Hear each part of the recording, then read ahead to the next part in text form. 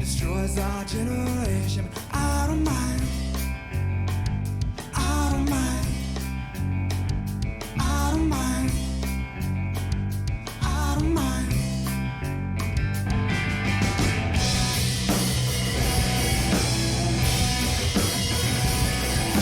Looking for inspiration in my life. Looking for inspiration all the time. Looking for, looking for, looking for, looking for. Hey!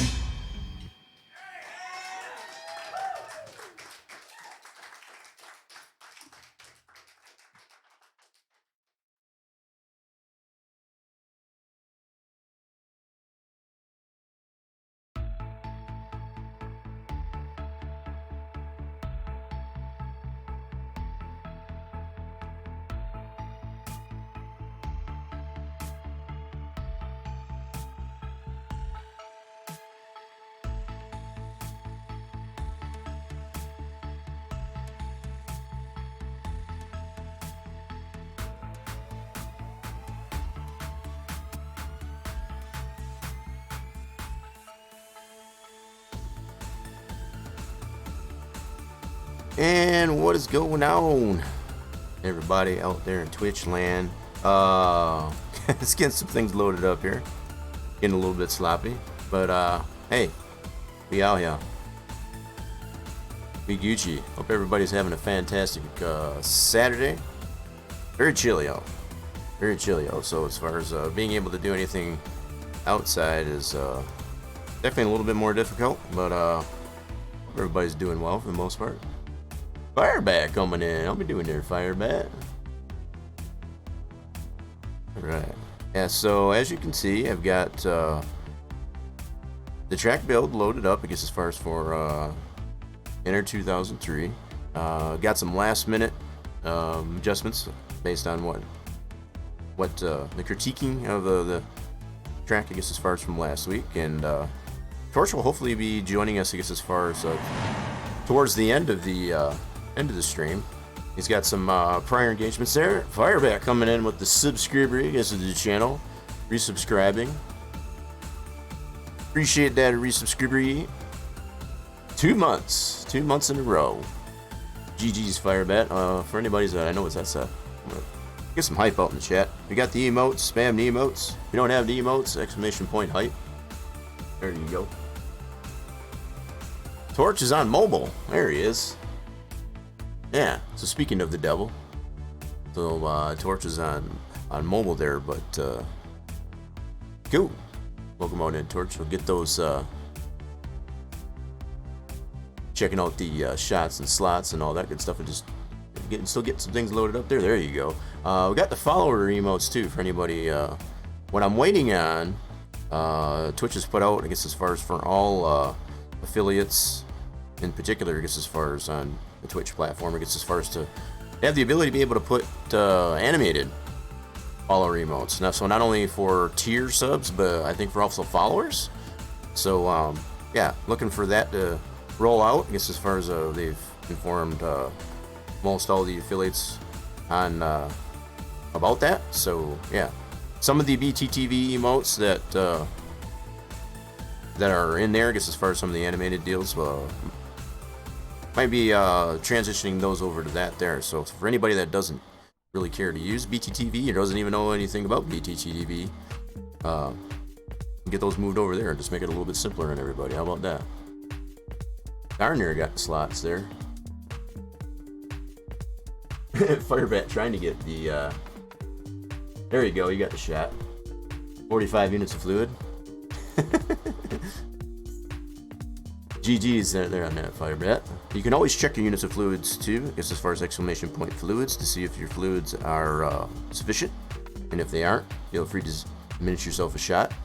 Keep in mind that the shot is on reserve, so you can't spam yourself giving a shot. The bot will only give you a shot every few minutes, if you so desire, but you can feel free, I guess, to risk some of your units of fluids. Exclamation point risk. It will go either way, I guess, as far as to either remove fluids or add, depending on how the bot feels. And you can always play some slots, I guess, as far as for 10 units of fluid per play. That will earn you potentially a maximum of 1,000 units of fluid, I guess, for getting all 3 Mr. Robots in a row. But there are some other jackpots you can win there, I guess, as far as for lesser amounts of fluid. And if any time none of those work out for you, if the bot's just still being a little bit grumpy, you can always try to scold them, kind of slap them up a little bit, to see if he'll give in and just say, here's 100 units of fluid, now leave me the hell alone.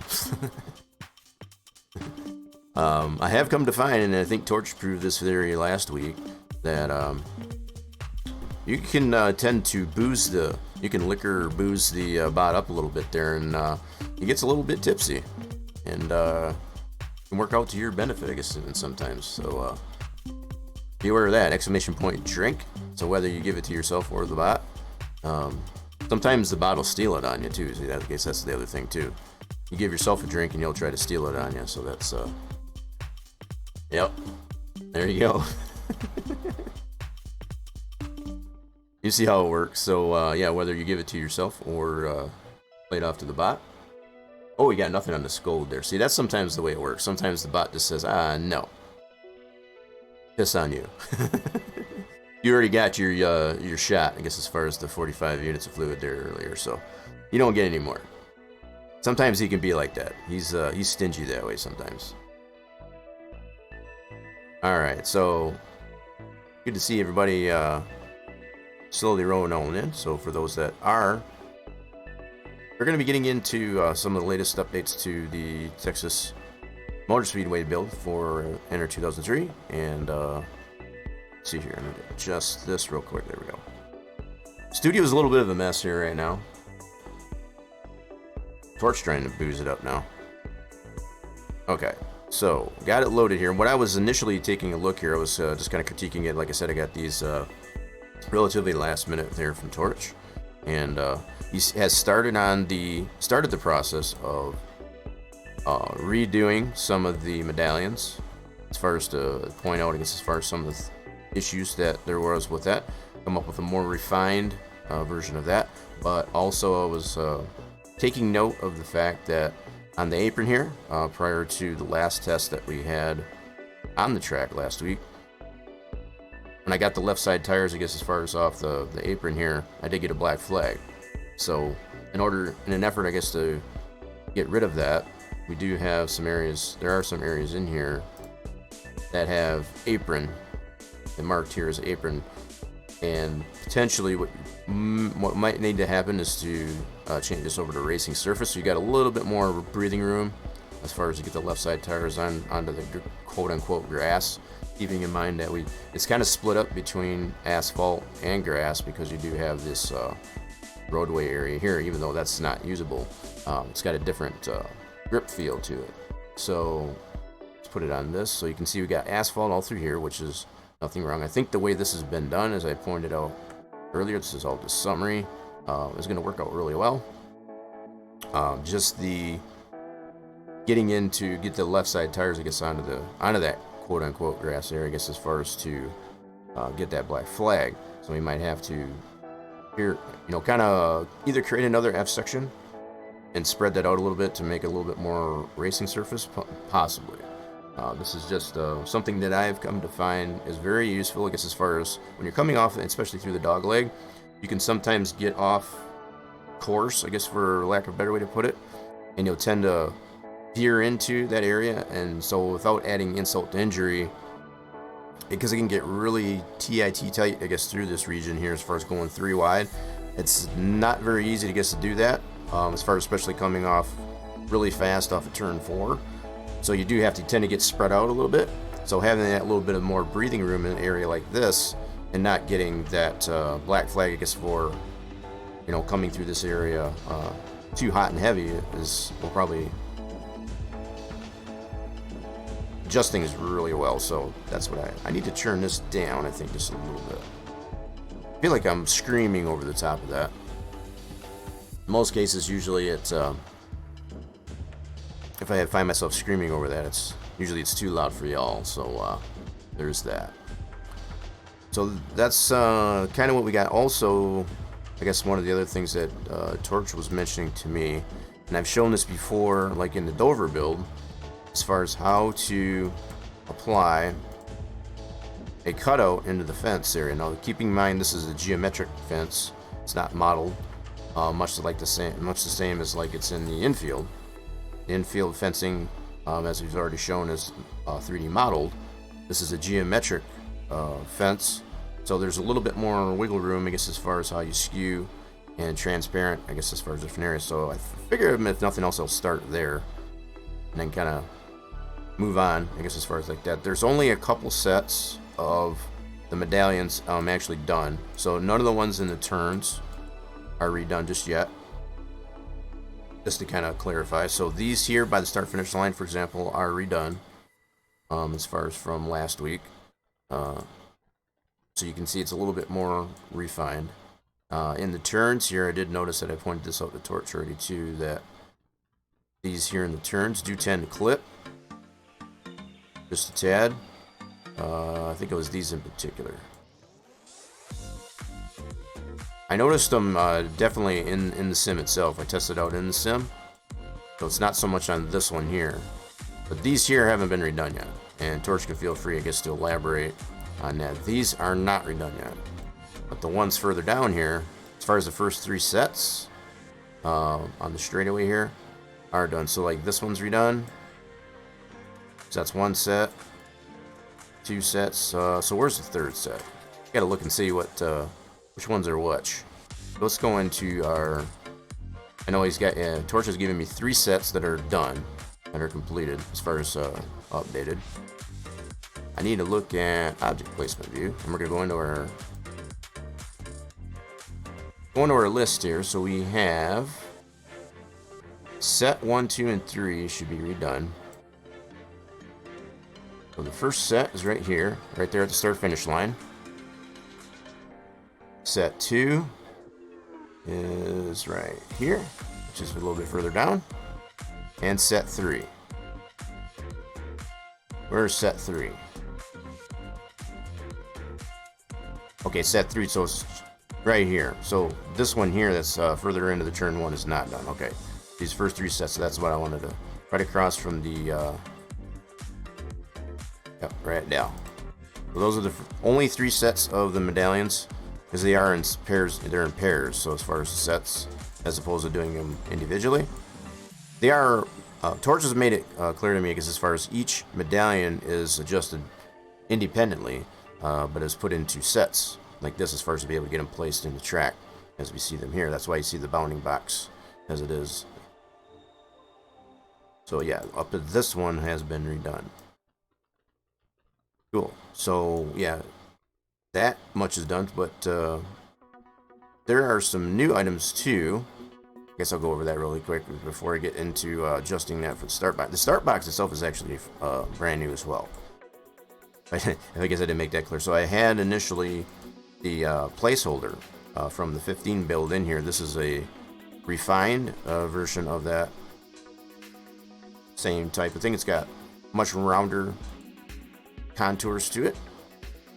Been cleaned up on the inside, and you can see where we need to cut this open. The official has been moved. That's probably another fair mention there too. We've previously, it was placed over here at the other side of the restart zone for anybody that has been paying attention. So that has been moved to its proper location. I've been really looking into, I guess, as far as to replace this official suit. So the fact that it still adorns the Monster Energy Cup Series, that's obviously not been a thing for 2 seasons now. So that's something that'll probably need to get adjusted, amongst you know, some other minor updates like that all the way throughout the track. The victory lane would need to get refined, so on. Still considering to possibly redo these flags that are animated, so that if you don't use any realistic wind, as far as even a very mild wind like 2 miles an hour, just to get these animated so that they don't look backwards when they're still. That's something potentially I would go over. I had thought about potentially going over that today. I'm going to really put together, I guess, something a little bit more solid and more thorough, I guess, as far as like that. Otherwise, I feel like I'd be totally winging it.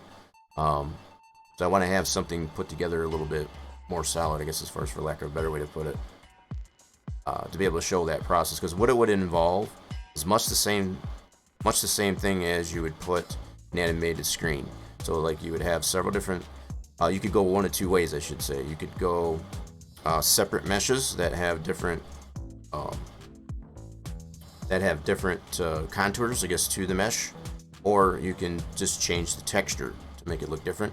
As far as these flags goes, because they're so organic, you know, as far as the way they flow, you know, they don't basically they don't wave like in a stiff type of fashion. You know, it's kind of loosey-goosey, more organic. So in order to get that same look like that, you would want to modify each frame of the mesh as opposed to just a texture. So you'd have one texture that stays onto the mesh, and then that would change. The mesh would change, I guess, as far as through each frame. And that involves a lot of.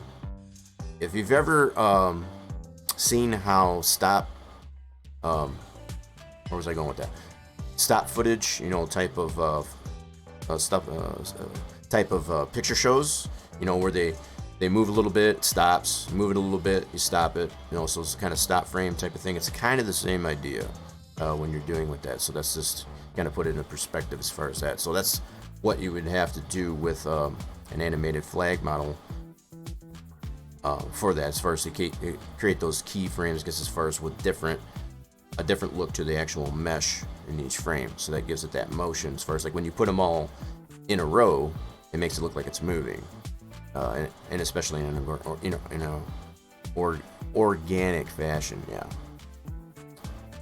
Still trying to warm up a little bit here. I stepped outside for a bit before I started streaming. Like, holy crap, is that freaking cold? It's pretty chilly, and I guess that's fair because the fact that we're in this part of November. Okay.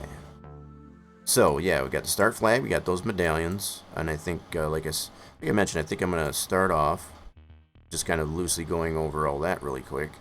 We're gonna adjust some things to the track, like this fence.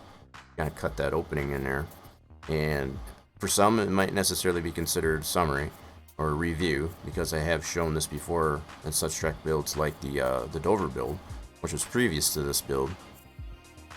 That was all relatively scratch built as well. So let's get right into that. Let's go ahead and click out of this. Let's make sure we don't have anything selected. At least that's the way I like to go about it. And then go to geometry. We're going to select some, we're going to fence that fence line. Where does that put us at for, okay, just double checking. Alright. I kind of thought about something there for a second there, just wanted to double check on it. Okay. Start finish line. So we're looking for specifically, so we got two wall sections in here. We got one for the outside concrete wall, and we have one for the actual fence. So we want to find the one for the fence, which should be this one here. And my telltale for that is it's curved, and you get this this notion here. If you go to the right, you can see on this one here is the outside wall, so it doesn't have that curvature to it. It's just straight. So we want this. So now that I know I'm in that curved section, we don't have any other tech segs into it. Just got the one tech seg that goes across that entire track segment from head to tail. Alright, so what we want to do is on this very last segment here, this little sliver of that fencing here, we want to open that up. I'm going to go through that. So first of all, I need to go, so there's no texture on the top. We don't need that because it's only two-sided, and we have texture on either side. There's really no thickness to it, other than the. Now this might potentially need to be changed, I guess, as far as the physical and the visual. We usually tend to put it on a 0.10. That gives it a little bit of thickness. This one here, if you've ever gotten into a wreck as far as either playing single player and or multiplayer, as far as on like a dedicated server, you'll notice when you have this big of a, half a meter, I guess, of buffer, it's basically adding kind of like a cushion, almost like a bloated effect, I guess, to the wall, fencing. So even before the car physically or visually hits the fence, the visual fence, it's actually bouncing off of that, and it makes it look kind of weird in some cases. So I think partially the reason why Papyrus applied it in this fashion here was to remove any possibility of clipping into that fence and getting stuck into it. That's the best reason I can come up with, I guess, as far as why that was done that way, as far as to add that 0.5, that half a meter, instead of just a lesser type of physical thickness. So that's, again, a little bit of summary as far as the difference between a physical size and a visual size.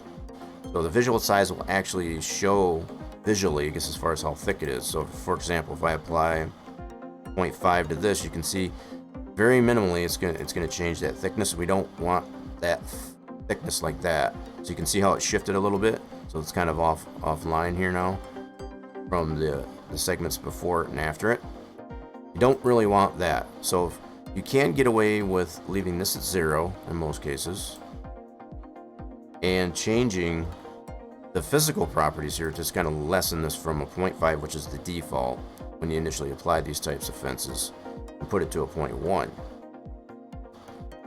So that's just something I would consider, I guess, as far as to do, and I might go around and do that just to kind of apply that, I guess, to that outer fence, just to remove that, like, I don't know how better to explain it. I know if you've ever watched a replay or watched an online race, I guess, as far as, especially in NR 2003, you see the car go flying towards the fence, and it doesn't even hit the actual visual fence. It like bounces off of it before it even gets there. This is why, because it's got that kind of a hitbox that you don't see, as far as visually, and that's what's happening. So it's adding like a border around the fence that you don't see as far as an invisible hitbox, and it makes it that much thicker. So if you do it as a 0.1, it makes it more closer. It'll allow the vehicle, I guess, as far as that is flying into the fence, which you try to want to stay away from doing that, of course. But in the event that you do, it makes it look like it actually hit the fence and bounced off. More visually, at least, anyway. So we'll go ahead and adjust that for now, and I may go back around and adjust all those accordingly, because we should only have the one tech seg in all of this, and it doesn't matter which facet you do this into, because this will affect the entire wire fence, I guess, in this case. So it doesn't matter if you're in the top, left, or whatever, but we do need to be in the left. And then we'll have to adjust both left and right facets. So the left side is the side that'll face the track. Left side here. So from top down, you have to consider that. And the right side would be the back side, which is facing grandstands. Alright, so first off, we'll do the left side. So we'll go to our camera view. Get adjusted on that. So we need to open this tail end of the segment up a little bit so we can. And so there is a post there too, so that's kind of nice. This might work out really good. So the fact that it has this post right next to the starter stand, that works out pretty good. So what we'll do while we're on that left facet of the fence is add a segment, and it's going to go away from it, and that's normal. So we need to determine, I guess, as far as how far we need to come up on the second segment before we start another texture. And initially, I've done this enough times, it's going to be probably in this case here, probably around 12, maybe a little more. Okay, so that's going to be maybe a little bit more, so 20. That was a guess. All right, so we should be able to see the initial first segment as far as that's what I'm looking for. Let's go up a little bit higher. Yep, so there we go.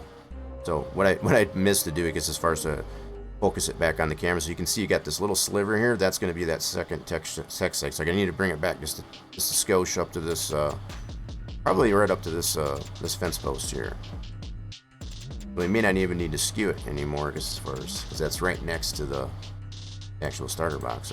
It's going to work out pretty nice. I might shift this one over so that that fence post is a little bit closer. We'll see how it looks as we do this. We'll have that option. So we need to scale this back so it only goes up as high. So that's probably a fair point. So if you put a value higher than what's actually in the text seg, it'll actually just go to the maximum. So right now it's only at 22.75 is the max. It gives you a little bit of buffer though. So we definitely still need to scale this back a little bit. So you have to consider the direction of the track as far as when you're applying these values to where the text seg starts. So the fact that it's counterclockwise, we have to think in this direction. Alright, so the fact that we need to decrease that, so we'll put it at a 21.25. Let's try it. That's a little too much.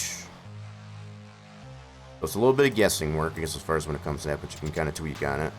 Let's do 21.75. It's a little bit at a time. I want to get that post, that actual fence post, to actually show what I'm trying to accomplish here.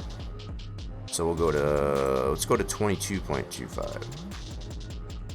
So the maximum was a 22.75, right? And you saw how that resulted in. So you kind of gives you an idea. So there's the post. That's probably pretty good right there. That's probably pretty decent right there, actually. So that's good for that. Now I'll have to do the same thing on the back side, which would be the right facet. So this is for the left side. And that opens that up so that that starter box doesn't clip into the actual wire fence. It's kind of more of an aesthetic thing. Alright, so let's do the same thing on the back side. Set that up. In fact, that should work out pretty good. We don't have to do anything with the texture, so that's already where it needs to be. We don't need to do anything further on this side, really. So we'll have to go into the next segment, and we'll have to adjust that segment. So this is the start of the next segment. So we have to get out of this one here. I'll put it back over to segment 1. So that's the way you want to leave it. You don't want to put any texture to that. That's probably Fair to mention too. No texture because you want to leave that open. So in order to do that, that's what you just leave it blank. Don't put any texture to either left or right side. Just leave it blank. I'm going to go back to text seg 1 and then move it forward. Now we're going to be in the start of this segment. So the way we want to start this one out, what I'm going to do initially is just do an add. It's going to go away, and that's fine. Okay, and then I'm going to add a little bit here. So we don't need to go too far. We only go like maybe a meter. Maybe not quite that much. So you can see that's that little bit of a meter. And we're going to have to put this to none. So we want to go a little bit farther. So the way I go about this is I'll set this segment here. So the segment that I added is not going to have texture, right? That's why it's blank yet. So what I'll use is this little sliver that I have that still has the texture on that text seg and see where I want that to land. So I need to go up just a tad bit more. So let's try like 1.15 just to get it past that point where the starter box is. Yeah, let's go 1.15. So call it a ruler, if you will, I guess, as far as you can see how that's moving a little bit more forward in this direction. As I add, maybe a little bit more. Let's try 1.25. I want to get it enough past, I guess, as far as the actual starter box. Right now it's on the very edge of it. There we go. That might not be too bad right there. I'm kind of liking that. Alright, so now from here, I'm going to leave that texture on there just yet. Now I'm going to add texture to, go back to the left sides. On the second seg that I added, this is where the next texture is going to start. And I'm going to remove this texture, I guess, from this first one here. So to get what this is set up, we got fence 1.20 on this one. So I need to apply that to here. So fence. We got a lot of things that probably aren't being used. All these things that are blue that are in our track map aren't being used. That'll get cleaned up down the road. Kind of leave majority of these things in here to ensure that you're not going to need those. Alright, so we need fence. So these should be in alphabetical order. Right there. And then we need to apply, override this, and apply 1.20. And we might reskew this. I might try and bring this post closer to that and see how that looks. We might, it's going to probably affect us as far as beyond that. So we'll have to make some adjustments, I guess, beyond this segment here, possibly. We'll have to look and see, though. We'll initially just get it applied this way, right? And then add fence there. Do the same value, 1.20. Whoop, that's 1.20. There we go. Alright, and then just for clarity on this one here, what we're doing is a text pixel size of 1 means it's a 1-to-1 to the texture. So it's a little bit bigger than a 1-to-1 as far as the texture is concerned, if that makes sense. So it's only slightly a quarter bigger, quarter size bigger, not quite, just a shade under that, from the actual texture size, you know, as far as the MIP is concerned. Alright, so we got that. Now we, on text seg 1, go back to that, and we can just remove that texture. Let's go to none. That's on the right sides. Go back to left and put none. Now you can see we got our opening. And see, now that post is not very close, I guess, as far as you got this kind of flapping in the wind here, I guess, as far as the segment of wire fencing. So to correct that, we'll have to reskew that. And what will happen most likely is we'll have to look at how this will affect the spacing, I guess, of all these other fence posts. So wherever the next the next segment of track starts, might throw this spacing of these posts out there. So I'll have to look and see how this goes. I'll span this out just a little bit and see. We're going to adjust the text seg on this. So on the left side for segment 2, right here, is where we put our added our new segment. And we're going to skew this. Now again, got to consider the direction of the track counterclockwise. So if we add on the U here, it's going to shift it that way. If we go minus, it should go the other way. So we want to go minus, and I'm going to start off with just a meter. We're going to backtrack it 1 meter. Should be able to use this. Try it that way. So 1. See how that shifts backwards? And you can see how it's affecting the rest of the segment too. So we want to maintain, I guess, as far as a decent amount of spacing so that it doesn't look too obvious. So that's something I'm keeping an eye on. So let's go up another 1/2 meter. You can see how that's shifting it closer that way, and I'm also looking at these. Now, so far that doesn't look too bad. Going that much. Okay. How close are we here? That's maybe just a shade bit more. Shade bit more. I want to back that up. Maybe to like a 1.60. Let's try that. So we'll go 1.60. I'm not disliking that, so it's 165. That's pretty good. So now we've got a post on either side of the start box supporting that fencing, and it leaves that opening for that start box, I guess, to be able to poke out of there. Now, if you really wanted to get fancy, as far as to add, fencing, you could 3D model, I guess, as far as a piece to go in between here. I believe that's what was done with the Dover track. Just kind of recalling and reflecting, guys, on that. So if you want to kind of fill this in, I guess, with a 3D model piece for fencing, you could do that. As far as being able to apply it texture-wise to this actual geometric fencing, you can do that as well. You have to create a separate texture that would have a transparent top part of the fence. So, for example, let's open up the fencing. I'm just stating some options just to see. So let's take a look at the fence in our track mat. That fence texture. Sort these here. So our fence texture, let's open it with our handy dandy WinMip 2. Right here. So there's our fence there. This will require to create a new texture based on that same fencing. So we want it all to match, right? So we'll open. These are all the new items here. I should probably open these up. So these are the new items, the start box and the outer extras. I'll get to that here in a second too. So the outer extras, there's some outbuildings that are in the back stretch that I noticed there initially, and there'll be more items that'll use this texture from what Torch has mentioned to me. So that's amongst the new. The start box itself, we're dealing with the fencing there, so there's the start box. Pretty cool. Very nice use of space in that. It's got the transparency in there to have the little openings on the bottom, as well as for the steps and all that good stuff.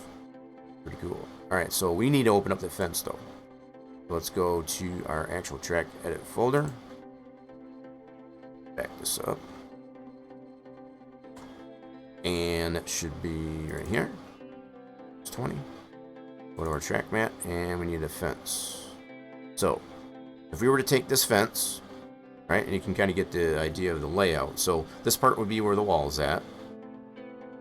So you don't need texture, I guess, in that part of the wall. This part of the wire fencing there, so that's why that's trans. This is trans now. So anything that's white will actually show. So what you'd want to do, is as far as to apply, I might go through that there just as an option, as opposed to doing it as a 3D model piece. So you could create this as a bitmap. I'll go bitmap, file, save as, put that right in the track mat, and then what this will do is it'll spit out, oh shoot, I think I did that wrong. So it'll probably only spit out the TI. It did, my bad. So, and that's normal. So the fact that I had it on the actual TI, when I spit it out, that's all it spit out. So if you do it from the main image, it'll spit both the parent image and the TI, which is the transparent image. I'm gonna delete that. Start this over. I need to go from the parent image. So we need to be in here, bitmap, and then it'll spit that out. So do save as, bitmap, fence. Now what that'll do is that'll spit out both the parent texture and the TI. Like so. Okay, so now what we can do from here, open this up. So this is kind of still in the same realm of what we're trying to do here as far as get that opening in there for that part of the fence, the wire fence around the start box. So we're going to need also the TI.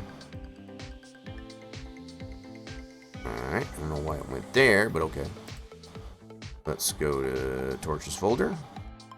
I still got a lot of projects that I'm working on for FS19, even though 22 officially, for those that are, depending on if you're pre-ordered on Steam or just through Giants directly. If you're getting it through Giants directly, this is kind of a fair mention, it will be officially available tomorrow by 6 p.m. For those that are on the East Coast in the US. So yeah, just kind of throwing that out there. On Steam, they won't be available till like 3 in the morning on Monday. So they put out that information, I guess, as far as that. So it's a little bit of plug-in, I guess, as far as for Giants and FS22 for anybody that are on pre-order. Got where I was going now. Okay. I got kind of a little bit excited there a little bit. 7.9. Yep, I need this one. Go to track mat, and we need the TI as well. Like so. So we're going to need to modify both of these. Now, before we do anything with the TI, obviously you can see it's in grayscale. I like to put it into 16 million color. Change the color. We're going to increase the color depth to 16 million. And then make our adjustments, and then convert it back to that grayscale. Okay. So, as I was saying, as far as like this down here would be considered where the wall's at. So this would be the bottom of the fence. That's the top of the fence. So you can see how that is oriented. So if you want to create an opening in this part of the fencing here, or not an opening, but to only have that bottom half of the fence, so that it doesn't run into the actual start box. If we only want this to show, you basically have to take off that top half of the fence, and that's how you can do that with texture. So you can take off this top half, trans that out, make that black, and then just have this bottom half show. So this is how you would do that. Let's change this to, from that to a layer, promote this to a layer. I'm going to span this out a little bit. So you go like this and take this top half out. Like so. Now we still need to have something behind that, which in this case I'm just going to do black. So this is potentially what's going to go underneath our start box, and it'll be open up at the top here. We're going to adjust the TI as far as the transparency image right next to it. Okay, so we need to add another layer. I need to add some black to that, just to kind of fill that in. But now this is all only thing we're going to have for that piece there. If we go this route with adding a new texture, I guess, as far as for that area anyway. You could always use this for the 3D model with it as well. So either way you go with it. All right, so we're going to stretch this out a little bit.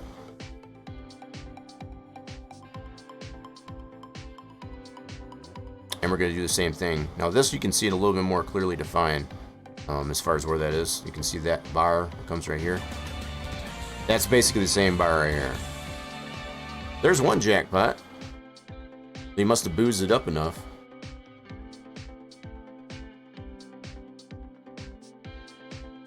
Why is it... Oh, hold on, bot. What are you doing here, bot? Why is that one on? Hold on a second. I don't know why it's... That one for Halloween there, that shouldn't be on. I don't know why that's on. Let me turn that one off. Oh, I must have slipped on... Okie dokie then, yeah. Well, there could potentially be some treats depending on if we meet the follower goal and or the sub goal. I guess any combination of that. But that's funny. That was from my Halloween message there, I guess, as far as for streaming on Halloween. That's funny. Okay, bot. Good deal. Nice talk. Okay, now, where were we? So we're finishing on that. So what I was pointing out is as far as this bar right here, that's the same top bar, I guess, as far as in our transparency. So we know how much we need to chunk out of this. That's what we're going to do. Go here. I already converted this to a layer.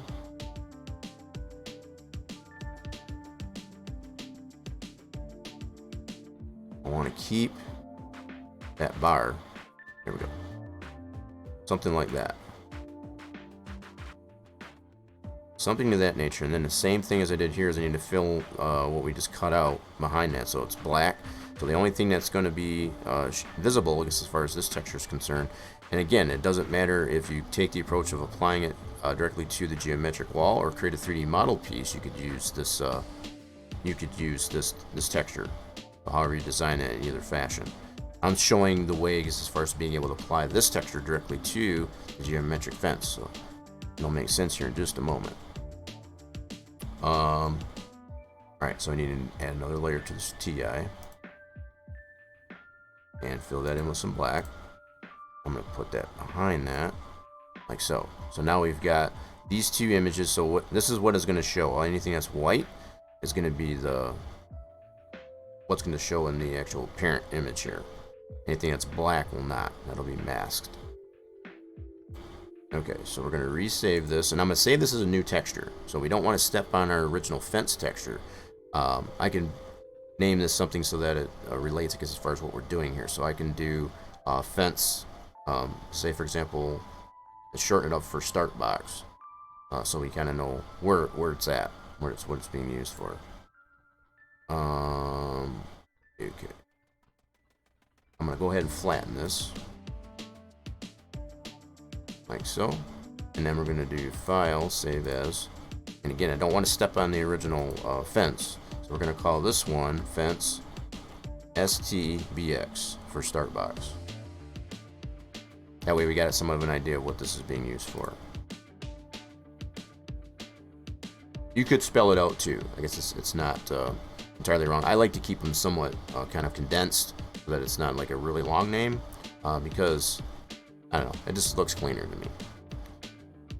There's really no right or wrong, I guess, as far as naming it really long. So if you want to name it, you know, spell out start box, you can feel free to do that. I guess wherever I can abbreviate, I tend to like to abbreviate just to kind of keep it cleaner, I guess. All right, so for the TI, we'll do the same thing. We'll go ahead, layers, merge, all flatten. And then also on this TI, I need to convert this back to grayscale. Okay, so we want to go back into colors, switch it back to grayscale. That's normally what you want to do with the TIs, is put it back in grayscale. Normally, what I like to do is put it in at least 4-bit, or at least 8-bit, no lower than 4-bit. That's what gives you the best clarity, I guess, as far as the TI to the parent image. So let's go through that here real quick. So if I go to decrease, right now it's sitting on 16, my bad, it's on 256 colors, 8-bit. You don't want to go any lower than 4-bit.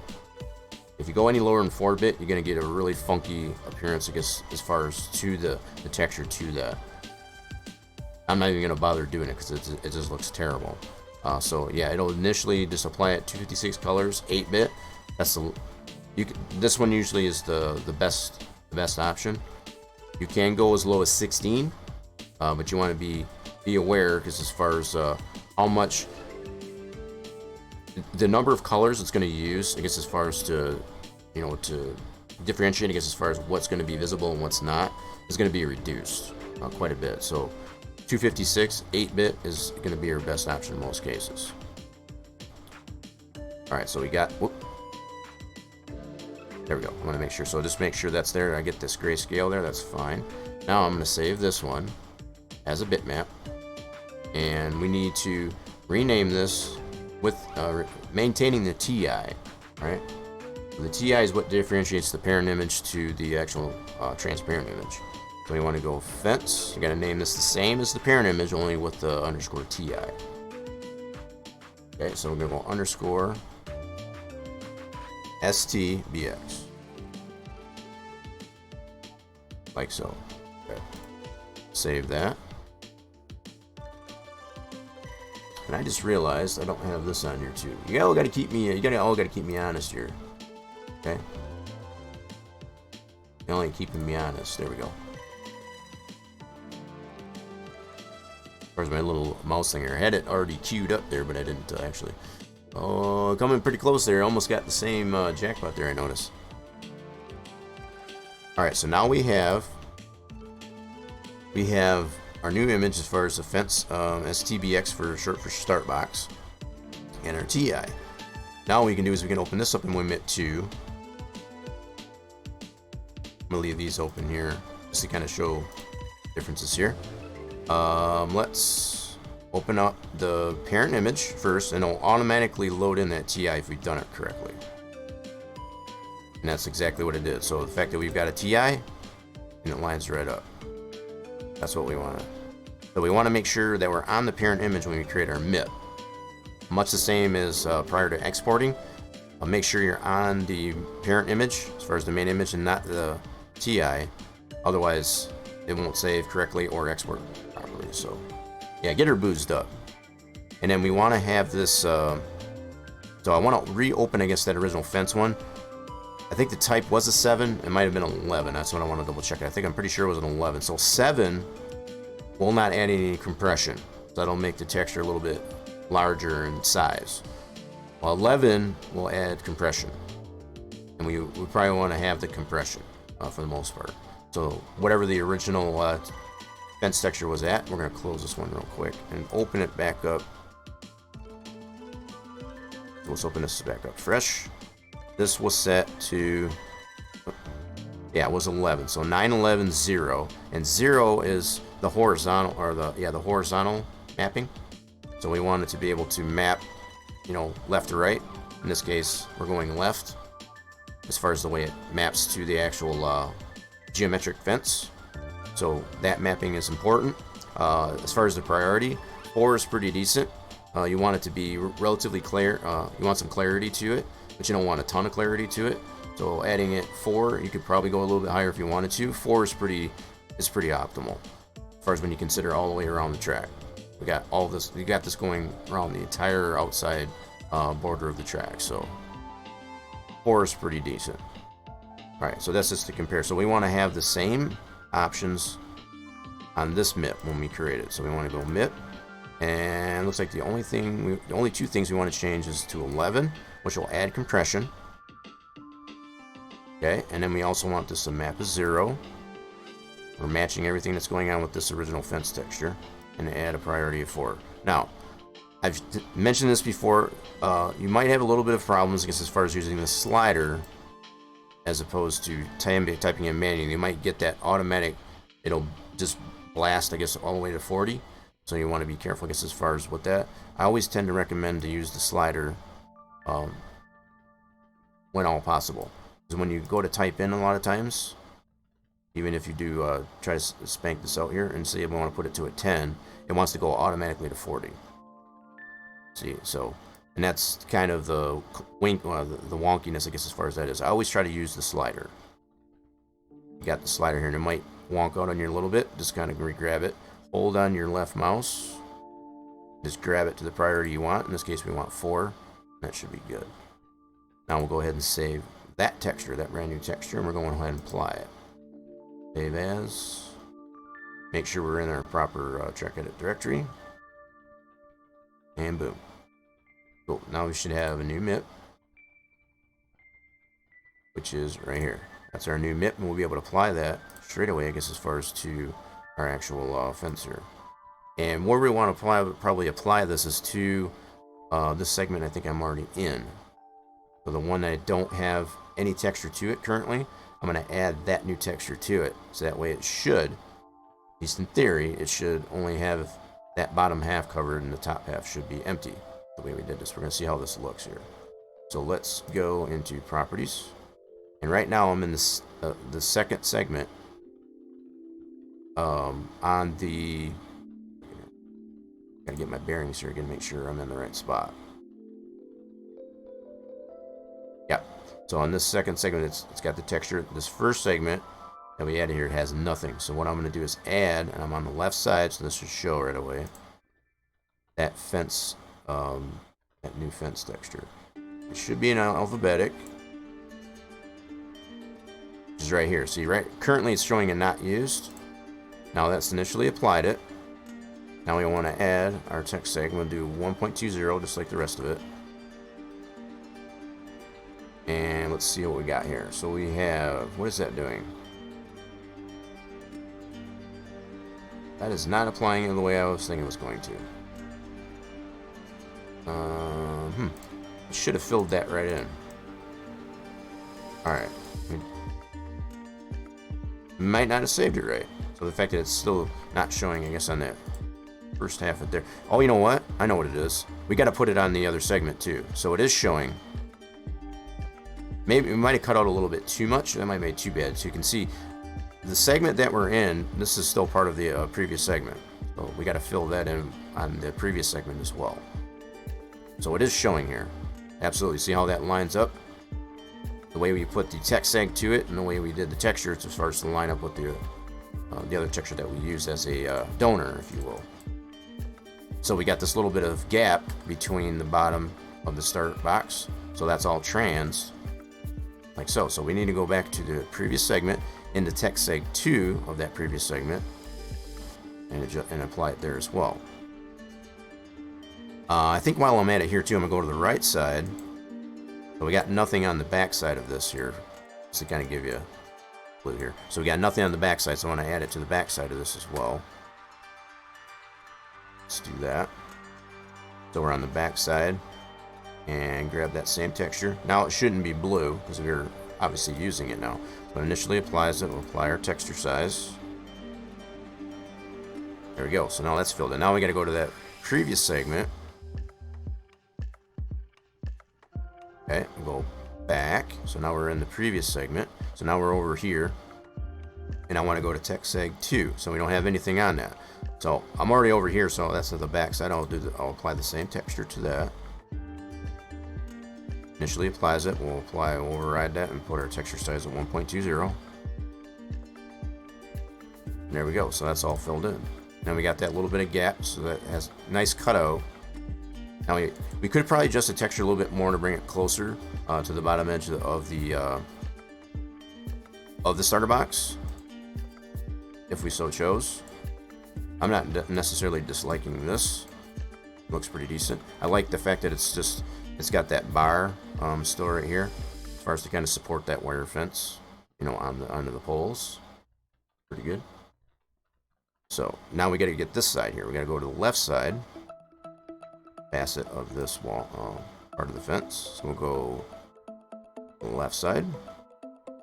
So yeah, as far as the far, near, and the top, you don't need anything on that because it's just two-sided on these types of fences, and these types of walls, I should say. So we got to apply fence SDV, so that applies initially. Override that and put our 1.20 texture size. And there you go. It's all nice and boxed in. So if you go this route, as opposed to doing a 3D model piece, you could do the same thing and use that same texture if you wanted to. Doesn't matter. I think if you want to reduce the number of polys, you can do it either way. I think you got a little bit more control in a way, as far as just thinking from the poly standpoint. Geometric types of polys, like this one, for example, tend to be a little bit more bloated, as opposed to being able to control it more with an actual model. So the fact that we've only got this one piece here, and it's not going to be like several different cutouts into the fence, this would probably be a decent option. So if we had more cutouts that we have to apply to the fence in much the same fashion, I'd probably do a 3D model. I guess that's the point I'm showing. But just to see how nice and uniform that looks all the way through there by adjusting our new texture on both sides. So regardless if you're looking from this side or this side, especially this side, got that nice cutout for the start box. So that's pretty much it. That's how that works. As far as create a cutout there. No, so rather having your start box just kind of clipping through the actual fence there, this makes a much cleaner look to it. And the other thing I want to check out here, as far as how did our spacing turn out, I guess, as far as on in the segment. So it's a little bit wider, you can tell, just barely. So I think it's right around where this crowd starts. So I'm going to go back to, just to kind of verify this, text seg 1, go back to that previous segment, move it forward, and then text seg 2, since we did skew that back, I'm gonna take note of the 1.65. I'll see how this shifts. Okay, so I'm not quite in the right spot. So we're on the other side of the crowd, okay. Just want to see how the spacing looks. I'm looking for the end of that segment as I do this. 165. Right there. There it is right there. I'm going to repan this here. So it's about the middle of the crowd here. So, all I'm looking to see is how does that affect, does it make it look too obvious, I guess, as far as the spacing of them posts? Not necessarily. That's pretty decent. So there's the end of the track segment where we applied that texture here on this side and how it adjusts that. So even that little bit of shifting that we did of the fence post is not going to affect it too much. It's not going to be too wide, you know, as far as to make it look like something else needs to go there. That's something else to keep in mind when you're texture skewing that. Does it create the necessity to have to adjust all the fencing textures moving forward in this sense? Which we don't. I don't feel we'll need to. I think that's pretty reasonable right there, as far as that the fence post spacing. If you're really looking at it, you might notice it, but for the most part, I don't think you're ever going to notice that unless you look at it from that perspective. Cool. Alright, so there's that. That's all nice and cleaned up. Now, the other thing I want to do, as I was mentioning previously, is to go around this deal and adjust this this physical width for the fence there. You know, and just to keep it clear, in the unlikely event that you do tend to get into a wreck where you would, you know, where there's AI cars, you know, kind of flipping and hitting the fence there, we just want to remove, I guess, as far as that awkwardness, as far as them not even hitting the visual fence and getting thrown back into the track. That's the whole concept, I guess, as far as of the wire fencing, as far as to keep the cars from landing into the grandstands. That's all we want to do, and it's more of a, it's been proven, tested and proven, I guess, to be a good route to go with it. So I want to make sure that I'm in this segment here that starts on the lead segment, go all the way around, go all the way through all this fencing, and just apply that value. So, excuse me, I can do this in pretty easy way, any fashion here. So I'm going to zoom out here actually. So the fact that I'm still on this lead, this wall section here, as far as with our fencing in our lead segment, you can see the boundaries for that. That's our lead segment. I'm going to pan this out like so, and it doesn't matter, like I said, as far as which facet you're in, just as long as you're in the segment that you want to adjust.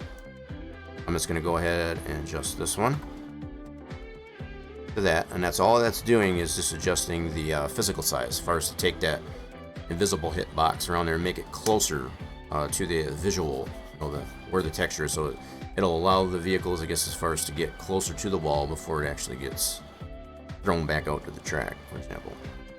Let's just remove that cushion, if you will. And then we're going to leave the visual size at 0. Okay. So with that, all that applied, we still want to have, now we want to be careful. It would be very tempting. It's usually very tempting, I guess, to want to do the copy forward. We should be able to get away with this because it should be a uniform deal all the way around. There aren't any additional openings in these wall sections that are the fence, the catch fence. So you should be able to, without too much harm, as far as to go all the way around and just do a copy forward. And copy forward, again, you want to keep in consideration as far as back or forward, the direction of the track. In fact, if this is counterclockwise, we want to go forward as far as what the copy is, as opposed to backwards. You could go backwards and go this way. That's just one thing to keep in mind as far as if you do a copy forward or backwards. This is a really good use, I feel, of that when you have the same properties to everything. The only other thing we need to keep in mind, with the way we've got this done here, I don't necessarily want this, with the way I got these two segments here, right? I don't want this start box texture, I guess, to copy. So that's really just paying attention, I guess, as far as what value, what all you got going on to this one you're going to potentially copy forward. So if I copy forward, on this particular segment, it's going to copy everything that's as far as the text segs and whatever to all the other segments that I copy forward to. But I don't want to do it specifically on this lead segment. So that's the main takeaway, I guess, as far as when you do apply that. Make sure you've got whatever that you're copy forwarding or backwards, it has all the values that you want as far as the height and thickness of it, as well as your texture segs. I don't know how much more clearer I can make that. So if I copy this forward, it's going to do that to all these segments. We don't want that. So I'm going to move it forward. This one, which only has the one text seg that has the fencing on both facets as far as the left and right, and change this one to a 10. Okay. So I did that one as far as with our new texture there that has our cutout separate from this one. Okay, so 0.10. So everything else I want to leave the same. So this will be the same value that I want to carry forward all the way throughout the left of the. Now I did notice too. Also, this is set on Armco left. We'll probably want to set this to wire fence right, as far as it being on the right side of the track, as opposed to the left. That's probably another thing I'll consider on this too. So I'll go right. And also change this value to racing surface as opposed to apron. Okay, so we want that's going to be a part of the racing. So as far as if a vehicle, I should say, because you do have trucks and other mods that are out there, when and if it were to hit the fence is going to determine if you have it set to apron or racing surface, you're going to get a different result. So the fact that when you set it to racing surface, if the vehicle hits that fence, gets thrown back out onto the track, and maybe gets thrown into an apron, it's still going to register as far as the fact that it initially got out of shape on a racing surface. Hopefully that makes sense, I guess, when I say that. So I want to apply that to the previous segment there the same way too, but I'm setting this one up so that I can copy this forward. I'm going to go ahead and lock that down. Don't need to do anything more to that. Now I'm going to copy forward from this one and not that lead segment piece. I think I explained that enough. So let's do a copy forward. And it's going to tell me that this is normal. This is telling you sure you want to do this. So it doesn't seem to match. And the reason it doesn't match is because I changed that material. So it's on apron. You saw what I changed there. So the fact that it's bringing up this dialog, that's normal. It's telling me these don't match as far as what you're trying to copy to. You sure you want to do that? In this case, yes, I do. And it's going to do that for every segment I do that to now. Copy forward, yes. So I'm copying that same value all the way through this now. And that's going to keep it all uniform all the way around. Forward, yes. So just for clarity, because as far as the reason why it's bringing up this dialog is because I changed that material value. Both the both values, I guess, as far as the apron and the it was previously on Armco left, if you remember.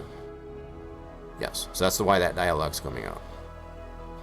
And that's a nice little safety feature of sorts, I guess, as far as that sandbox does have, to ensure that this is what you want to do. Because if you do it, it might be tough to recover that, because there is no undo, as we come to know, I guess, as far as in sandbox.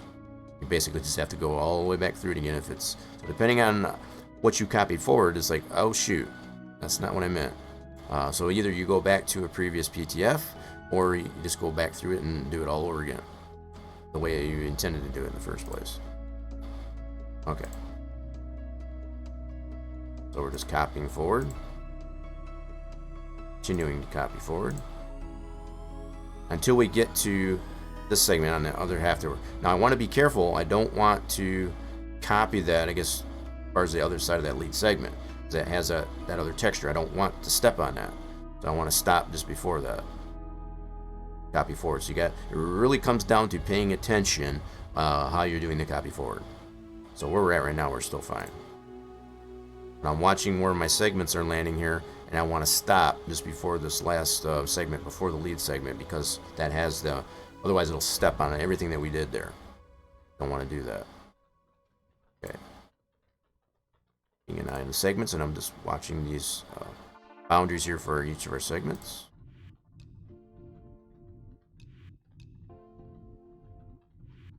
Alright, should have one more. Right there. That's going to be the last segment we want to do it to. So this segment that I'm currently sitting on is the last one we want to apply that option to. So this last segment, I need to do this manually, because that has our new texture in there. We don't want to step on that.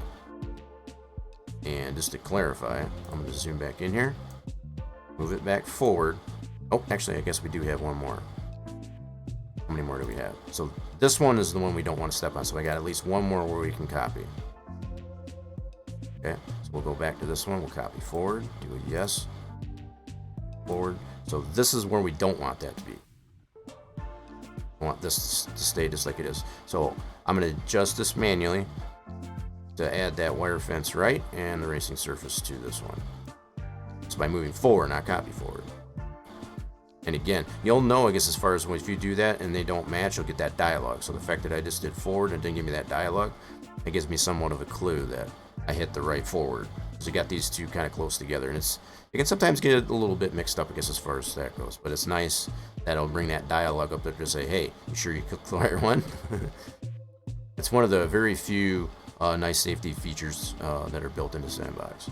All right, so what we need to do is unlock this wire fence right, do this manually. And again, it doesn't matter which facet that you're in. We already did this to a 0.10 and adjust this to racing surface. Lock that down. Now we're going to go forward and just ensure. Now we need to do the same thing to this one here. That's our lead segment piece. Now we already did the 0.10. We'll unlock this. Adjust this one manually. Racing surface. Lock that down. Now if we go forward, it should already have that value. That's the first one that we started with that we copied forward. That's already has it. So all of our sections now for that wire fence has the same value, with exception to this one and that one that has that new texture that makes our cutout for our start box. So that's all done. It's just that simple. So that's one very reasonable use for the copy forward. I know we don't get a chance to use that quite a bit for whenever you have the same type of properties to all your wall segments. In this case, just the wire fencing, in much the same fashion. Instead of going through and changing each individual segment, I guess, as far as going through all and change them all separately, that takes a lot of time.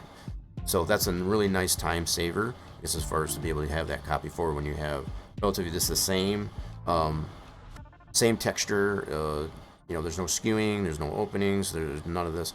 It's all the same. So you just have that way. That's kind of a nice little feature to have. Oh wow, you got all colors of the rainbow in that slot.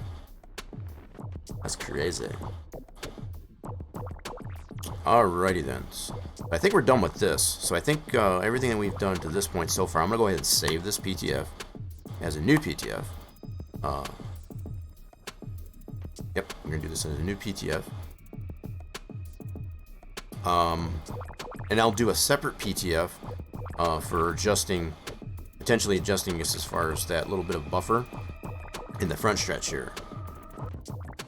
Yeah, so I'm gonna do those two separately. So I'll do this one, save as, and this one I'm going to do. I'm gonna rename this as far as to depict it as far as what we did in this session here. So we did just outer fencing. So 80J outer fencing. And again, I usually try to abbreviate somewhat.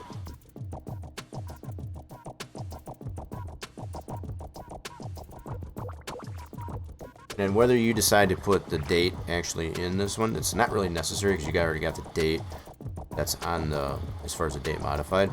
That's totally your choice. I generally don't put that in there. And then for this case here, I'm going to go ahead and put my signature on it so I know that this is what I did, as opposed to what Torch would have done.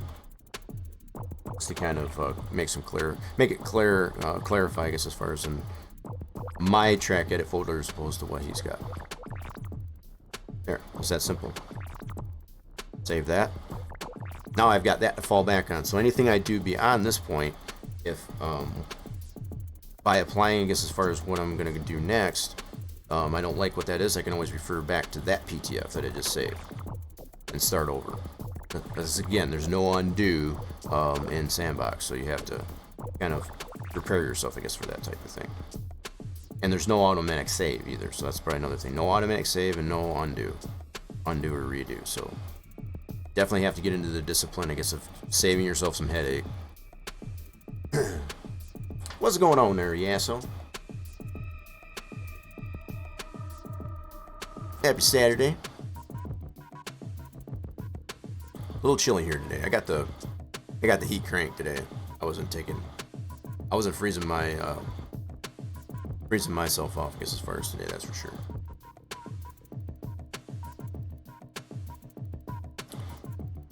You doing some Satisfactory there, still, Yasso? I know you and Joe are getting into that, I noticed. I kind of chimed in there a little bit. I thought it was pretty. So between Brew Crew, yourself, and Joe, I don't know if you all are on a server or if you're playing independently. Maybe you can clarify, I guess, on that. I thought it was been pretty common.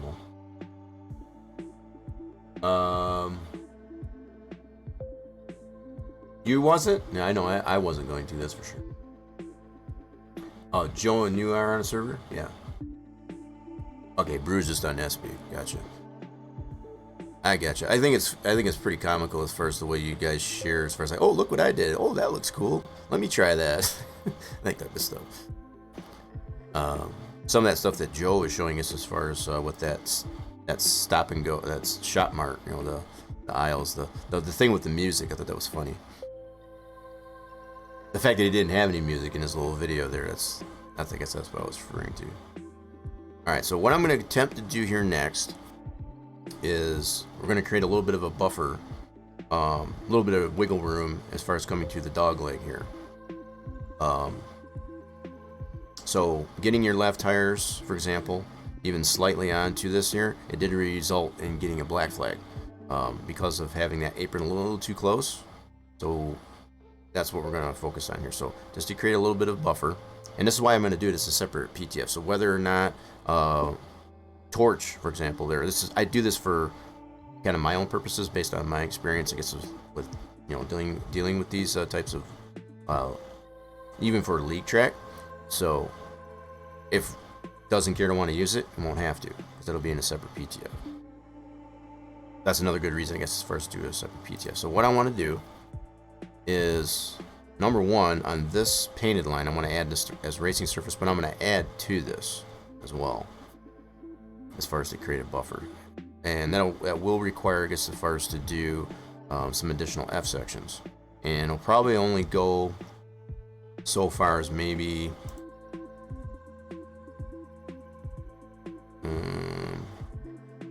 I don't really want to split that up there.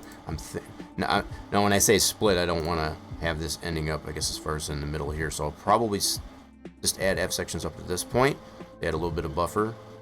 I may go so far here, we'll see how that works though. This is another good reason why I want to do it as a separate PTF, because if it's not going to be, if it's not accepted, I guess, as far as the one I have to do that way, then you can disregard it. Anywho, let's start here on the lead segment, and I want to go to extended surface types. Now what this is going to show me, all of this burnt orange or whatever you want to call it, that's apron. And this is why when I got the left tires, because as far as coming across the start finish line here, when I crossed over to this, I actually ended up getting a black flag because of not having a buffer there. And it's a common thing that happens, I guess, as far as when you don't have, when the apron is so close to the racing surface and you get even that little bit off on that, in comparison to, say, like down here, it's not so much a problem. So if you get the left side tires over in this region, you got a lot of room here. As far as a lot of racing space, there's not as much here. And so the way the game interprets, the simulation itself interprets, I guess, as far as based on the center line, everything, pretty much as far as that goes, is based on center line. So the fact that where the center line is and where my vehicle was, where it got off into the apron here, it kind of just, maybe even erroneously just kind of says, okay, you're off the track. So, but you're going as fast as you are, that's a no-no. So it'll just, you know, erroneous black flag. So to give yourself a little bit of buffer to kind of widen up here. So again, when you look at how much room between the center line and where, if you get into the left side tires into the apron here, there's enough room as far as the simulation is concerned to say, yeah, you're in good, you're okay. You know, as far as that goes, you're not, because there's a lot more track area here, I guess, as far as to deal with. Not so much the case here. And just to kind of add some clarity, there's really no solid value of space that needs to be there. I just know this from experience, I guess, as far as that. And again, everything is based on the center line, wherever the center line is. If this center line in the dogleg was closer to here, probably wouldn't be as much of an issue. But as far as to get the center line, you know, more in that direction, and everything that we've already tested to show how well the AI already raced, there's no sense in changing that as far as rebuild the track, I guess, as far as to move the center line over closer to the outside wall here in this section. So there are other ways that you can compensate for that center line being so close to, you know, the apron. So, and that's by just adding a little bit of buffer to this. That's what we're going to do. So just to kind of give you a little bit of clarity here as far as what I'm talking about. So where the center line's at, this purple line, you can see how much space is between here and where this apron starts. It's not a whole lot. So we're talking about just under 10 meters. Okay, and like I said, there's no known value or, you know, dynamic. It's more of a dynamic value more than a static value, as far as to say you have to be this far away from the center line prior to the left side tires getting into the apron before it'll actually try to throw you an erroneous black flag, if that makes sense. Got the bot tipsy? There you go. Steelcrafter coming in. What's up?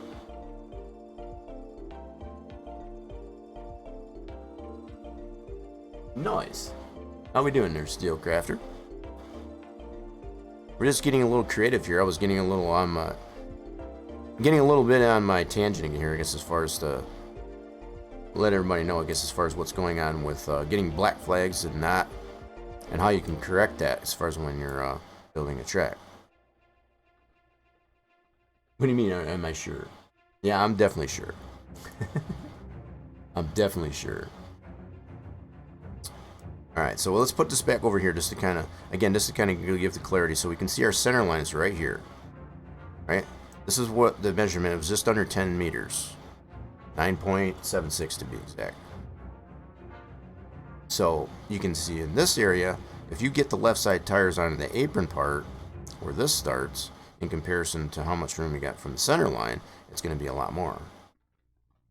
Which allows, and you can see in here too, you've got racing racing surface on this painted line, not so much in that dog leg. So that's another problem.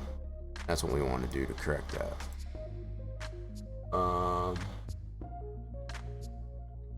Doing good otherwise than just being a little bit frozen. Kind of went outside a little bit earlier, and that's pretty chilly out. So it's kind of nice to be in here in the. Dang, Torch, you're getting so darn close. You're missing it by one emote. That would have been a maximum jackpot there too. You got that third Mr. Robot. But anyway, so in this region, it's almost twice as much room between the center line and getting onto the apron. So to get the left sides on the apron in this region is not so much a detriment as it is in the dog leg, because there's. Hopefully that makes sense. So the fact that you got twice as much room, you know, just to kind of show it more closely and more clarity. That's why that's happening, I guess, as far as in the dog leg. So, in an effort, I guess, to remove any possible insult to injury here, we want to create a buffer here, so to kind of widen this up a little bit. In fact, I could widen this up here to roughly 20 meters. Roughly. That's where we want to put our added F section here.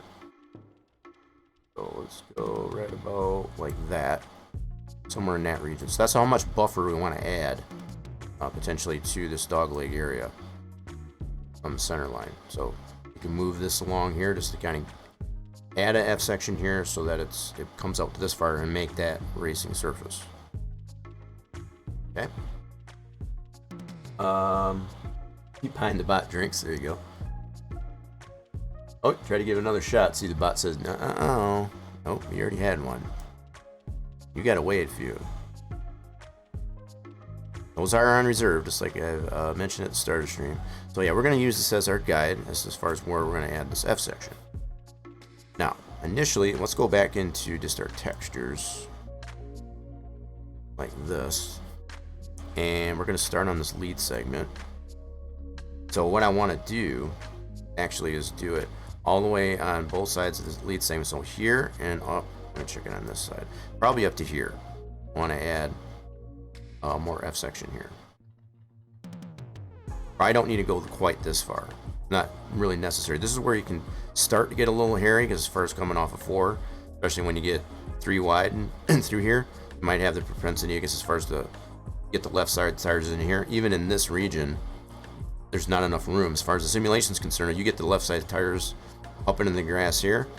It's like, no, you can't do that. So to add that buffer to it, it kind of eliminates that possibility for the simulation, how it would score you, I guess, as far as not being in the right spot where you need to be, I guess, as far as...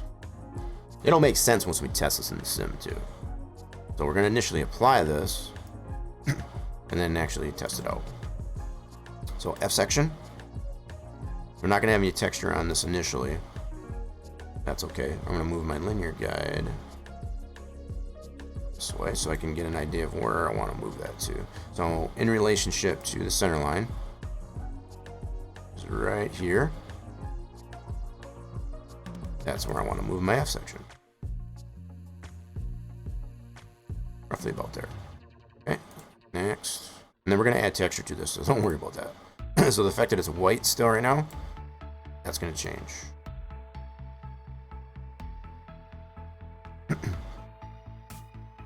Get these snapped together. That's going to be a pain in the butt. Most of the time, what comes in handy is if you just zoom in a little bit, and it'll get that snap. Okay. That one's good.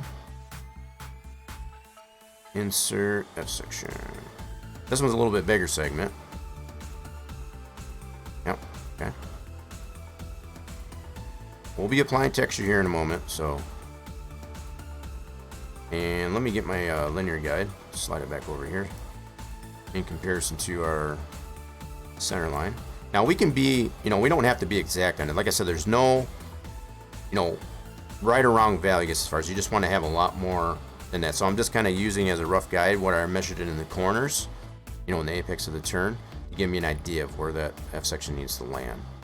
You can definitely just eyeball it, as far as I'm tending to use if anything, using the linear guide is to give clarity. It does not have to be 100% exact, I guess, as far as. In fact, to have a little bit more, it'll actually be even better. I don't want to create, too much, I guess, as far as that, because we only want a little bit of a buffer. So if you get off the track, I guess, as far as the left sides, you only want to have a little bit. You don't want to have the whole front stretch, I guess, to be able to do that. I guess that's probably what I meant to say. All right, so let's do an insert F section. Hopefully I'm making sense, and if at any time that I'm not making any sense, you can always feel free to ask, like, well, what did you mean there? That's why we do this here on Saturdays, just to kind of give more information, more knowledge, I guess, as far as for anybody that didn't know how to do something in this fashion. Insert F section.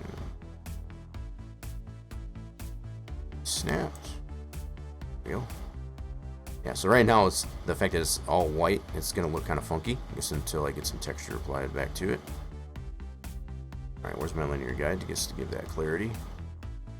See how much buffer that I'm creating here between the center line and where I'm going to start that F section. And I'm going to make this all here that I'm adding in this part here, as far as racing surface. This will remain either apron or air, whatever it was previously.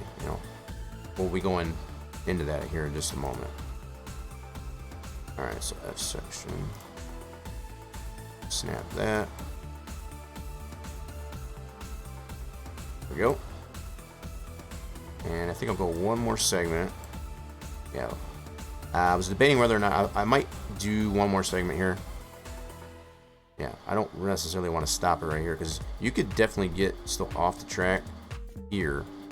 And I don't want to have that all racing surface all in here, so I want to be able to split that up a little bit. So have it come right in the middle of this apron diagram here. I guess that should be fine. So let's do that section.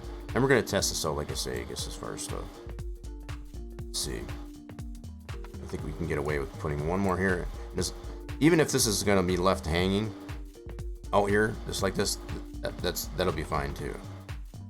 That shouldn't be too much of a detriment. And if it does, we can always add another one and kind of join that, I guess, to another one of these F sections here.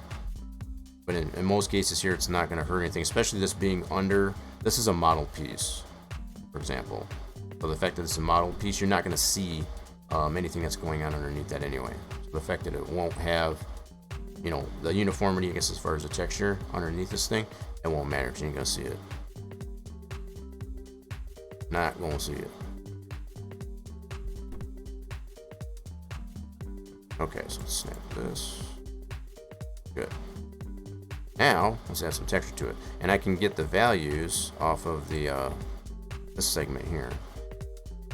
So we have, in this part, grass 256, and we got a 2 and 2 in both the U and the V. So I'll get that applied in much the same fashion here. And I'm going to do this all manually. So grass 256, 2 and 2. Alright, so let's apply that to here. Yeah. And we're going to worry about getting the material items there just in a moment. I'm going to get the texture first, one thing at a time. So we'll do grass 256. This is this one. Okay, and then we want to apply, override this and do a 2 and 2. That all matches everything else. No skew on it. Okay. There. So there's that one. Now, if I did want to, I could do a copy forward or backwards just to kind of keep it all the same value there. I'm just going to do these all manually. I'm going to reserve myself as far as to do that. I mean, you could do that as far as that. You're going to end up having to change them anyway at this point, as far as to get which values you want there as far as the racing surface and or apron your pits, whatever. Okay, so just manually. That's the way I'm going to go about it. That's my choice. So we go grass 256 and then 2 and 2. And just to confirm, I'm going to go to the right. Yep, that's the same as that one there. So I'm just matching it with what's here. So the way these get applied, as far as you put an F section, then this texture, and it moves inward. You know, so outward to inward, towards the infield. So the way I did this one here, and applied from here to that. So, yeah. Hopefully that gives you a little bit of an idea. So the way the texture gets applied is whatever F section you have applied, it goes from this point inward. Okay, so we're going to do grass 256 on this one. That one. And then apply the 2 and 2. 2.00. 0.00. And just to verify, yep, same value as that one. So that should all be nice and smooth. Never know that F section's even there. And that lands right here. Cool. Now let's go get the other half over here. Same thing. So we want to check the value, I guess, as far as that's on this one. Yep, so it's the same pretty much all the way through. So no skew to it or whatever. It's pretty uniform all the way through that grass. That's kind of nice. It's very nice. So this one's on grass apron over here, so we don't want to touch that for now. We're going to end up changing it on this one here eventually. Well, one thing at a time. So let's go to the left. Set this to grass 256. And then supplier 2.00 on each the U and the V. And again, just to provide a little bit more clarity on how that texture size works, This means applying it at a 2.00, it's 2 times as big the way it's applied to the region that you're applying it to as the main texture. So whatever the main texture is, it's going to blow it up at least once. If that makes sense. So if we do it as a 1-to-1, let's just kind of show this. So if we go 1, I might have to zoom in here. So if we put it at a 1, you can see that this region here is what's applying to it. So if we put it at a 1 and 1, you can see how tiny that looks, right? In comparison to the 2 and 2. So if we go 2, does it in the 1 direction, and then we want it also in the other direction. So the U and the V's is determining as far as the up and down, as far as the top to bottom of when you look at the texture, and the side to side, as far as the left and right. That's what determines. So it's going to stretch it in both directions, I guess, as far as at least one texture size. Okay, so that's what Torch has decided to do. So we're going to maintain, I guess, as far as what Torch initially applied. Ooh, 95 on that one. That's pretty cool. The maximum shot that you can get is 100. So yeah, that's a pretty decent one there. Okay, so moving forward, again, apply the grass. 256. 2 and 2. You know, and like I said, you can go ahead and do the copy forward if you so choose. You're going to end up having to change these values anyway, so that's kind of in hold your hand mode, I guess, as far as just to kind of go one by one, just to kind of show what is happening one step at a time. So we're in this bigger chunk segment here, all the way across up to the back side and start finish line. Grass 256. Override 2.00. 2.00. Okay. So now we've got our areas defined here. Now if I go back to, just real quick here, if I go back to extended, you're going to see this is going to be a hot mess. So right now, by a hot mess, you're going to see this is still all labeled as apron. We're going to flip-flop these basically. So we're going to make this area here that's all this gray, which is defined as racing surface, as apron, and then create this as racing surface on this half. So that's going to create that buffer between where the center line is and that. But before you actually consider it to be on the apron won't be till you get to past this one here. You won't be able to see that physically on the track, but it'll be there. And it'll give you that as you're racing here. Like I said, even if you get the whole car off the track here, it's going to be less of an insult to injury, because as far as when you get off track here to get a black flag, you know, and only going as far as you do to this point. So anywhere past this point, this F section here, you wouldn't get a black flag because you'd be much closer to pit road too. That's something else I take into consideration when you do that. So you can definitely make this bigger. If you want to make this more of a buffer area, you can do that. I'm deciding to go this way because it gives you more than enough room. You can easily get the whole vehicle within this area and be able to correct that without getting a black flag, like we did. We tested out and observed last week. So, oh yeah, he's definitely. If you weren't here last week here, yeah, so you got like 9 jackpots. 9 jackpots, not necessarily in a row, but almost, you know, pretty close to each other. And he was liquoring the bot up there pretty good as far as doing giving the bots a drink. It was funny. It was pretty funny. Feel free to check that bot out, I guess, from last week as far as to see that was something. That was pretty funny.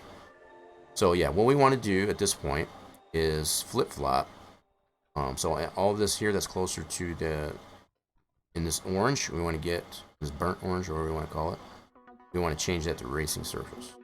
Let's do that. And I'm going to do these, again, all one by one. So I'm going to unlock this. But currently this is on grass. I want to change this to, I'm going to do asphalt. That's going to be, oh wait, my bad. Nope, we want to keep that grass, my bad. I had to check myself. So we want to keep it grass because it's still grass here, right? And we're going to keep it grass here as well. We're only going to do these ones here. So just one row at a time. So keep it grass, but we want to switch it to racing surface. So that's going to turn gray on this area. We'll go forward. That's what we want. Now in the next segment, same thing. We want to go racing surface. Okay. Correct this as one segment at a time. Racing surface, forward. Okay. Got this little sliver here, and that's that opening in the pit wall. That's why that's there. Kept that the amount of short segments here really to a minimum. Racing surface. That should turn gray right here. There we go. And we're going to get this little strip here next. Just really paying attention to get as far as where I'm at. Alright, so racing surface, forward. And racing surface. Racing surface. And that should be the last one there. Cool. That's going to land up like right in the middle of this here, but that's perfectly fine. Now we want to get this little strip of paint. Go all the way back down here. Start where we started this one over here. We're going to go to this one here and make sure we're on that line. So we are on paint. Yep, so we're not changing that. We're just changing this to racing surface. Forward. That'll turn gray as well. Apron. Racing surface. Now I'm doing this way just to kind of show you. You don't necessarily have to be tempted to use that copy forward. You can get really put yourself in a bad way when you use the copy forward to get to use that. When you're use that copy forward, I guess as far as when you're initially applying texture, as opposed to textures already being applied, it's a little bit different. So it's like when you're first initially laying out your F sections. It's probably good at, it's a good habit, I guess, as far as to use that copy forward. When you already got textures applied, you don't want to affect ones moving forward. That's something to keep into consideration as far as whether or not you use that or not. That's why I'm doing this manually, to ensure I'm not stepping on any of the other properties from what if I was to use the copy forward. Okay, so racing surface. Whoops, wrong one. Forward. That turns gray. Forward. And again, if at any time anything that I'm doing is not making any sense or just needs some more clarity on it, always feel free to ask. There's no dumb questions here when it comes to doing this type of thing. Racing surface.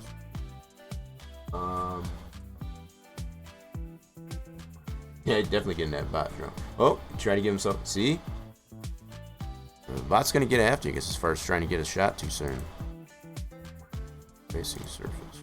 Alright, so that should be all of those. So now we got those where we want those to be.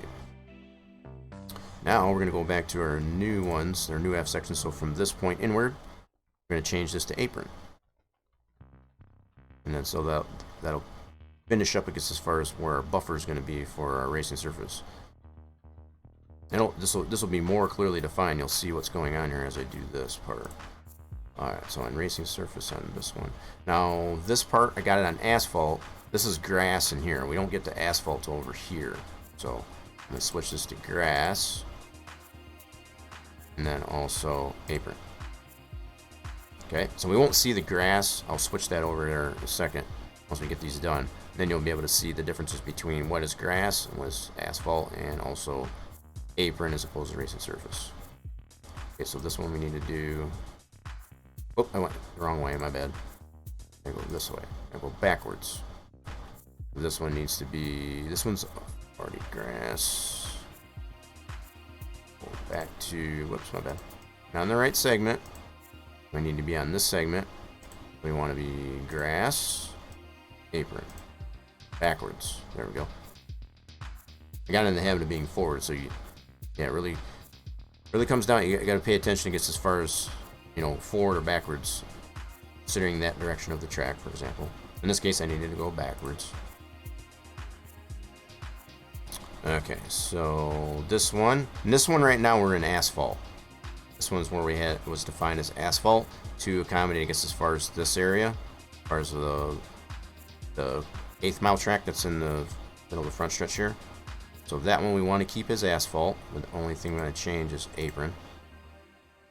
Go back, same thing here. Keep it as asphalt. Apron.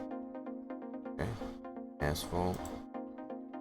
Apron, asphalt, apron. Now, beyond this, we can go back to grass. Now, in this segment, I want to make these grass.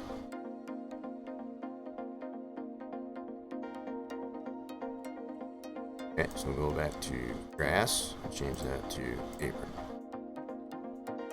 Grass, apron.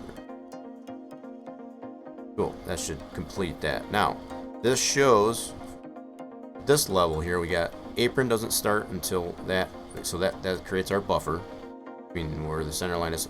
This should eliminate any possibility of getting a erroneous black flag as far as either getting the whole car or even just the left side tires off in that area like it were previously. Okay, so now if I switch this over to surface types, now we can see anything green is still grass, and these areas here are asphalt. Now, that's still eliminate. Now, again, just to kind of summarize as far as why there's so much asphalt beyond this one here, that's the way these segments land. So in an effort not to split the track segment, I guess, as far as to accommodate where these actually, where these roadways here land, Torch is taking the approach as far as just to make that all asphalt, and I think that's a nice balance between having that urge, I guess, to want to split, as opposed to, I think it's a really good compromise. Let's put it that way. As far as to still have some grass in here, not have it completely asphalt, yet still have some asphalt. Now, the fact that if we wanted to, you could add sprigs of, for example, if we wanted to make, well, that might be kind of wonky there too. So there's really no other way, I guess, as far as to either make it all asphalt or all grass, even at this point. But hopefully that gives some clarity on that. So now this gray area here, the view that I've got in here, this is all considered asphalt. You can see where all the asphalt lands, and the green parts are grass. And going back to extended, that shows the burnt orange is the apron, and then our gray areas is our actual racing surface. So that now we've got that buffer to be able to get off the that inside painted line here, even just a little bit, and still be able to correct that. Now, once you do, and the way this probably will still work is, even if you get into this area, beyond that, you're much closer to pit road. You're more than likely still going to get a black flag, which is probably more fair than it was previously. Okay, so hopefully, so now what I'll do at this point, with all that being done, we're going to save this as another new PTF. And that, whether or not from that, the way I save these PTFs, if you want to use this from what I just did or not, you have those two different PTFs, I guess, to choose from. So if you want to use this one that I'll save, as that'll both include both what I've changed to the outside fence, to accommodate the cutout for the start box, as well as the thickness, physical thickness and all that, to include this or not. You got a choice that way. So let's go back to Play Textures, and we're going to save this PTF as a new one. And in this case, I'm going to name this one as Adjust Front Stretch. I'm going to abbreviate this a little bit. So front stretch F sections. And you can you can notate this as much as you want. There is really no limit to how long you can name this PTF. You can write a story for it, but I wouldn't suggest that, because you want to keep it as simplistic as possible as far as like when you're going through that, because you're going to end up having several different PTFs, and I still have some. I did chunk some of these out, but you're going to have several of these, and to be able to just quick reference these and be like, yep, that's the one I need, in comparison to the date of it, it'll give you more clarity, I guess, as far as to say, this is the one I want to continue with. It kind of helps in that fashion. So Alright, we'll go ahead and save that.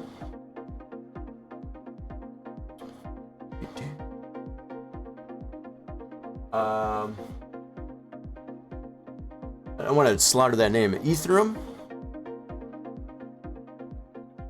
100 air? As I'm saying that right. Ethereum. Can we just go by Ethereum? How we doing there? Welcome into the stream. The torch was still playing. You're still trying pretty darn hard to get that jackpot. We'll be doing alright. I guess as far as like that. We're just doing a little bit of track creation here. I guess as far as what is the Texas Motor Speedway for the NASCAR Racing 2003 racing simulation. And I've just, whoop, I missed a section. Yep, that's pretty obvious. So I missed a section right here. I gotta grab that. Sure did. Alright, let's go ahead and get that. It's like I just missed it on the grass, it looks like anyway. Let's go back to display. Yep, it's like I just missed the texture is all. Everything else is good. Back on that. And we'll just put our grass to it. No harm. Fix that pretty easy. Oh, I missed it in both segments here. Good grief. Oh, you changed your name. Oh, okay. Hindred. Oh my goodness, that's been a hot minute. It definitely must have changed your name.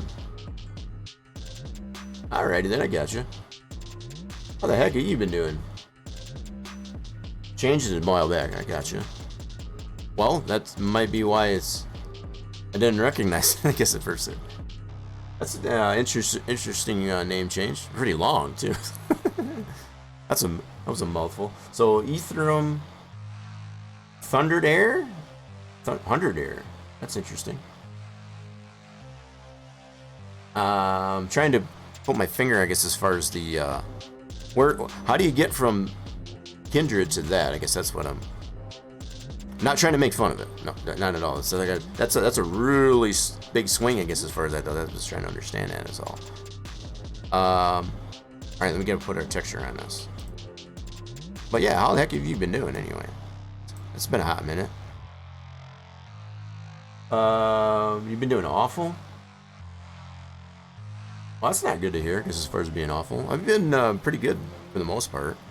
I had a little bit of a hiatus myself as far as the PC taking a dump.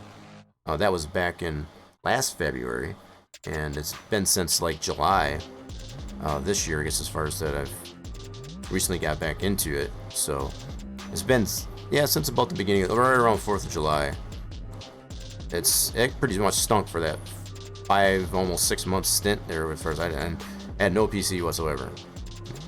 Totally sucked. You know, with the whole thing going on with the GPUs and all that stuff, I was finally able to get myself a system, I guess, with a RTX 3060. So there is that.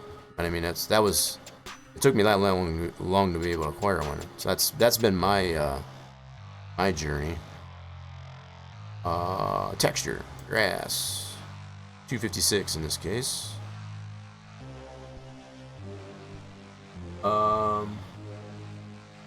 Kind of a cryptocurrency. It's a play on Bitcoin. Being like, okay, I got you. That makes more sense. I appreciate that clarity. I am really not into the cryptocurrency myself. Yeah, I haven't really gotten into the cryptocurrency, but that makes sense when you put it that way. Wait, was that what I thought it was? It was. Steel Crafter coming in with the resubscribery. Tier 1 in 10 months. Holy crap. Has it been that long? Hey, we ended up having a Twitch baby. I mean, did we ever name it? There, Steel Crafter? Steel Crafter coming on in with that resubscribery, the tier 1 there. Gotta get some hype in the chat. If you got the emotes, spam the emotes. If you don't have the emotes, just exclamation point hype in the chat. And if you got BTTV, also use the follower emotes. Follower emotes are there, I guess, as far as for everybody's use there. Feel free to use the follower emotes.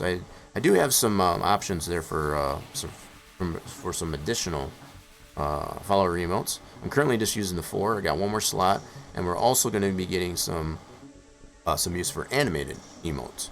I don't know how many slots I'll get initially, but I know I'll at least have one. So I got some ideas for that.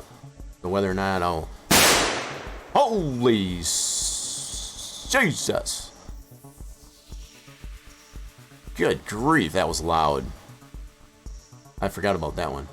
Steelcraft, what was that? 500 biddies? Appreciate that. You get some more hype in the chat for the bid. Oh my gosh, I know my ears need to heal now. You all right there, Yasso? Is everybody okay? I know that was. We always like to celebrate, I guess, as far as when anybody does that.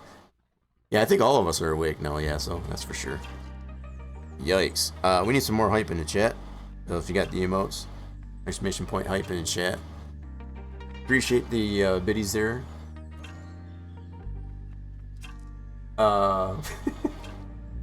Nice. Very good use of that there. Did that come through here? I just want to make sure. Man, that was loud. That was super loud. I see how you did that too, as far as the five separate 100 biddies. Yeah, noise. Very cool. Oh, what is that one? What is that emote? Yeah, so Stack Up. Stack Up has got their own. I didn't know Stack Up had their own. Holy dang it! Anyway, he's not done. Apparently, he's not up. Yeah, see that there? Yeah, so that's pretty cool. Good grief, Steel. Okay, I get it. Appreciate it. Hey, you know, you and I have talked, I guess, as far as like that. You're probably one of the very few, I guess, as far as that I don't mind helping where I can and when I can, as far as to. So I know you know, like I said, you've already talked, I guess, as far as if it makes you happy, I guess, as far as to be able to throw the biddies and the distributes my way, totally appreciated, but it's definitely not necessary. But I you know, again, I appreciate it very much. It goes to a very good cause for sure.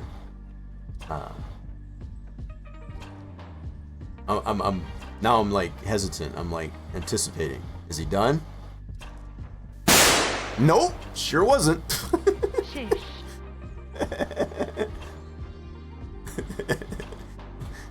See, you know, you got me anticipating now. It's like, is he done? Is he done? Because I'm gonna be in the middle of something. I'm gonna totally like screw something up here, I guess, as far as right on stream. I always forget. Yeah, I always forget as far as exactly how loud those darn thing is there. Jeez, oh Pete. All right, so now you got me shaking over here. Whether okay, is he done? Wait for it. No. Oh my goodness. All right. Let me. Hopefully, it doesn't do anything, I guess, as far as while I'm in the middle of something here. All right, 256 and 2 and 2. I mean, even if you told me that you're done, that doesn't necessarily mean you're done. I guess that's the other thing. Done. Back to work. Oh, okay. But just like I said, just because you say you're done, it doesn't mean it. Wow. Okay. You're still gonna keep me on pins and needles here, I guess, as far as until I know for sure. What do you mean, question? No, I'm just saying. Knowing you the way you... Right, see? Yeah, I know you. Nah, sure. You say that. But, yeah. Yeah, I'm gonna be a little bit on pins and needles now, I guess, as far as I'm gonna be on edge, I guess, as far as whether or not. Alright, so I think I got this all squared up now with the... Wait, now we got all grass in here through again, so I did miss that little section there. But we still maintain, I guess, as far as that buffer, racing zone here, and an apron over on this side, as far as in between pit road and that. Cool. Now I'm gonna go ahead and resave this, since I missed that part.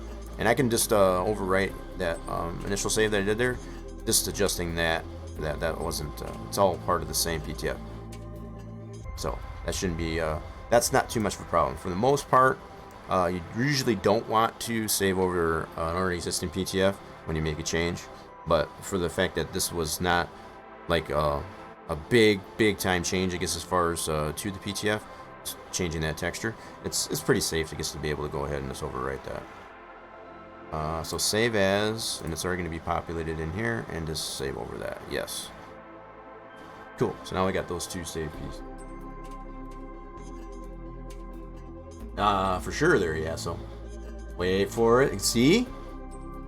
See? That's exactly what I'm talking about there. Wait for it. I know you enough. I've known you well enough as far as I know how you work sometimes. Alright. I think we're good on that. So, kind of continuing what I didn't show as much in totality here. So I already showed the starter box, I should say. We already did the cutout for the fence. I showed the medallions that have been redone as far as this set here. We've got this set here. These turned out really nice. Really liking how these look. The fact that it's got that little bit of a lip on the top half there, as it does in reality, because it's kind of like bolted on, I guess, as far as that to. So you got the image that's on the actual safer itself, right? As far as to get that one there, but to give it that 3D effect, they actually bolt that on there to complete. They never used to do that before, and as far as I've seen out of the SMI tracks, Texas is the only one they do that to, for whatever reason. Now, whether or not they'll do that to Atlanta, Atlanta is currently in the process of getting reconfigured, and they've put some information out there as far as what they're going to do to it. Lots of new banking and new widths and so on and so forth. So whether or not they will apply this same aspect to Atlanta, which is another SMI track, once that's completed, that's still yet to be seen. So if that is the case, we'll have the Torch will, at least anyway, will have the template for these medallions in the wall, and we'll be able to more easily put that. There's a lot of work that has been put in to make these medallions in the 3D perspective, the configuration that they are. It's been a lot to get it to where it is right now. So this is another set that's been redone, and then the last set that has been redone, at least for now. There's still work being done on that, as Torch has mentioned to me. This set has been redone. That's another set, and that little bit of a lip on there that actually does exist in reality, that's just it's a bee's knees, I'm telling you. Now I noticed Torch, if it's still out there, I need to slow this down a second here. That's a little better. So the fact that Torch was debating, he and I was chit-chatting here, whether or not you should apply some shading where this bottom half of the arch of this medallion actually meets the top of the wall. I mean, now that I look at it from this perspective, you may not even necessarily need to do that. You can definitely tell, where that is, I guess, as far as the lip and all that stuff. So whether or not you do put that in there physically or not, that's probably don't really need to. So for anybody that prior to this point, now I think on this set, let me speed this back up. Prior to this point, so these here that are not done yet in this turn, you should be able to see what I was talking about. So this one here, it's got a little bit of shading to this. You can see it a little bit more definitively in comparison. So the fact that the new set there doesn't have that. That's what one of the things that Torch was discussing with me as far as whether or not that should be applied to it. So that at least gives you some clarity. So I almost think whether you put it there or not, I think it's not going to be that much of a detriment. So these are not redone. This set here has not been redone yet. This is still the original ones from what we showcased last week.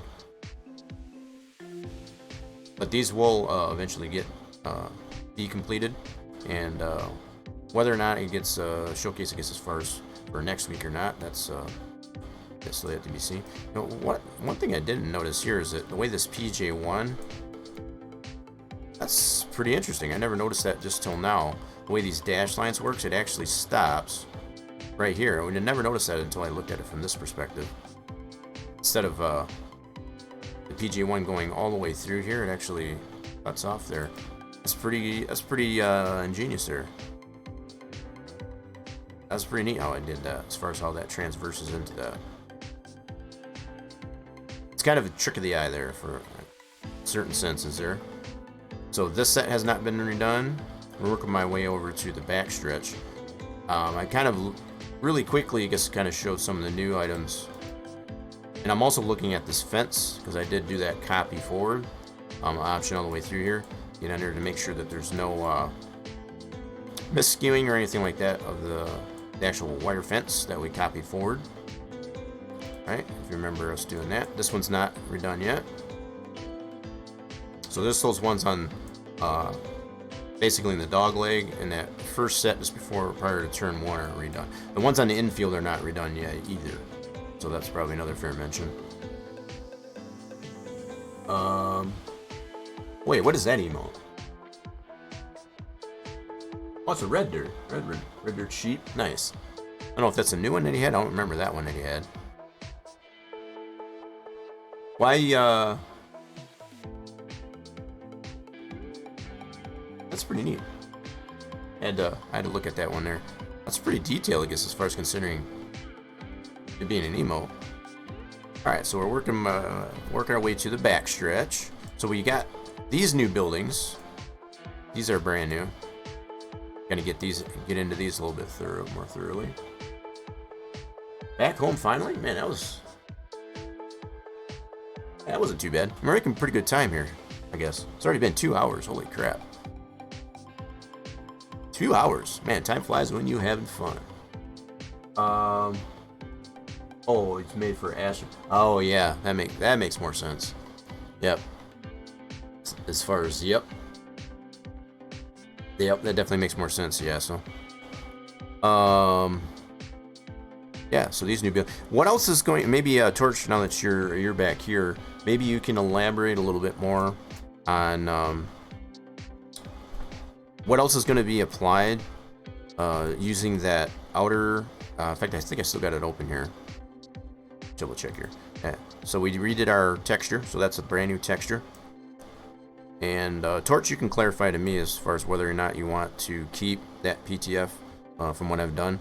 If you do, I've got the 2 PTFs. Actually, I got the one where I redid the walls with this new fence texture, as well as separate texture that also includes the fence and what I did to the what would be the front stretch of the dog leg. So you can feel free to let me know. We're going to be testing it first to see how that works out. But yeah, you want everything.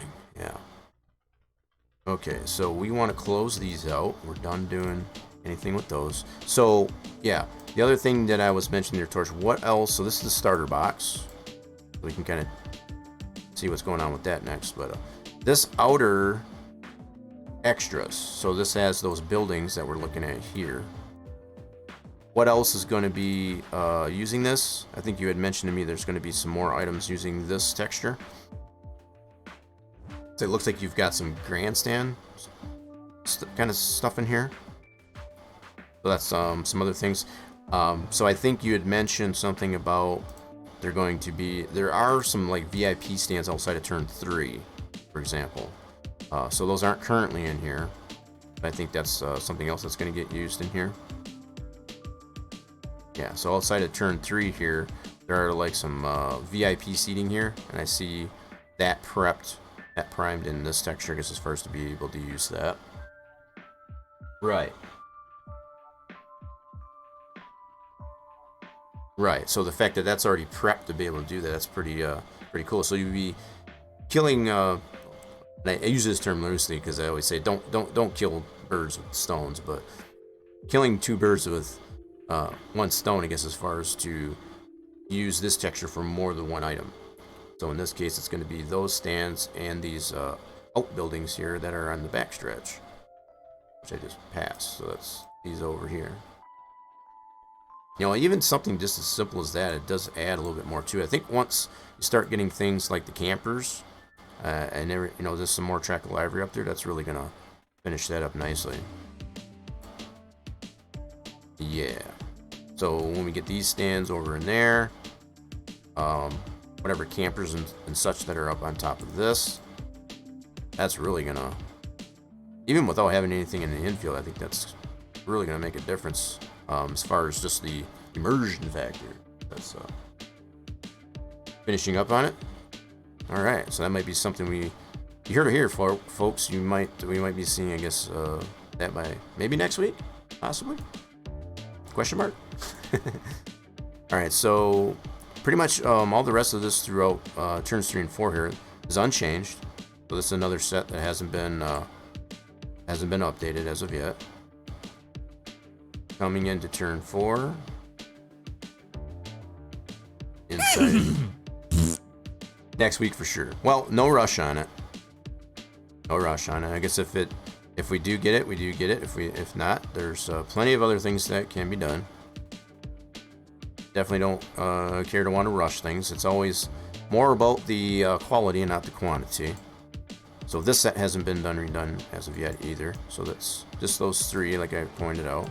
So this is turn 4 coming into this restart zone. This really buttons this area up too. This seemed to work out really nice, I guess, as far as when we tested the track out last week. Really got a nice finish to that, I guess, as far as, you know, this is something I always like to take into consideration. Like if you make a screenshot, I guess, of that, I mean, that's just, I don't know, that's phenomenal. Now the fact that we don't have all the grandstands filled, you only got still this one section here, that's still yet to be done. We got this placeholder here for the grandstands. I think, and in Torch, you can feel free to elaborate again, I guess, as far as if those are going to get completed, I guess, at some point in with the 3D people in stands. You can see how this looks. Like, it's kind of more of a summary. This has been shown, I guess, as far as a previous stream, but even this, the one section is 3D people in the stands, has got so much randomness in it.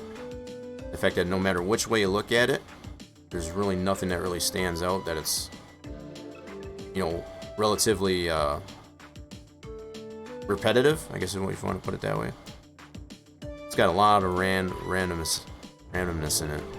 That's what I like. As far as the colors and everything, there's nothing that stands out that says, you know, you can pick out what repeats into it. And then all the badging on the walls that we showed last week as well adds a lot more dynamic. Well, having this starter stand done properly, as far as, especially to get the official, I guess, as far as in its proper position as compared to where we had it previously, which was over here on the other side of restart zone. That's going to be nice to be able to test out. Torch has been busy for sure, yes. Most all this work that I'm showing here, it's all been Torch. So most anything that I've been showing on stream that I do, that's about the extent of what I've done. The majority of this work that I was showing, as far as the outbuildings there, and what's being done even as we speak, as far as the grandstands outside of turn 3, that's all Torch is doing.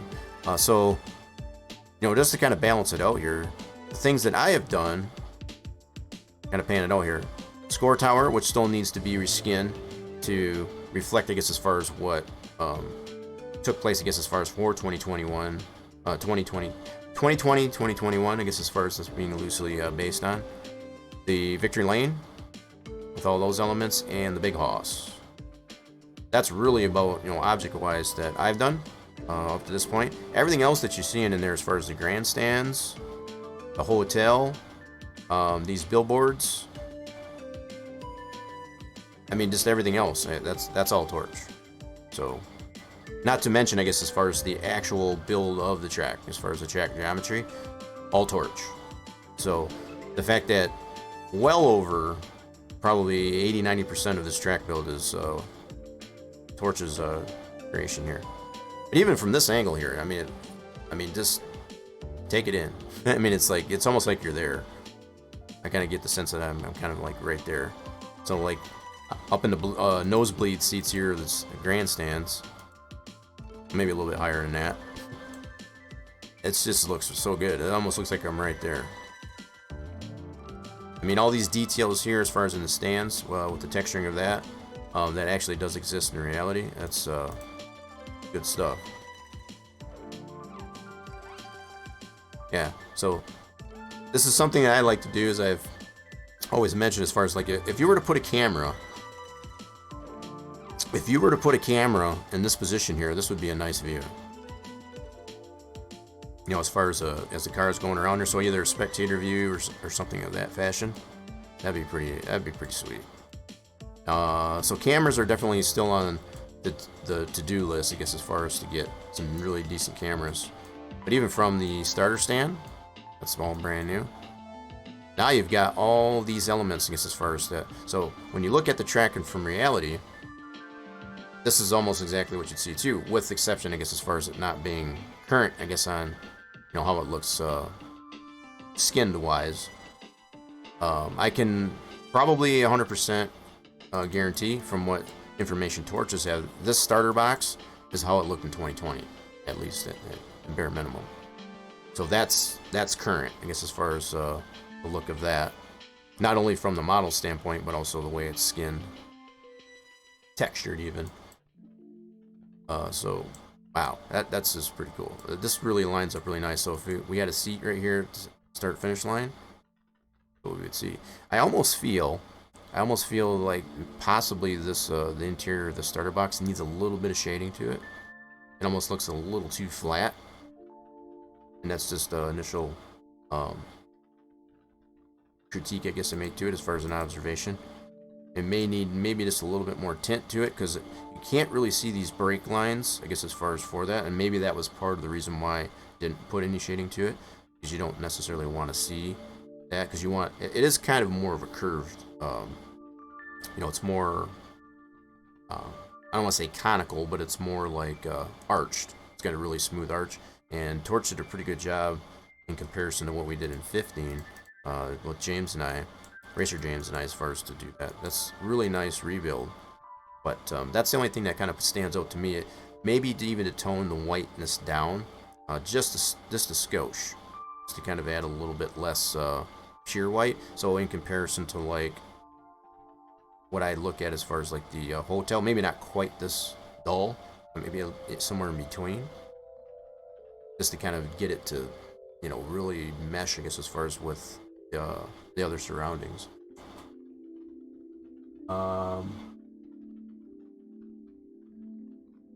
Couldn't do it without your help and input. Well, that's why we do this as well. So as far as like anybody else that does tend to divulge in this, whether if I'm doing it myself or if Racer James is getting involved with it, it always helps, I guess, to get a second, you know, look at it, I guess, as far as to say, does this look right?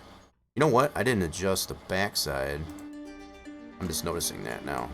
I did not adjust the backside, the skew, on this part, so I gotta fix that. My bad. All right, so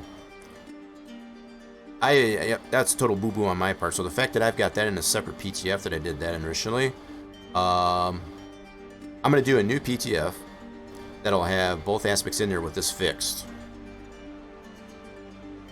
Yep, that's what I'm gonna have to do, as opposed to going all the way back and then redoing all that stuff that I did on the front stretch. That's a boo-boo on my part.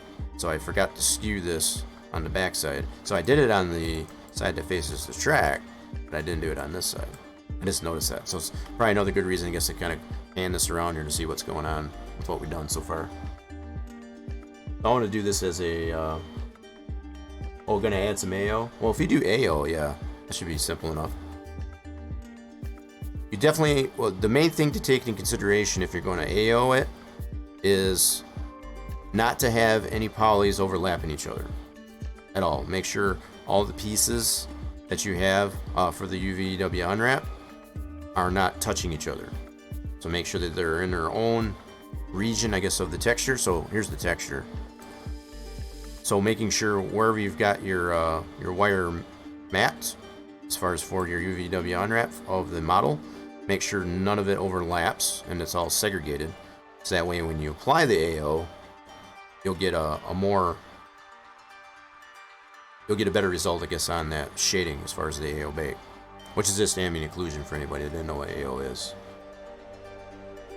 That's the main thing to take into consideration when you're going to apply, potentially apply an AO to a model, is to make sure that your polys, you know, as far as your wire mesh of your model, none of it touches each other. They need. It's kind of like on your, when you got your dinner plate, when you don't want your mashed potatoes, I guess, to mesh in, I guess, with your steak. You know, you kind of keep it separate. You know, you kind of push it away. You know, keep the gravy from running into anything else. You know, you kind of, it's the same idea. You don't want it, no touchy, as far as when AO bake comes from. That's kind of one of the things that I like to associate it with. Okay, so yeah, let me go ahead and fix this. Now that we're to this point, I need to fix this back side of the wall here. I didn't apply that skew, so let's do that. And then we'll resave this as a new PTF. So I'll essentially have 3 PTFs on my end, as far as that goes. Alright, so it's just a little bit of a... You'll find yourself doing this quite a bit, I guess, as far as just critiquing your own work, to make sure that you've got all your T's crossed and your I's dotted. In this case, all your F sections skewed properly. That or shade the inside. I've been holding off on the shade AO until better overall look at the track. Right, and that's pretty fair. I mean, to apply just a generalized AO to that, it's not going to matter, because you don't really have to take it into consideration as far as a specific direction or anything like that. You could apply just a basic general AO to it, and that'd be fine. As far as like a top-down type of lighting, it's not really going to affect how that's going to look throughout the rest of the track, honestly. Especially for this type of model, where it's situated and so on. Now, if you were considering this as far as the shadowing coming off the entire thing, I guess, as far as for the entire model, that's different. You know, to have it casted, I guess, on a different model, that's totally different. I'm talking about just that shading that's inside of that. You can apply just a, you know, I don't know how else to put it. I know which we know you and I have talked about, I guess, as far as you want it to have coming from a certain direction based on the time of day. For that type of thing, it doesn't matter. It really doesn't matter. Okay, so we're on this facet here. Gotta go to the right. Actually, I need to go to segment 2. Yep. So we got the skew on that, so let's get into our camera view. And we need to be on the right side, that's the back side of that. And then apply that. What was that value again? Forgot what it was. Minus 165. Now I can copy this too. I can go copy. Save myself. Go back to the right, which would be the back side here. Paste that in here. Oh shoot, I'm in the wrong section. Dang it. Take that back out. Wait, was I in the right one? Yeah, that should be the right one. Okay, that was the right one. My bad. It kind of threw me off there for a second there. Yeah, so now we got the same skew, same amount of skew on both the back and front side of that fence in there. So now we got the post right next to the starter box. I'll have to save this as a new PTF again. And the only reason why I'm going to do a new PTF, because I don't want to go backwards to the first initial PTF that I saved where I did the fencing, and then I did a separate one to do the front stretch buffer there. Because I got them two separate like that, and this is still related to that first PTF that I saved with the fire fence, I don't want to step on that one and have to redo all of the front stretch stuff, right? So I'm just going to make a new PTF and just label it as both outside fence and front stretch. That way I'll know what's going on. Alright. Cool. Alright, so let's zoom this back out, and we'll save it as a new PTF. Because obviously, if I was to save it at this point over that other initial PTF that I did there, number one, you want to try and stay away from running over another PTF when all possible. So not only that, but I want to be able to keep them separate from that, so I still have those to fall back on. So if somewhere else along the line, if I want to go back to that original PTF where I saved just that, even with that misskewed on the back there, I will know that as far as to make note of that PTF. So try to keep as many PTFs as you need to, as possible, as far as to be able to have a fall back on something. Because again, we don't have an automatic save feature in Sandbox or an undo or redo. So when you have more options, I guess, with your PTF, which tends to get those kind of bloated, having too many PTFs is never necessarily a bad thing. Be able to fall back on. Okay. Yeah, I think it turned out pretty good there too, Torch. And it's a lot of it, for the most part, is kind of summary for how the fencing was done for Dover. For anybody that did tune in, I guess, as far as during that. Let's do a save as. And I'm going to do this as adjust front stretch. So I need to add to this is what I want to do. So I want to adjust outer fence. And again, it doesn't really matter how long you make the names of these here as far as to just notate it. You can just write it out. We're going to do outer fence.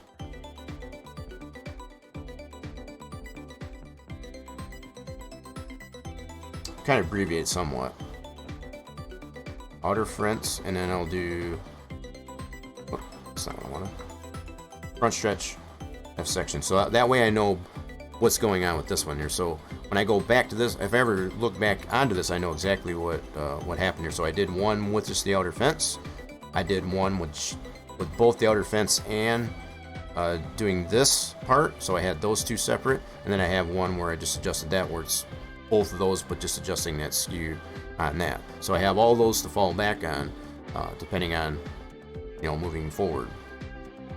So initially, if we test this all out and everything is good to go, more than likely gonna want to go with this PTF that I'm saving here currently,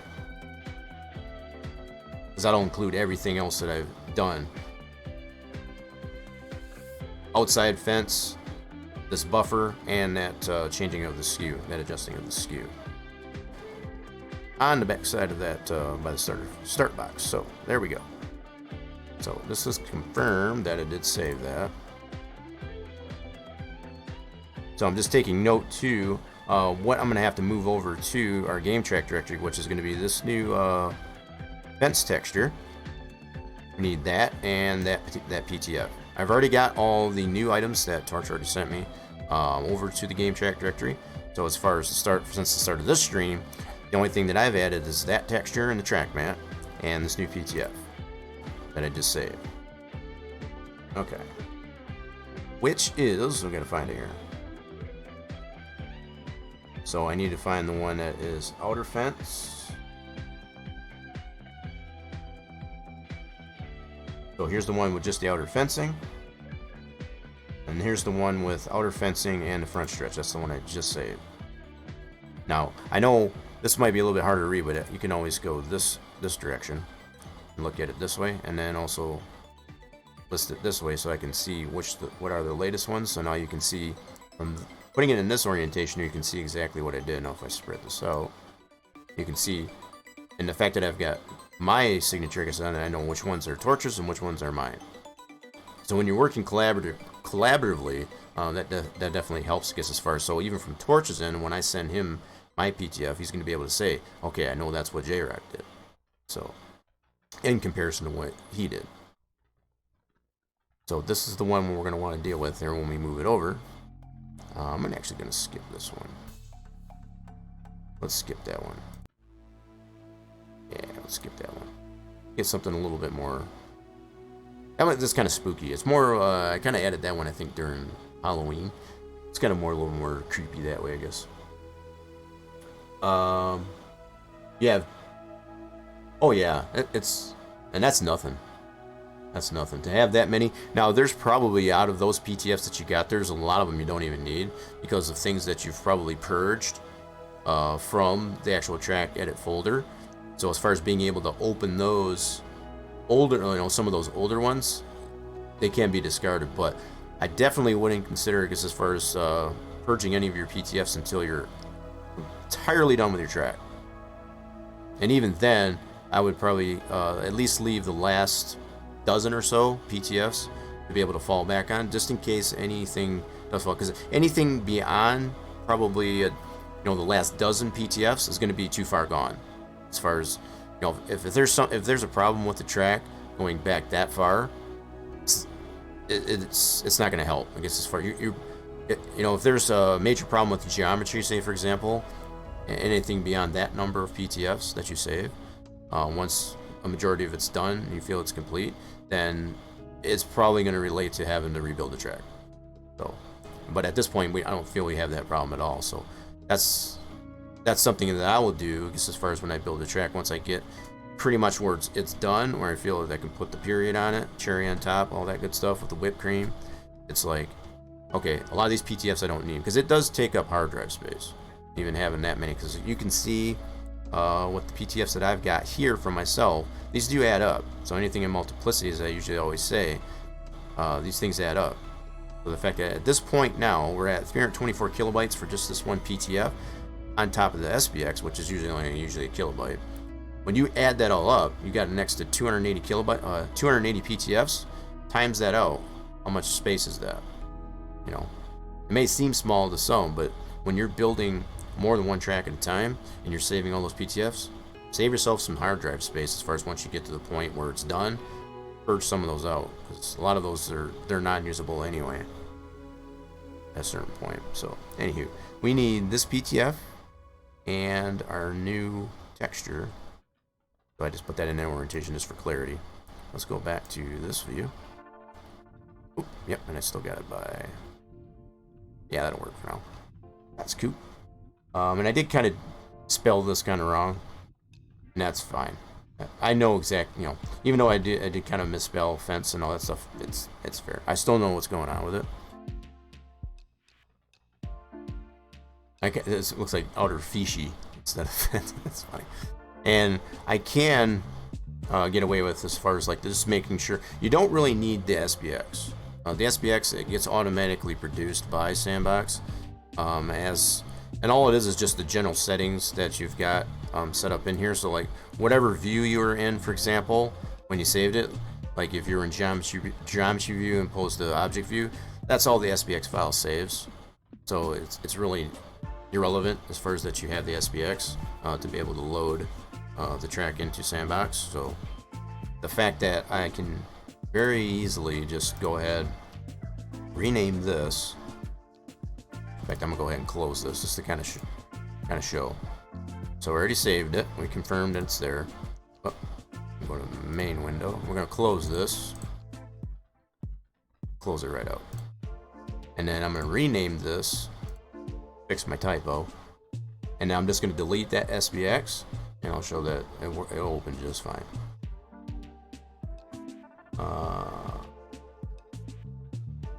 Fence. There. Now I got that corrected. So now it says it's got fence, outer fence spelled correctly with the rest of it pretty much abbreviated. Now I'll go ahead and delete this SBX.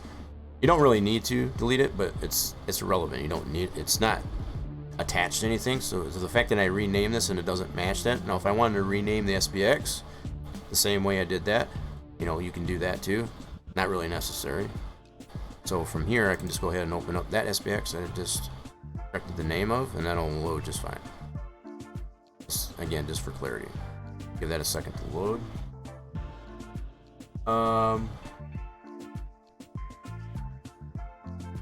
Probably named it on a cold day. Definitely. Thinking of Fiji? That's funny. It could be. Could very well be. Fishy. It was F-E-C-E for anybody that couldn't see it. So it's like short for fishies. Like poop, basically. I missed the N in there. That could be. I might have had Fiji on the very end, and I just misspelled Fiji. That could be. That's also possible. All right, so we got it all loaded back in. So, yep, when you open up the PTF in that fashion, I'll always put you in the center of the track, as opposed to if you open Sandbox and then the PTF, it'll put you on the lead segment. So wherever your lead segment is, it'll start you off that way. So, but the fact that the track still loads without even having the SBX and even renaming it, like I did. Good to go. Okay, so let's get some things moved over. I think we're in good shape here, I guess, as far as to, that's pretty much everything I got to go over, as far as the new items, the updated items. We're gonna get what I've done with the PTF, the track PTF, and that new texture, for the box out the start box around the start finish line. And we're gonna get this thing loaded up into the sim. So let me get those couple of things moved over. Let's see here. Get this loaded up here first. Let's go like that.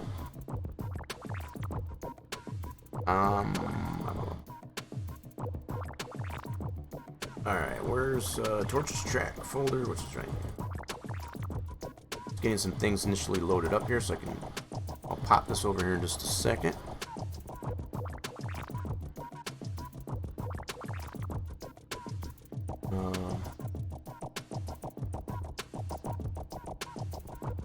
Alright, let's go ahead and I'll pop this over here real quick just so you can see what's all going on here. So it's a lot of busy work as far as just to get things moved over from our track directory, which that's one thing I always like to suggest as far as to build your track in a track edit directory totally separate from the simulation itself. And then once you get everything done within your track edit directory, transfer those over to your game track directory and test them out. That way you don't have all the junk as far as what you're doing as far as editing the track. I never suggest as far as to try and build a track from in the game track directory. It's just never a good idea. Kind of keep it neater that way too. Okay, so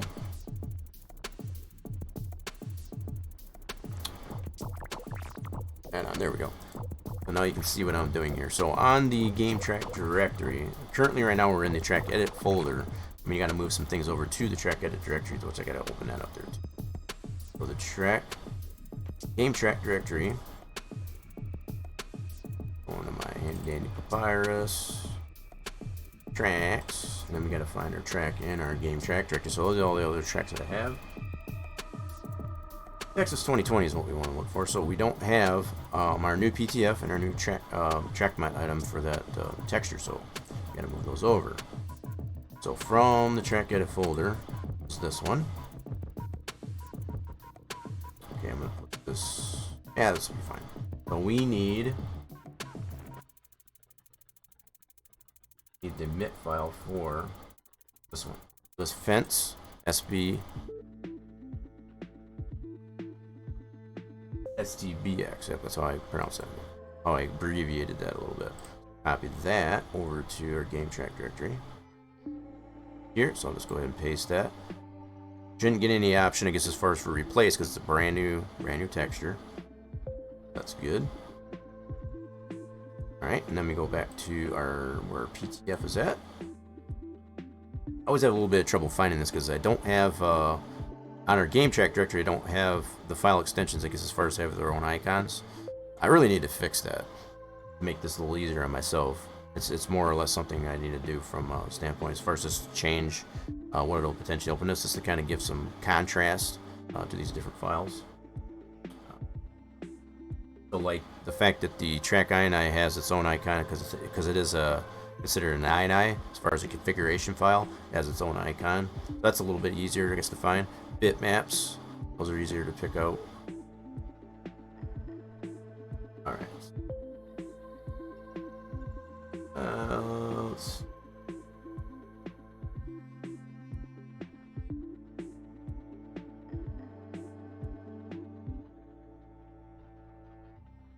keep seeing this. I forget about this setup. Oh, clicked. Got a little too click happy.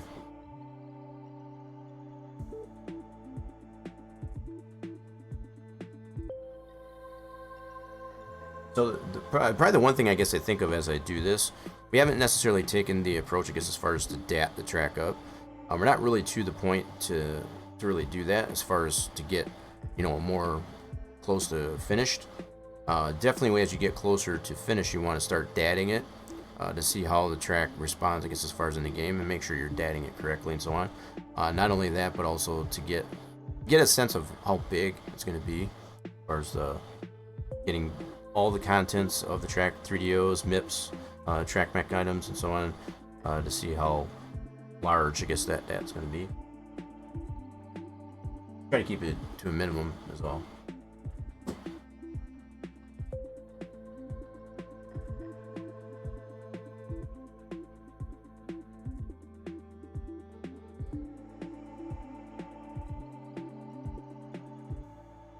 That should be capitalized, why is it not? Am I not finding this here? That's oh, that's my track edit folder. Okay, okay, I lost my. Don't mind me. Trying to keep warm.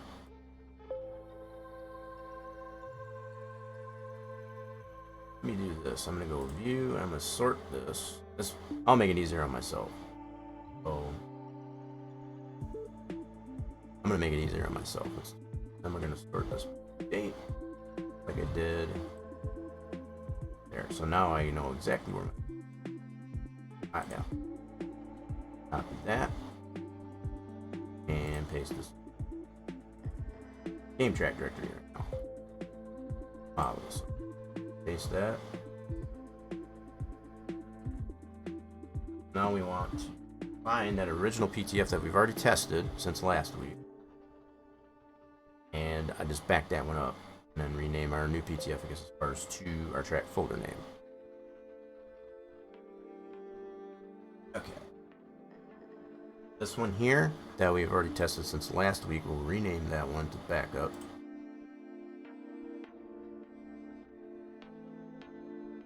So we can confirm that our new PTF loads in the track and all that stuff. I like to have a backup of that. That way we can always, again, just to refer that. Once we can confirm that everything's working like we have, we can disregard.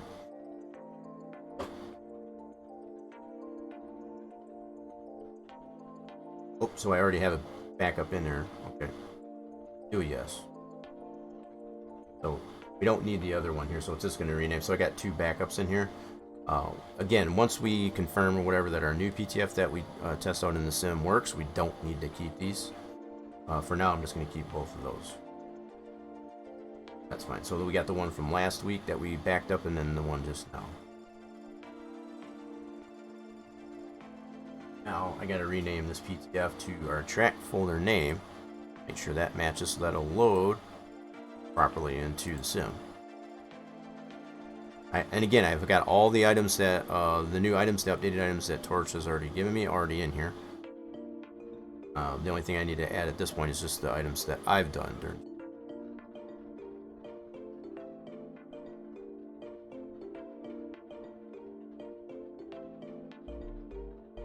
Like I said, it's just a lot of busy work is all.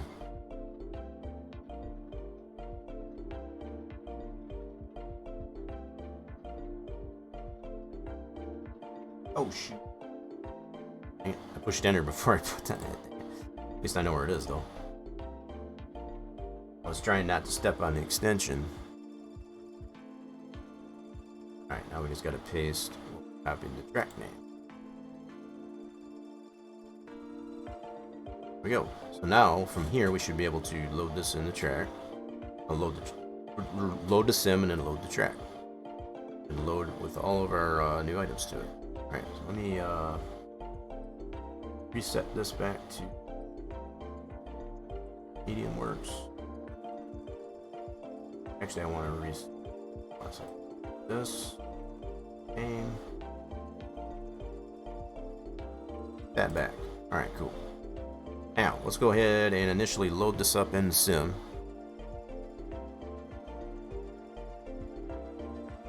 I did make some changes here too. I noticed you know, it's been a while, I guess, as far as that they've actually had the Monster Cup Energy. You know, it's been at least 2 seasons now that they even had a primary title sponsor, I guess, for the Cup Series in NASCAR. So I've taken the liberty, I guess, as far as updating some of the badging that's in the sim itself.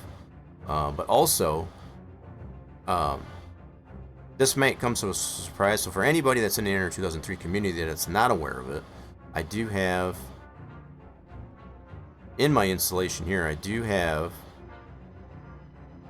what Cosmin, for anybody that knows Cosmin from Splash and Go, has loosely released out there. I guess as far as I don't know if he's put it on there 2003 fans, but what I'm going to be showcasing the track with here is what he's considering to be the 2021. Now again, this hasn't officially been released, you know, as far as from that, but if you're, you know, in the channels, I guess as far as for Splash and Go, as far as where Cosmin's at or whatever like that, you may have caught a glimpse, I guess, of this. And basically all this particular mod does go over is the updates that they made to the Camaro for 2020. So he's calling it a 2021 because current season. And obviously by next season for 2022 is going to be the next gen car. So he felt it necessary, I guess, to kind of apply that. Now, the only thing that changes, and I'll kind of show this here real briefly, for anybody that wasn't aware as far as what they updated to the Camaro, was mostly on the nose, but some slight modifications to the tail end. It's really noticeable on the nose for sure. So I'm going to go into player. I've already applied our Spline Designs scheme, I guess, onto this new model for the Camaro, and it may pop out, I guess, as far as right away. I guess as far as on the nose, it's not as deep of an inset, I guess, as far as for that. So just to kind of show a comparison here, you can see how this nose on this model is for the 2021 mod. Let's look here, and I did change some of the badging to remove some of the Monster Energy. So just to get a glimpse of that, and I'll go back to the original Manx 19 and look at our car from this angle. You'll probably definitely see the difference. The fact that the nose, as far as where the headlights are, is much more inset. So that was one of the main differences between this one that was officially put out there for the Manx 19 Monster Energy Cup Series 19 mod, and the current 2021, as he's calling it. Good work, I guess, as far as by Cosmin. So I figure I want to kind of try this one out here. I have not raced with it as of yet, and again, if you're used to, I guess, as far as using the Manx, you know, as far as the Monster Energy Cup 19 mod, this should be no different, I guess, as far as other than the overall aesthetic, I guess, as far as what the IRL changes that they made to the actual Camaro model. I think it's pretty cool how he's applied this Camaro out in the lead here, I guess, as far as I believe that's Las Vegas, as far as looking at the track walls there. I think he's got this depicted at Vegas here, the fact that we got a Chevy, which is Kyle Larson, for anybody who hasn't been following, I guess, the series there, with that new nose, I guess, on that there. And that goes back to 2020 from what I come to understand, like I say. So anyway, that's a little bit of summary, I guess, as far as what's going on with what mod that I'm going to be running here potentially. But we want to get this initially loaded, and I am going to leave it on that 2-mile-an-hour wind speed because I want that animated flag that's by the victory lane, I guess, to work. Alright, let's go ahead and initially load this up here, so we shouldn't have any errors. So it loads in testing mode, at least anyway. We'll go to drive. So the track loads from that perspective, so that's cool. And Torch is already aware. You can kind of notice even from this view, maybe even a little bit, that there's a little bit still some clipping on the medallions in that turn. Those, as far as I know, I think have not been. Those are a set that has not been redone yet. That's what I was kind of pointing out to you prior to the start of stream there, Torch. That was the clipping I was referring to anyway. I think that's the third set, though, is it not? Is that not the third set? Because I can see the other set that's further into the turn. I think that's what starts the turn 1 set. So it may be on that third set, even as I got this loaded here. That still might need a little bit of tweaking. No, so even though we didn't notice any clipping as far as in Sandbox, in fact, let me go ahead and let me do this real quick. I want to clarify this, so I'm going to go out of this. So that one right there is just ahead Yeah, that one's right just before, I guess, as far as where that PJ1 starts. So it's that set. And I was thinking that is the third set, which I think you've already adjusted. At least the one that you've adjusted. I want to clarify this. So let's get out of this real quick. We already know the track loads. That's good. Let's get out of that. That's the only initial thing I wanted to test there to make sure we got everything that we need to have. Not a Larson fan. But man, that boy can drive, right? Well, the fact that... Yep, as far as this last race. Now, I haven't caught all the highlights, I guess, as far as... They still got one more race, correct? Or are they done? I have not been following NASCAR entirely. I have to be totally honest. I usually catch the highlights, but I think they've got one more race. Is that correct, or is the season over? But I've seen that he did. Kyle Larson did make it to the championship for. Okay, I knew I've heard a lot of trending. You know the trend. You know the trending. Yeah, the fact that he came from as far back as he did. I mean, that was a Hendrick team that was brought back. I guess as far as from the Ricky Hendrick. That was Ricky Hendrick's team. I guess as far as that original 25 team, that was the 5, and then we've had so many different drivers like Kyle Busch in that car and so on. So you can kind of understand the history, I guess, behind that. The fact that that team, as far was relatively considered an underdog. As far as with Kyle Larson coming back into the scene and actually taking the reins and doing that, that's a pretty crazy story when you consider the history behind not only Kyle Larson but the 5 team for Hendrick Motorsports. So the fact that it is a Camaro, it happens to be a Chevy that won it, that's just cherry on the top for me. The fact we don't have another Toyota or a Ford, I just kind of like it. Anywho, we need to close out of this, and we need to check out. But thanks for the clarification on that there and keeping me honest, I guess, with going on in NASCAR. As much as I like racing, there's certain things going on with NASCAR, just their formats, the stages and the way the points are done now. I guess as far as it's just kind of weird. I like the old school method, call me traditional. I kind of get it, as far as like the new attitude, I guess, as far as that it has, it creates a lot more tight racing and things like that, as far as like the way the points get readjusted and the elimination races and all that stuff. I get it, but I get it, but I don't get it, if that makes sense. I just rather not. I like the old way. I feel like a lot of championships were lost because of that, that whole rebirth, I guess, as far as how the points are, the stage points and all that kind of stuff. It's just kind of weird to me. That's why I just don't get. I'm not interested in it, and that's just me, I'm sure. All right, so what we need to take a look at.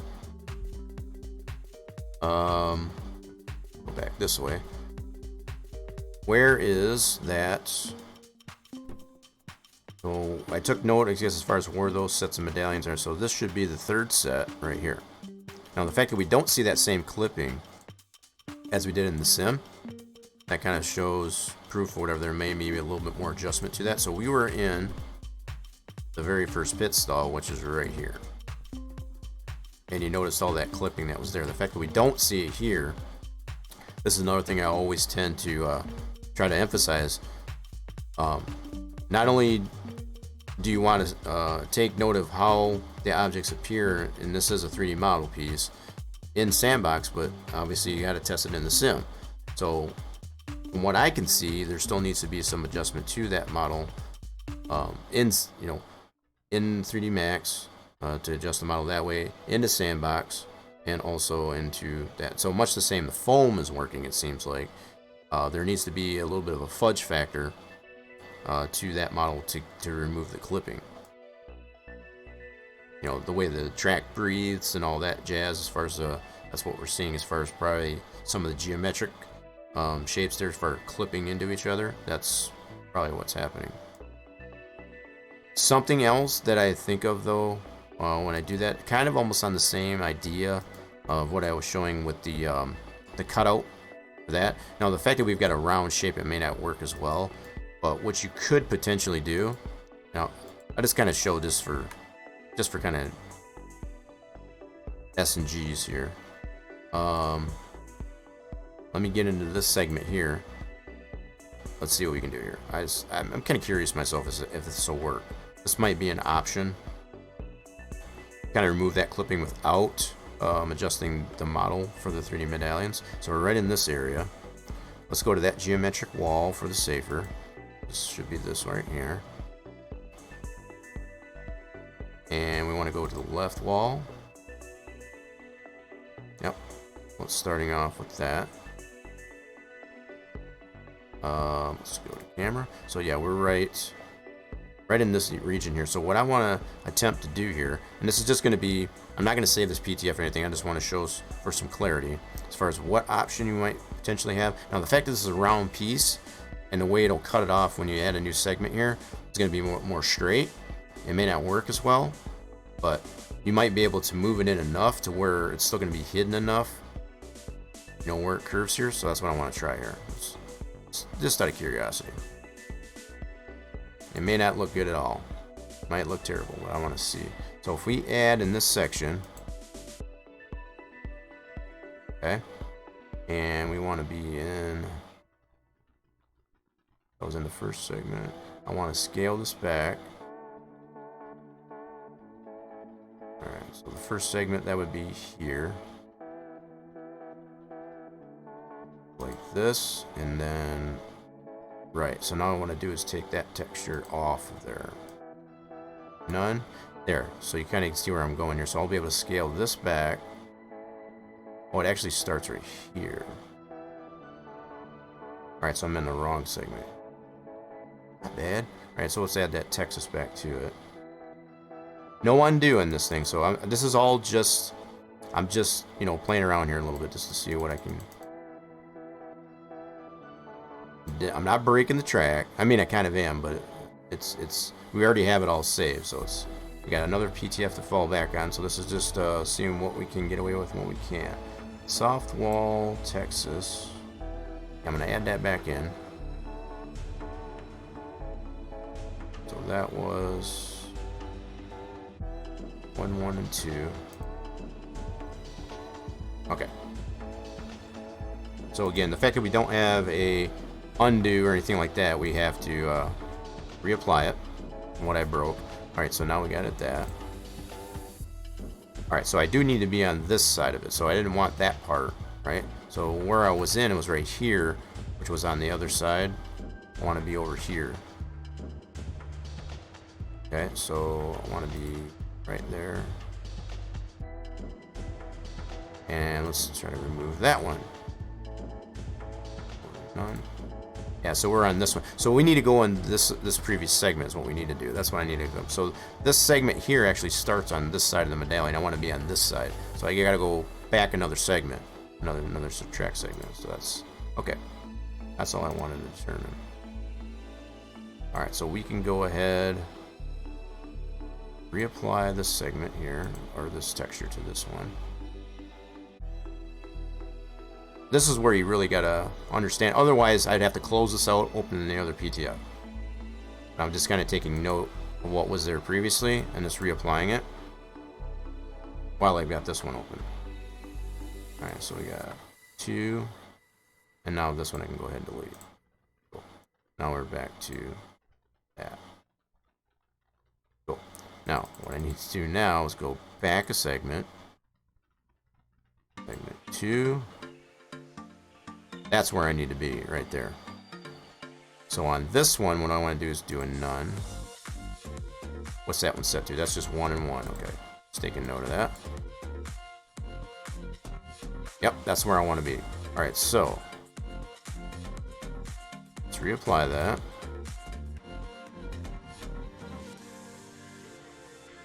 It'll make sense here in just a second. It's black. It's back to 1 and 1. Alright, so now that I know I'm in the right segment here, I'm going to add to this. Like so, and then I'm going to increase that. I'm going to get it as close to this this deal here as I can. So basically all I'm going to be doing is moving this black part as close as I can here. I want to see. So what I'm potentially trying to do here is get that black that's from the geometric wall from clipping into the medallion. That's what, in an effort here, is what I'm trying to accomplish here. But I don't want to reveal, I guess, as far as, you know, because this is round, this is going to be otherwise a straight edge. I want to see how much I can fudge that in there. So as I reapply, actually I don't even need to do that. What am I doing? I need to increase this. That's all I need to do. So let's go 30. Oh, that's too much. Okay. So I need to go back a little bit more. Yep, we need to bring that back. So we need to go to, like, say 28. Oh, a little bit more up. Let's do, so it'd be 29. There we go. So now we're closer. Now we can just kind of inch this in here. So what I'm hoping to potentially do is just get it to the edge of this where it's straight in the medallion, and that'll remove any of that other clipping that we're noticing. That's basically what's happening. What we're seeing in the sim is this geometric wall is clipping into the medallion. So if we can remove it this way, this might be an option, as opposed to adjusting the actual model.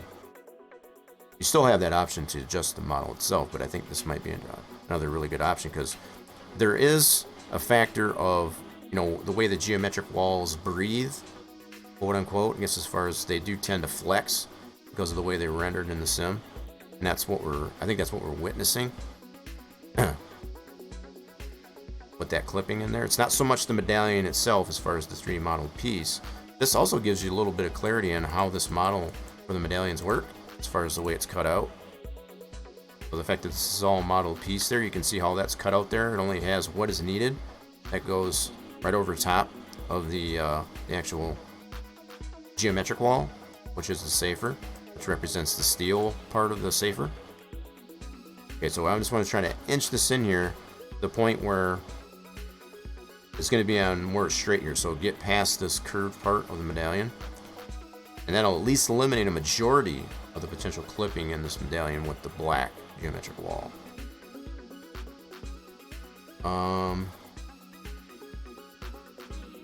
Alright, so how much further we need to go up here? So let's try another ½ meter. That's a little too much. Back it up again. Let's try 2.5. Okay, I can see a little bit of it peeking here. Might be hard to see it, but slow this down. You kind of see that edge of the wall. It's kind of peeking right here. That's what I'm trying to see what I can get away with here by doing it this fashion. So it's got a little bit of a hole right here because of that straight edge of the geometric wall. But I don't see any on the top here. Okay. That may not necessarily be a bad thing. Yeah, see that little bit of a hole right there? Alright. So if I edge this up there, that's the only place that I'm seeing any problem doing it this way. So this is what I want to play around with anyway. So let's go up just a tad more. Let's try 2.8. Yep, so you can see how that moves just a little bit. So I'm just removing a little bit of that. A little bit at a time. Let's try 3.0. Yep, so now we've got it completely closed in. So now, basically, we've got that edge of the wall is just, it's like right about here. Right, so it's only, the geometric wall is only going into the medallion about that much. So it's only getting just slightly past that curved edge of the medallion and coming into the straight. That'll remove the majority of the geometric wall behind the medallion. So possibly just all that clipping that we're seeing. Yeah, the back side too would have to be done, yeah. I'm just doing it on this one side just to kind of show, just to kind of see how well that's going to do it. The back side, actually, in most cases, won't be as much of an issue. But yeah, you can see what Torch was mentioning as far as like need to fill that in. So you'll need to put that texture in there. So if we go this method, You just have to make sure that you've got that on there. This still needs to be corrected on the backside anyway, as far as the way that texture size is and so on. So it's probably even better thing to do. So again, the only point I want to make with doing this, you know, the way you marry these 3D model pieces into the geometric, sometimes you can go back to how you can adjust the geometric to the 3D model piece, and that's all I was trying to show. So this might in itself tend to correct. Now I can go back into that other segment and scoot that up a little bit, much the same way on that side, so we can remove that half of the geometric behind the medallion. So because we still have that little bit on the next segment, next track segment, still behind the medallion, right? So that's what I'll show next. And we're just doing this just to test this theory, right? More than likely probably won't save this. I'm just trying to show what options that you have as far as to, if you're noticing that type of clipping that we are in the sim, how you can correct that. So either, instead of agonizing as far as how you massage the actual 3D model, you might be able to get away with just adjusting the geometric, like just like this. Okay, so let's go back down to this. I'm going to move it back forward to the next segment. Now that should be the start of the next segment, which we saw was over here, right? So I might have more room still in the other segment. Just a second here. I think it was more this way. I might be too far past to be able to. Yeah, I think it is. Yep, I think it is. So let me go back. Talk myself into it. So in this segment here, I think I need to add another segment. Nope. Okay. Go ahead and delete that. Nope. Okay, so I'm right. I was right in the first place. I'll go back forward. So just, again, this is kind of give some clarity. I'm looking at my back here. So where this segment starts, we have, so where I came from was like right over here. And this segment, you can see the medallion right there, kind of, and then the other medallion's right here. So where this segment starts, I should be able to, in this very start of the segment here, I can create a blank here as far as an invisible, so that we can do much the same thing on this side as we did on this side, but only at the start, the head of this segment, as opposed to the tail on this one. All right, let's bring this back up to camera. So in this segment that we're currently in, I want to do, whoop, I gotta go back, that's why. So in this first segment, this first text seg of this segment that I'm in, I need to do none. See where we're at here. Like that. Now what I can do is in this next segment, scale that back. So in this case here, I need to subtract from this. So this value that's here, it's actually pushing it up, whoops, my bad, up to this point. See where it's all hollow here. So I'm gonna bring that back on this text seg that I'm, second text seg. So let's bring it back to say, I'd have to go like 12. Yeah, so that's bringing it back. So I gotta go a lot more, okay. Let's bring it back to say 5. Yeah, see how that's bringing it back. And then I'd be able to reapply, I guess, as far as the texture that actually needs to be there, as far as the Texas, for example, once I get it to where I want it to be.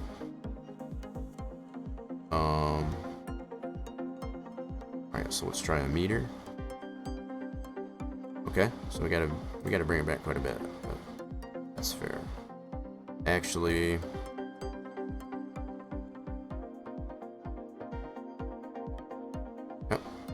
so we're only gonna be like maybe 0.25, possibly. Just taking a look here. So let's do that. 0.25. Yeah, so I'm gonna be able to bring this back enough. So the lowest you can go on these text segs is 0.25. So the fact that that's all we can really come back is that far in between text segs, it's probably not gonna be possible to do it this way. That's what I wanted to come to the conclusion of. So yeah, this is as small as you can go. from one tech seg to a next. Is 0.25. So the fact that this is the result we get when we go that minimum amount that we can go. Or that minimum amount we can go, that's not going to work. So at least you can on the one side, as far as on this tech seg, just not so much on this side. Of this side of the medallion. And that might be enough. That might actually be enough to remove some of that clipping that's in this medallion. Alright, let's see if we can bring this back. So the only thing I did, I think it was 22. I forgot what it was. I'm not going to save this, but I'm just going to see if I can put this back there. I'm going completely by memory. 2275. I'm going to go back down this way. I think that's where it was, though. I kind of took a mental note. That's a little too far. Yep, we got to come back just a little bit more. You can see where it's that segment's starting there. I'll bring that back just a little bit, so I'll do 55. Try something like that. That's nice and tucked in behind there. So again, just trying to show, I guess, as far as how much you can take away some of the clipping off of that. So just by adding that might be enough there. So that's where we want that black to start. Now, this segment that I'm on, let's see here. So go back into here. That's the black. We want to go back to this one. We want Texas in this one. So go softball Texas. Put that back in there.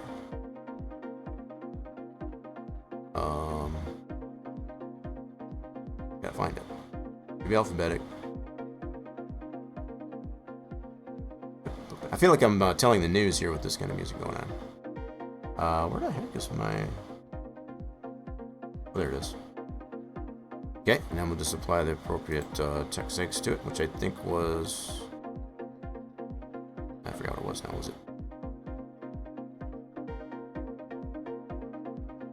Was it 1 and 1 or was it 2? I forgot now. 1 and 1. Yeah, I think that's what it was. So now we got our Texas logo back in there, and I think it was skewed 2.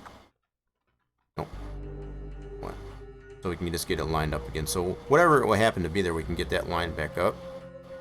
And at least on, you know, that edge that we did there, because as far as we will be able to remove some of that clipping, the way we did there, that might be an option, because as far as do that. The only thing is, like I was showing, you only be able to do it on the one side there, because there's not enough, you can't bring it back far enough to get it, you know, tucked in behind that one as much as you can on this side. But that might be enough to remove some of that clipping of that geometric wall into the medallion. Much the same on this end. Yeah, so I think as this stands right now, we've got... Hold on, let me look at this again. So the black... Might have to add another segment down here. Let me take another look at this. So, we got Texas, which is on this side of the medallion. Then it goes into black, which is, okay, that was on this side. So we would have to add another tech seg here, which we got room to do. Then it goes back into the star, yep. So what we'd have to do is add another segment. Okay, and then apply, yeah, keep it on black. Okay, but we need to get the Texas back. Alright, so we'll pan it out like this so we can see what's going on. And we need to move this up to the other side. So we know it's got to be less. We know it's got to be less than Jean Van. Yeah, so I'm not going to be saving this at all. I'm just trying to show you, I guess, as far as Torch, I guess, as far as what our options are. What's going on there, Jean Van? I thought maybe someone won the jackpot there again. I know Torch has been boozing the bot up there a little bit. So anyway, we need to add, so we know it's got to be less than this value. So we're going to try like 18. Yeah, go 18 on this one. Oh, we almost got the jackpot slots. Yep, get the bot drunk. It works, trust me. Torch will tell you too. You got like 9 jackpots last Saturday. So 18 to 18.25. Yep, so that brings our Texas back. Now we need to see where we're at in comparison on this side of the medallion. Okay. See if we can scale this back now. So the black starts, we know that one starts over here. I almost want to add another segment beyond this just to see where we're at. That's another method you can do. So sometimes when you already got texture applied to it, when you apply a new segment, it's kind of hard to determine as far as where it is, as far as where that segment starts. So sometimes either applying a contrasting texture or just removing the texture will give you an idea where it's at. So yeah, let me do that. Let me go, just remove it. So now I can see where I'm at. This is where that starts, so we want to bump this up a little bit. So we want to go probably like 20. And there. And yeah, I'm going nuts with the slots. Holy crap. What do you calling the bots a lush? That's funny. Alright, so we just need to bump this up to go with 20 meters. That'll bump that up there, so we'll be able to get this tucked in just behind there. So really all we're trying to do, I guess, as far as with everything being said and done here, we're trying to remove the geometric, the majority of the geometric wall from behind this medallion. There it is. That's the maximum jackpot. It took you a little bit.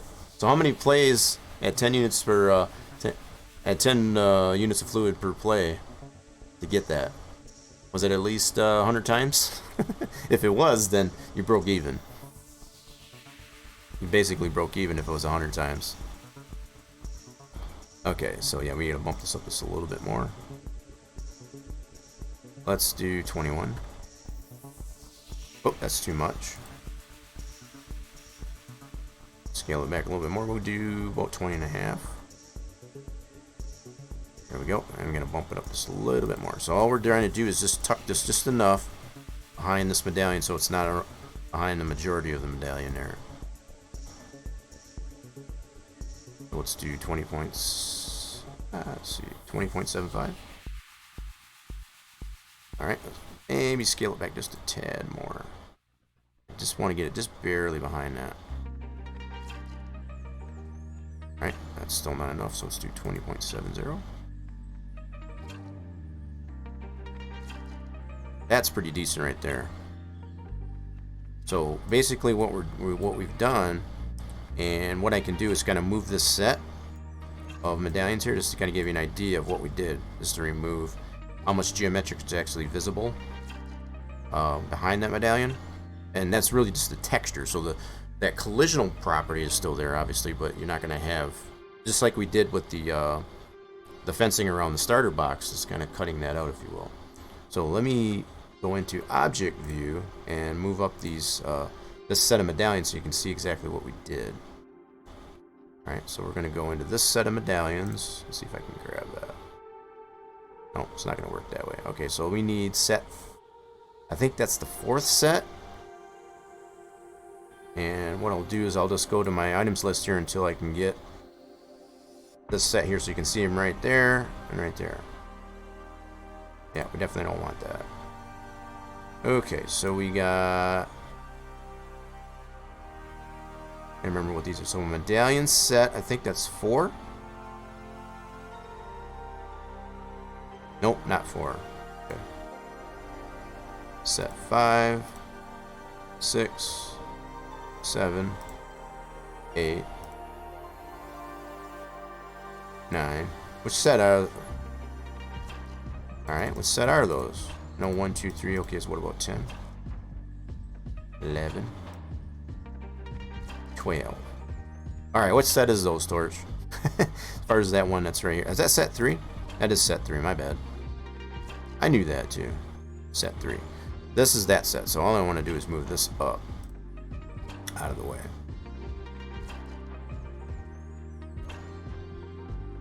The fact that we got that many sets so far. So this set here, all I want to do is just kind of move this up on the Z here a little bit. Just to kind of show you what we did behind that. So you just cut that out. That's all we did. So majority of that geometric wall is no longer behind that. So that might work, I guess, as far as to remove some of that clipping that we're noticing in the sim. Speed that up a little bit. There we go. So that's basically all we did by doing all that. We're removing what is not visible of the geometric behind the medallion, and also potentially that clipping. So that's one way we can potentially do that, as opposed to just continuing to massage the actual model piece itself. That might be a better option to do that. Keeping in mind it's not perfect, because as far as to get a majority of that, but I think that should work pretty well. Yeah, so yeah, this gives you a better view, I guess, as far as how the medallions look too. So these being a 3D modeled piece that kind of gets married to the geometric, and how those blend into that. You would never know that unless I was showing it this way. So that's the difference of what we're looking at here. This is the model piece, the medallions, that get meshed onto the actual geometric, which is this part.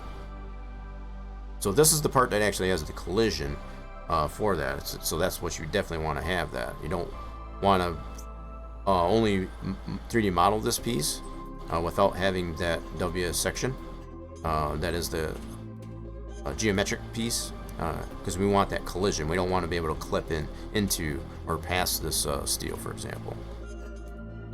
What is represented by as a steel? So this is the whole safer construction here. We got the safer, which is the steel part, the foam,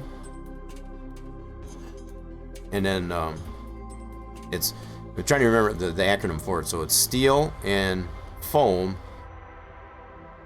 energy reduction. That's basically what it stands for. So steel and foam energy reduction, safer. So that's the steel, foam, and then having this way, what it does is it absorbs all the energy from the car impacting it, as opposed to just hitting the more solid concrete wall. But the concrete wall comes into factor when they apply this system, so that there's more absorption of energy, and it's not as much of a detriment to the driver that impacts that. Very huge safety innovation that has been applied to a lot of the NASCAR tracks, I guess, as far as that goes. And that's not only beneficial to NASCAR, it's also any other racing series that do go to these venues as well. But anyway, that's what it would look like behind the medallions anyway, as far as to remove that. So that could be an option, I guess, as far as for removing that clipping. So I might just go ahead and set this back. Now I know probably the skewing might be a little off. I can probably fix that, as well as the back side, and then save this as a separate PTF. In fact, we'll go ahead and do that. That way we can kind of observe how this is going to affect that clipping in the sim itself that we already observed. So let's put this back to 0. Okay, put it right back where it belongs.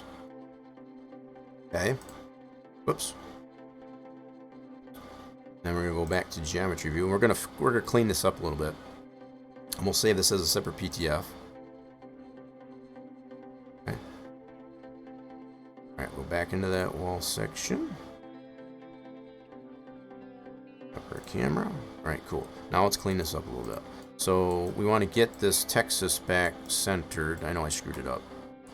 I screwed it up. So we gotta go to the left walls. Yeah, Armco right. Oh wait, this is actually set to apron? That's not right. So that's probably gonna have to be adjusted too. So on this Armco wall, actually set to apron? I didn't realize that. And it should be racing surface. So let's go to types.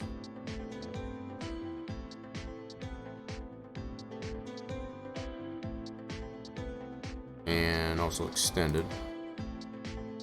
Yeah, that should, I didn't realize that stuff until now. That needs to be, that, yeah, this will need to get changed over to a racing surface. That's something else that'll need to be done. Yeah, so these, we haven't really divulged up to this point. So the fact that these walls here are all apron, these should be considered racing surface. Yeah. Yep. Okay, so we'll have to do that. And then if these inside walls, even though they're modeled, that W section that is in here that gives it that collision property, if these aren't set to apron, They should be. I'm assuming they probably already are. The fact there's no texture on it, you can't really tell. But, yeah. That'll need to get adjusted there, too. Now, that can be done at any time, I guess, as far as to... And you could be very careful with that. Just like I was trying to show earlier. As far as it would be very tempting. Very super duper tempting, I guess, as far as to want to do the copy forward property. You know, that option. You may not want to do that with the outside walls because you've got all those different text segs for different logos that are applied to the wall. If you do a copy forward on any given segment, you're going to screw up the way all your logos are applied to the wall. So it might behoove you, I guess, as far as to go in there and actually apply those independently, like I was showing. Go to each seg, you know, and it doesn't matter what facet you're in. It doesn't matter what text seg you're in or what facet of the wall that you're on. Just as long as you're in that segment, on that W section, just change it over, and that should be fine. But like I said, that can be done at any time. But the fact that it is an apron, it should be racing surface, that does necessarily need to be fixed. I'm not going to worry about it right now, but that's something to keep in mind. Okay, back to this way. So I did notice that as I was in this mode, I noticed it was still on apron. The Armco right should be correct as far as the steel is concerned. Representation of the steel, part of that safer. Learned that lesson a long time ago. Yeah, no copy. Now, it just depends on what do you got going on. If it's definitely all just repeating in pattern without any change, then it's fine, just like I did with the fencing, as I showed earlier. But when you have something that has a pattern, you know, to where you have different types of logos and different text tags, you know, that copy forward or back for that case or whatever, you can definitely screw some stuff up if you're not careful. You just want to keep that in mind. But as far as changing these over to a racing surface, all you got to do is make sure that you're on that particular. So like for this wall that I'm on here, you just have to unlock it, change it. You don't have, it doesn't matter what facet you're on or what text seg you're in. Just change that over to racing surface, and then, you know, do them one at a time. Just don't be tempted to use the copy forward. I guess that's the only takeaway. But I'll save that for another time. What all I want to do right now is just get this Texas realigned up between our medallions here. I'm gonna clean this up, make it look pretty again. Alright, so on the left walls, I need to skew this a little bit more that way. So I kind of ruined a majority of Torch's nice work here. So it looks like it was on 2. Okay. So that's nice and centered between the medallions. Now we need to get the back side as well as the top of that wall appropriately. So the back side of the wall is still hollow. Like right here. We need to fill that in. Okay, so let's do that. Get him drunk! Yep. That's the way it works. Alright, so now just to get my bearing straight here, we're on the Texas part. Need to get this here. I think that's going to be in the previous segment. Yeah. Yep, that's going to be in there. So I got to go to the previous segment to fill that in. We'll be on 1, we'll go back, and then go to this. Yep, so we got the one that's none.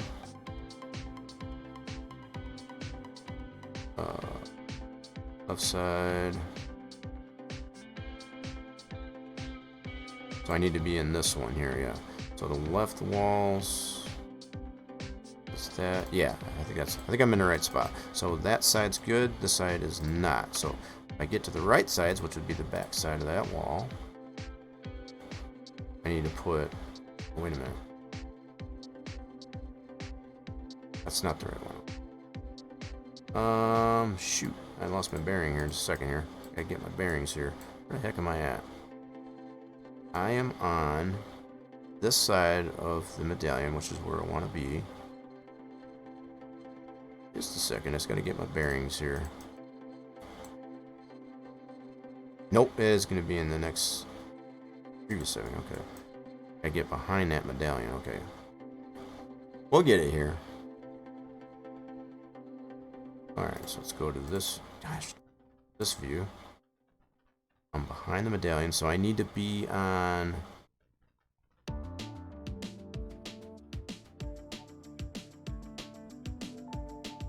I need to be on that tech seg 3. That's what I need to be on. Okay. Okay. I think I got it. That should be the last segment on the tail of this track segment. Okay. Soft wall, soft wall. This one does not have it, so we need to put soft wall on this. On the back side, yep. Like so. There we go. Now we're gonna go back. 1 and 1. Okay, so we'll write that. No, so I think this is. I think I already pointed this out there. I think this is the wrong. Should probably look at that texture really quick to see. Because this definitely doesn't seem like it looks the same. You know, the way this is here. I think this is the old softwall texture, is it not? In comparison to this side.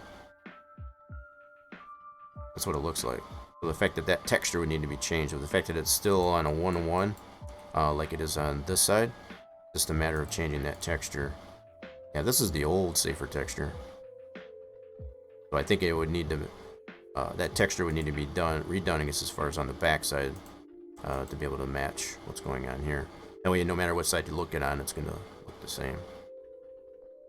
In comparison, I guess, to the logos on this side and only the color on this side. Anyway, yeah, so we got that there in the back of this medallion. Now, where else have we got? I think that's it. Nope, we should be good. That is all we should need to do. That's all. The rest of that's all filled in. Good lanes.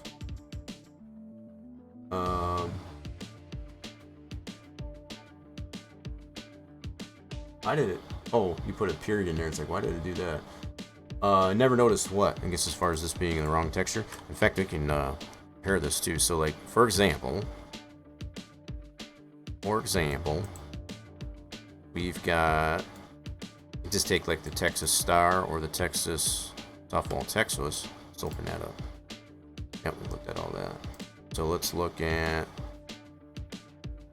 soft wall. This is the back of the wall. This is the texture being used for that. That's the old texture. That's, yeah, see, it doesn't have all the welds and all that good stuff in it. It's just the lines. And our new texture, well, what is the new texture? Let's take soft wall black. Actually, we'll use this. Where's the star? I mean, a little bit more clear. Let's see. Stripe. Wait, where did that go? Stripe, stripe. There should be a star. Where's that star at?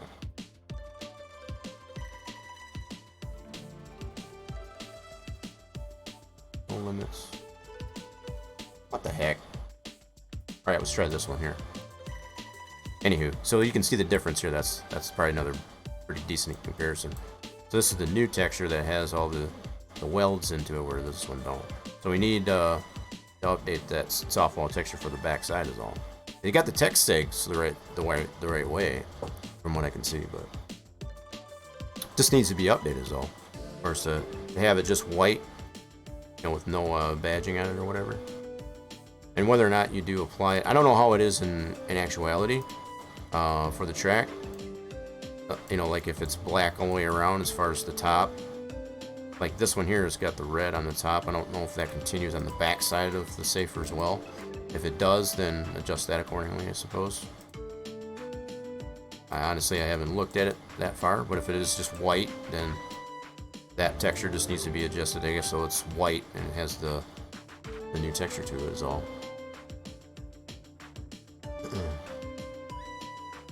71 on that one. That's a pretty decent shot. Should be feeling really good now. Alright, I think I cleaned this up well enough. Got that recentered in there. Fix the back side. Alright, so I'll save this as a new PTF. Yet another new PTF, and we'll observe how that affects. It should affect that pretty positively, I guess, as far as we shouldn't see any clipping on these two here, as we did previously there. That's the whole idea. So let's go ahead and save this as a new PTF. Okay, new file, save as. And I'm going to do this one too. I'm going to just... I don't know how I want to name this. I want to do just outer safer turn 1. Yeah, I think that's what we'll do. We'll do outer safer turn 1. And I'll try to abbreviate where I can, just to kind of make it not so long. Alright, so that way I know what's kind of going on with that one on my end. And I'll leave my signature on it as well. Save that one. Now we'll have to bring that PTF over to our game track directory as well. So basically overwrite what we already previously moved over. So that one is this one right here. Cool. Alright, so let's get that moved over. I'll keep this off screen, I guess, for a moment though. You kind of know what's going on there, I guess, as far as between that's just that busy work of getting things moved over.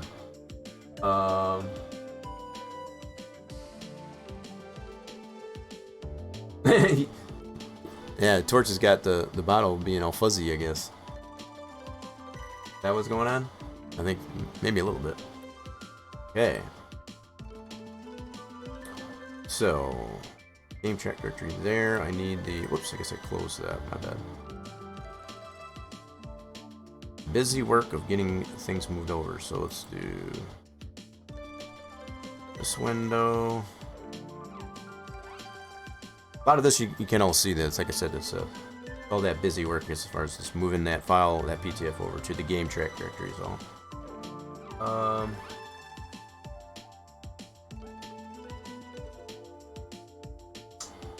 Alright, purchase folder. Boom.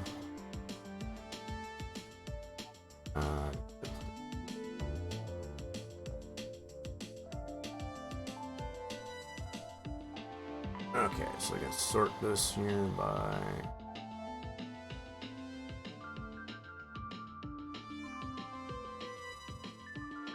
date.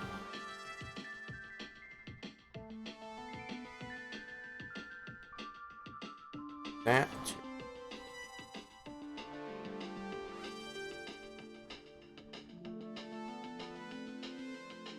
So we've already confirmed that our PTF that we saved previous to this one did load the track, with the exception, I guess, that what we've now adjusted. We really don't need any of these other PTFs that we have in here now. We have all those PTFs in our track edit directory. So these other two backups that I had. Oh. Paste over this new one. That, and then we just got to rename it.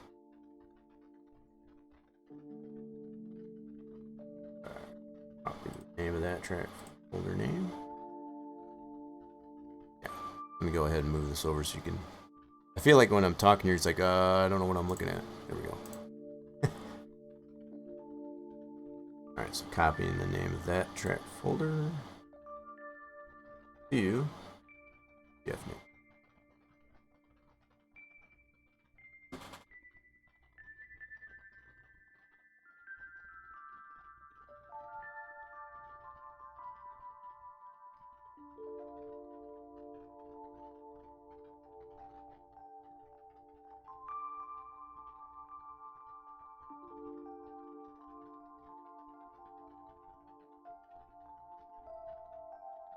Okay, so if I did that right, that should load in the game. If it doesn't, my name can. So that's our new PTF in our track folder, or game track directory. Now I'm just gonna read this here. That back to medium and oh wait, name. that back. Yeah, let's go back into the sim. And we'll see if we notice any clipping on. Now, if we did, if this works the way I'm thinking it will, as far as, you know, to kind of make that hole in the geometric wall, we shouldn't see that clipping. We shouldn't see that black coming through the medallion.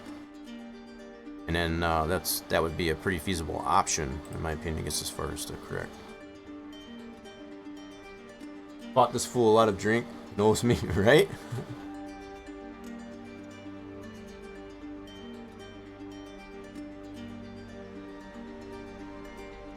What was that? What that emo? Oh, was that one of farming guys? Is that what that one is there, you asshole? Alright, so here we go. We're gonna load this one up. Go to testing mode. Let's see. Cross the fingers. Cross the finger. I need to get that one into ballerina modes too, I think. So let's see if we can do this. Right. X. It's kind of a long name too. I think that's right. There we go. Cross the fingers. Oh, his dog emote. Nice. Cross the fingers. Alright. Reticulating. And boom, it does load. Sweet. So let's go to drive.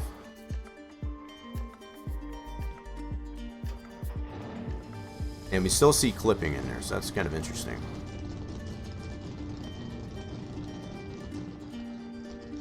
It's just on that very edge. It might be kind of hard to see there. I don't have the wheel over here, otherwise I'd go ahead and drive up there. But it's just on that very edge that I wasn't able to get that. So it may very well not be an option, I guess, as far as that goes, because it's still clipping on that very edge. Let me go ahead and get the wheel kind of moved over here real quickly. Here, just give me a second, and we'll kind of navigate over there. Just a moment. I'll mute the mic here.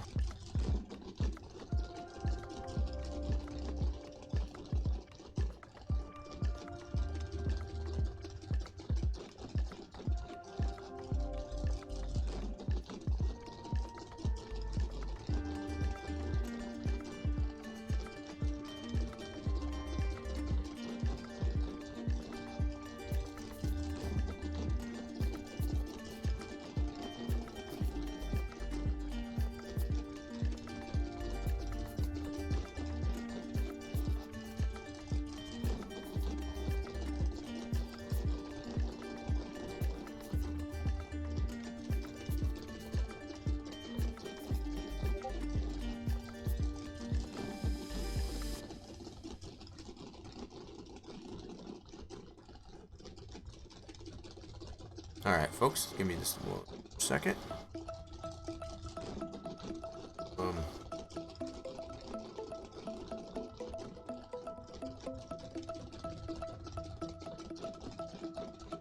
You know what? I just realized I did not tweet out, I guess, as far as that we were live today. My bad.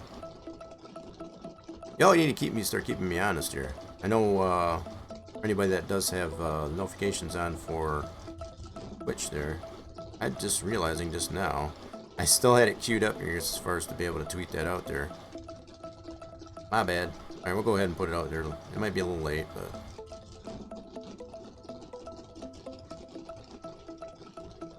we're gonna do some racing here, so maybe I want to get some more folks in here that might want to enjoy that. Alright. Twerks. Lots being stingy today. Nope, you had enough. You had enough. Alright, so I think I got enough of this over here. Let's do this. Yeah, so I do somewhat kind of rely, I guess, on the bot to... the one in Discord, at least, anyway, to put the automatic notifications out there, but also, I don't know how many, maybe y'all can give me some insight. How many of y'all leave the notifications on for the Twitch notifications, as far as to get the email or what have you? I know there's, depending on which ones, I got so many that I follow. There's some of them I do turn the notifications off, so that's kind of like that. Otherwise, I'd be getting, you know, tons and tons, I guess, of notifications, I guess, as far as for this person and that person going live. So, yeah, that's, so I guess again, for lack of a better way to put it, I guess I get kind of lazy with putting the tweet out, because that's more or less a manual approach to it. So I usually will set up, you know, the tweet to go out there. I'll put it in a draft, and I had it in queue, and I was just kind of loosely going through some of my notifications there, my Twitter and all that stuff, and I just noticed I didn't send out the tweet prior to start a stream, so my bad. I think I did that for Breakfast Wednesday too. Oh, you tweeted out? See, you shouldn't have to do that. That's the thing. That's my job. But I appreciate that. So I did put the tweet that I meant to put out in the first place. It is out there, even though it is a little bit late. Maybe a little bit late than ever, right? Let's see. I leave Twitch notes on for those that want to watch. Well, okay, that's fair. I guess that's the clarification I was looking for. Like I said, I know for me, because I'm following so many, I'd have buku notifications, I guess, as far as like that, as far as those that I like to watch. So I tend to kind of turn them on and off, I guess, as far as, you know, just to kind of minimize them a little bit, I guess, if that makes sense. And sometimes I forget to turn them back on. So sometimes I miss streams when that happens. So the fact that you have that option on the Twitch to be able to turn those on or off might be a bad thing. So well, we're going to here in a second here. So what I want to do here first is take a look at this one, because I can still see clipping from here. Now I got the wheel over here. Hit the pace car! Hit the pace car! Hit the pace car! What for? Because you hit every other damn thing out there, I want you to be perfect. That's why. Oh man, I love that movie. So yeah, we don't see it as much from this distance. Back it up here. I did notice it from the pits. So may not be as much of an issue, I guess, as far as that. Alright. But I think that's a valid option, I guess, as far as to eliminate some of the geometric wall, I guess, behind the medallion, at least anyway. It's definitely not bad at all. Sun's kind of a little bit in the ice, but I can back it up here. So this is the last set. This is the third set of medallions that has been redone. I think for the most part it's pretty good. I think applying it that way, I think it's a really feasible option for that. We do get some clipping on here. I noticed that too from a distance. And these haven't been redone yet. I want to make that clear. These medallions in the infield haven't been redone. This is all modeled out here, so you can definitely see a lot more clipping in here that can definitely be corrected. See the clipping on the very edge. Very minimal, but it's there. Now you're going to be able to get it. It's got very minimal. See that little bit of clipping on the edge of that medallion? Yep.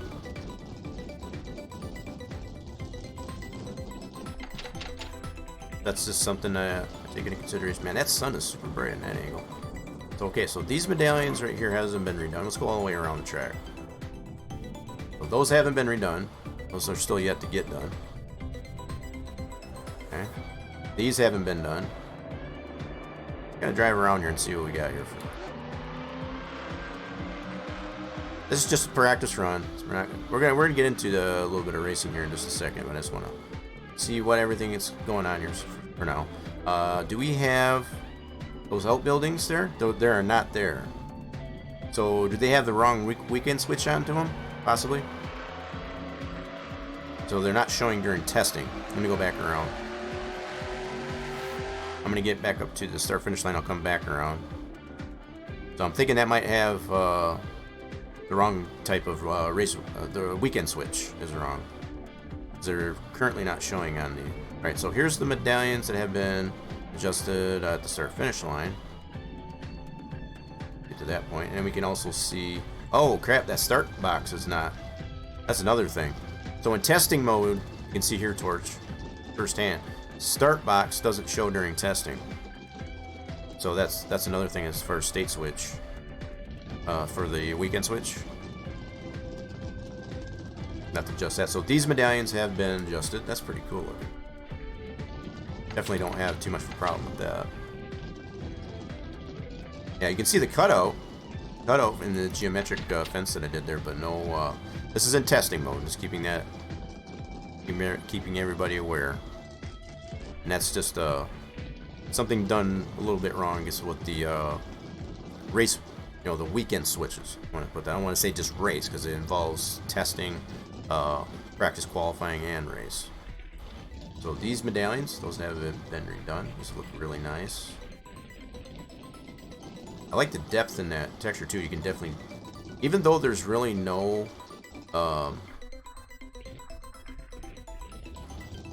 there's no normal map or anything like that, and then you get a sense of the way that texture is, that it has those welds actually in the safer.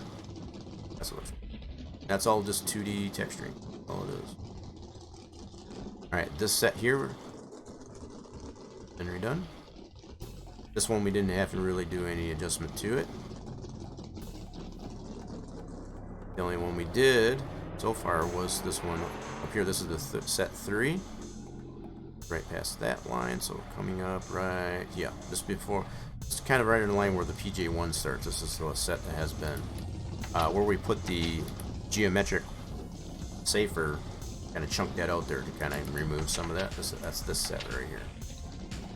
Yeah, over back to that. So, yeah, the only thing that I'm seeing that would need to be corrected here so far is that weekend switch for those new items, as far as those outbuildings in the back stretch and the start stand.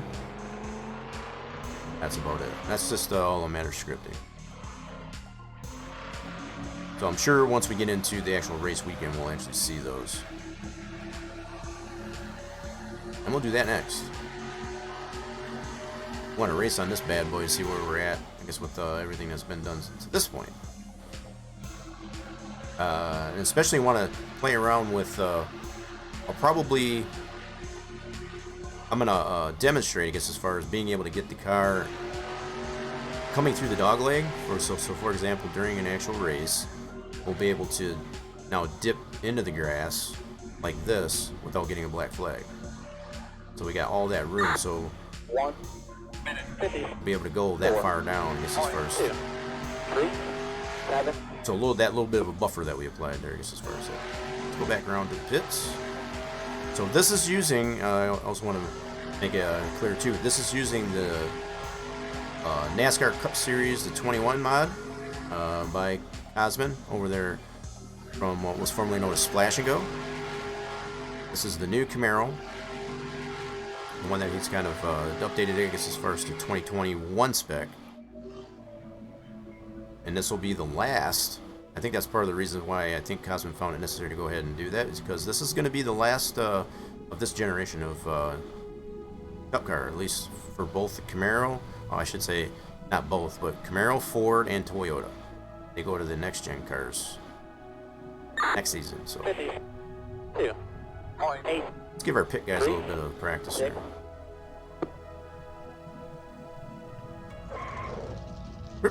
Got a little deep in there. Come on, we need less than 15. I think I've made this point too. The fact that they're going to the one lug pattern, I guess, on the Okay, go. not bad. Could be better. Usually try to stay under 15 seconds, but we'll take it. It's good practice. So the next gen cars are going to be using one lug section there, but I think, if I'm not mistaken too, one of the other things is they're going to be using a pneumatic type of air jack system where the whole car gets raised at once, so kind of like Formula One. I don't know if that's 100% being implemented. I don't know if they're still going to use the standard Jackman with the 5-lug pattern, or if they're going entirely to that, but I think that is definitely something I guess they're considering. And that's going to be freaking crazy. These pit stops are we think they're fast now. They're going to be ridiculously fast. Keep using whiskey. We don't have that here. Just a drink. Torch is trying everything he can, though. I guess you got to get that doggone bot, I guess, to... Okay. So, let's go ahead into race mode. I'm going to go ahead and turn some things off here. Alright, let's see. Let's do this. We'll turn that off for now. And also, I think for the most part the track is in pretty good shape. Yeah, I hope you all would agree. Turn that one off. Okay, cool. Let's get. We got it. So like I said, some of the badging I did replace. On yeah, so some that may have, I still got some of the green in here. That's still the NASCAR or the Monster Energy type stuff. But I did take the liberty, I guess, as far as changing out the Monster stuff. So that's been 2 seasons now. I haven't even had a title sponsor. It's just been NASCAR Cup Series. So I did change a lot of that. But also to get this this 21 mod, I guess, as far as to update that Camaro, freaking cool. Very you know, slight modification, I guess, to like the nose and even the back end of the Camaro, but I think it justifies it. All right, so let's get out of this. We're gonna go into race menu, and let's do a little bit of racing here. So single race. And what I'm expecting to see, I guess, as far as with the way this these 2 new models, the start box, the starter stand, and those outer buildings on the back stretcher, those should be populated.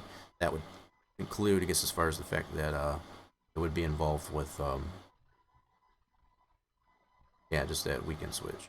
So we got, I don't know what kind of cars are in this one. I did grab, I think he said, Cosman had mentioned, I guess there are some cars in here that are from Stunad, as far as representative of the 21 season, which would be this last season that they finished up. So yeah, we'll take a look and see. Load this up. So I know I've been using, for the most part, testing this one using the Winston, the 2003 Winston Cup mod by Splash and Go. This is a really nice mod too. It's very detailed.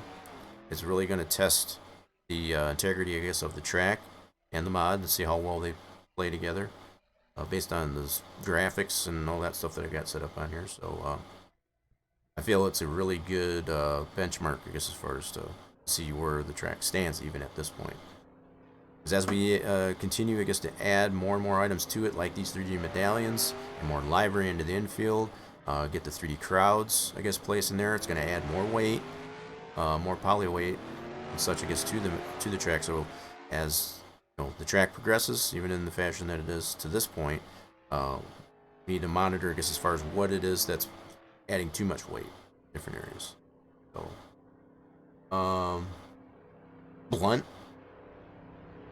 Yeah, and I guess if I'm being blunt, it's okay.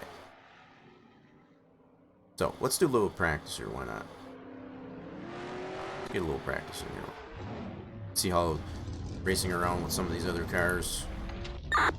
Hit road speed 45. Need to amend that for 25 on the second gear. Clear to the wall. See, we already fixed all that. Clear, As far as all clear, go hard. set those spotter cues, I guess, as far as for entering and exiting pits. Well, that was already been done in the previous stream. This guy really wants to get going here behind me. Alright. Well, these are supposedly representative of the 2021 season, these cars that we're racing with. So we got the 41 here of okay. So I don't know any of these drivers, so I'll just be fair on that. But it should give it a little change of pace from what we've been seeing with the 2003 Cup mod by Splash and Go as well. Some of the LPs definitely need to be adjusted yet. As far as they tend to slow down quite a bit in the dog leg, a little too much for comfort. So somewhere along the line, that pit line, as far as right there, it's that should be the max pace line, pit line. That needs to be adjusted. They're a little too close to that inside wall. So just little minor details like that, minor adjustments. And this really looks. This thing's just looking good. 3.4. I'm observing, I guess, as far as where the frame rates are at, I guess, with a certain amount of number of cars. So we got more cars populating in onto the track.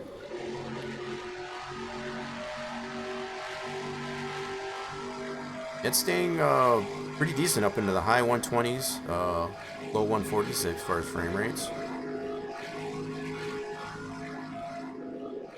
Not bad for a race session. Well, for a practice in a race weekend, at least, anyway. 32. I'm just taking it real easy around here, so I'm letting some of the cars get around me as far as they potentially want to pass me or anything like that. I want to see how the track is going to respond. Especially with this mod. It's the first time I've raced with this mod.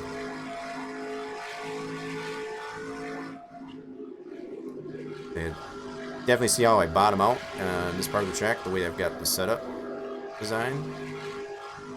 Need a little bit stiffer spring. About all. I got a really bouncy suspension I guess on this car. This is going to take advantage of a high-speed corner. Putting a tighter spring on it does, you know, tighter spring, taller spring, whatever like that definitely makes it tighter. But I want to get as much speed as I can out of this corner. But it's a hard balance the way this track is designed now there we go. It's a really hard balance with the setup to such less banking that we've got on this end in comparison to the other end. That should be, what's his name? Clear. Who drives the 48? One inside. Bowman. Okay. I know Jimmy wasn't anymore. You know, he retired. Clear. NASCAR at least anyway. One inside. I'm trying to get some of these cars going past me. Who's 62? That used to be 33.32. Forget who that used to be. Trying to, man, there's so many new drivers I guess in this series.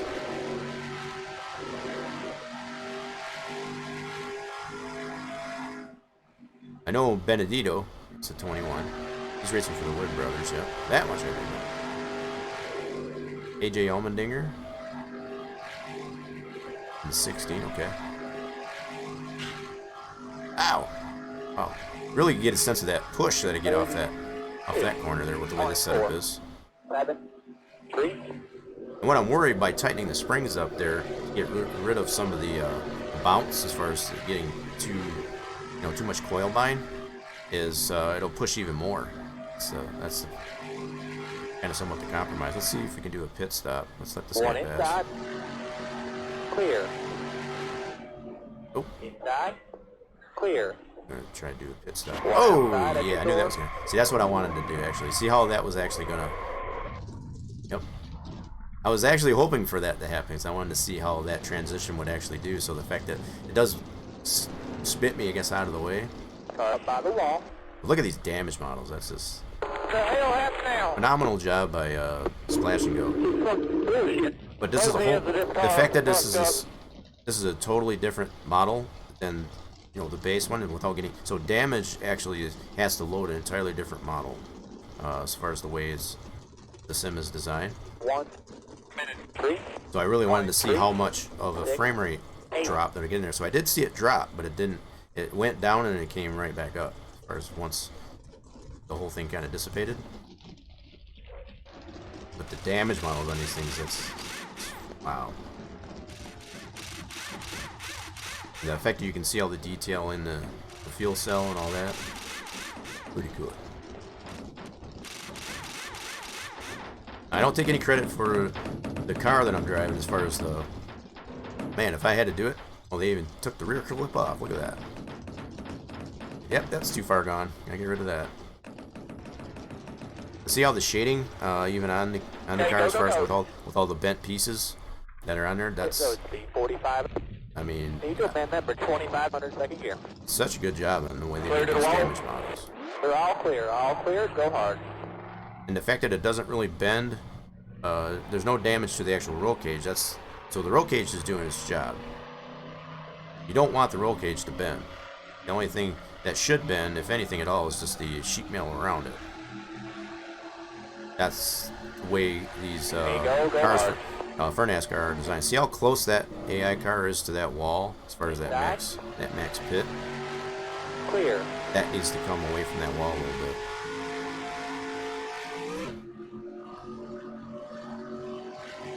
Alright, we're going to be getting here in a race in just a second. I'm just testing it out in this mode just to kind of see.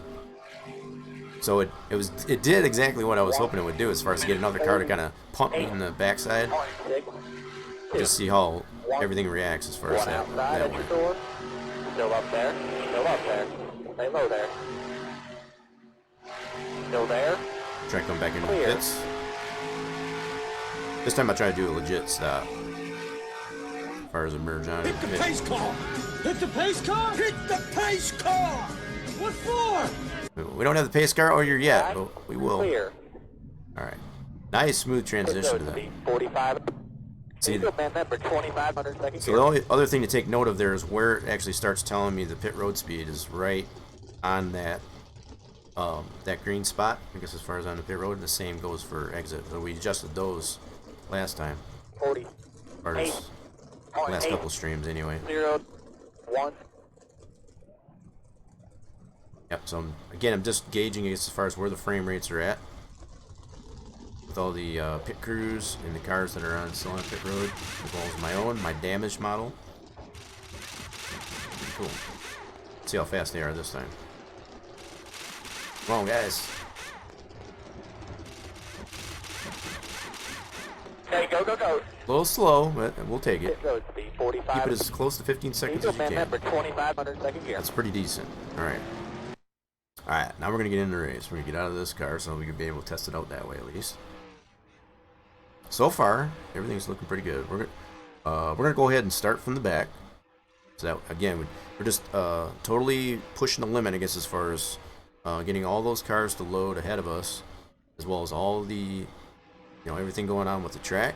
We want to see where the frame rate's at. We should potentially see, like we have been, same as we have been, and right around 60, 70 frames. All those cars, and as we take the spread out, those frames should expand. That's what we would expect to see. So that's all right. Drivers, But I do want to try to during this race session is I want to test that whole concept of being able to get into the grass on the front stretch on the dog leg and not get a black flag. As long as that does exist there, then we've fixed that issue. Yeah, so right as I expected, we're in the high 60s, low 70s. It kind of fluctuates. That's pretty normal as far as running in the back like this. As far as you got to consider all the levels of detail for each of these individual cars that are ahead of me. Now, as opposed to starting in the front, I'd have a lot higher frame rate there because there's not as much to load as far as the other cars anyway. That's one of the reasons why I chose this to start from the back.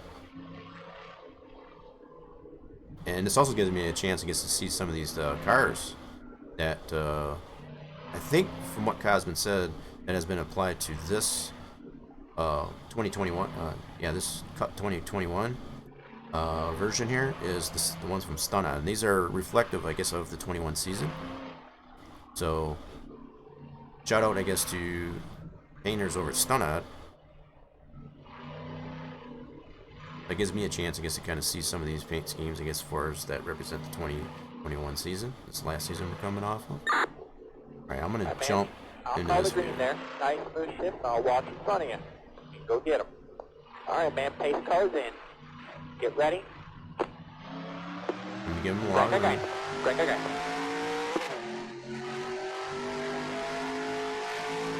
Hopefully we don't get caution. Yeah, see, they slow way up, I guess, in that part. Hence the reason that LP would need to get adjusted just a little bit. That more or less be the race LP. We created that initial LP, I guess, as far as just to get some sense of how the car's going to respond, but just to get rid of that little burp there in the dog leg, you have to redo that LP. Just giving them a lot of room. Just hanging back here and see where our frames are at. So they slow up way so much. 4.9. That's what we need to get corrected as far as in that race LP as well. That's not driver error. I mean, it was a little bit of driver error, but the fact that they slowed up way too much. Yeah, so we're staying mid to high 80s. Oh crap! They're all over the racetrack in turn 3. Yeah, they are. Better than me. So we don't have any cautions on, so we're just gonna keep going. They'll figure it out on their own. Yep, I kept cautions off. 30. 6.2. So even with that damage that we saw there as far as that accident, you can the frames didn't tank. That's, again, kudos to Stunod and as well as just the construct of the track. Didn't see a huge tank of frames.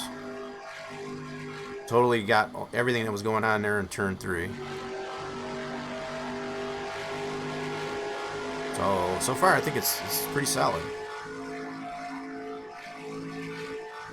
Yeah, we do see the starter stand. That's probably a fair mention. So in race weekend, just as I was expecting, we should see those buildings up in the backstretch here too. Yep. So we're kind of doing a little touring as we drive around here.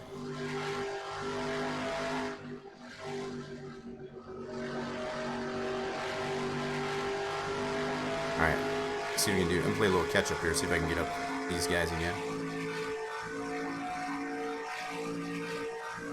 Gonna wind this thing up. Yeah, so I'm not noticing as much clipping, at least at high speed or up close, I guess, with that, what we fixed in that third set of the medallion. So I really honestly think that's going to be a really feasible option, I guess, if we do witness any of that for any of the other medallions onto the geometric wall.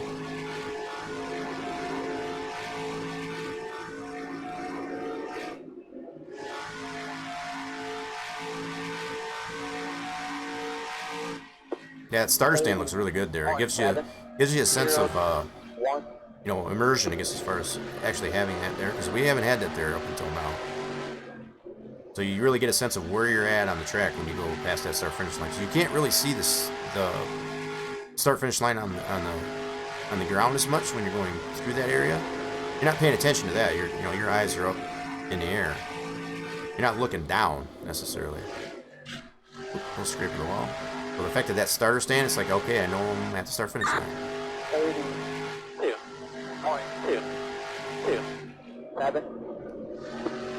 What I didn't observe, I guess, as far as coming on the initial start there, I didn't look at, you know, what the flagman was doing, as far as if he was clipping into the start box or not, or whether or not he's too close to the edge. You know, if the animation of the actual start flagger is clipping through the start box, whether or not that's happening.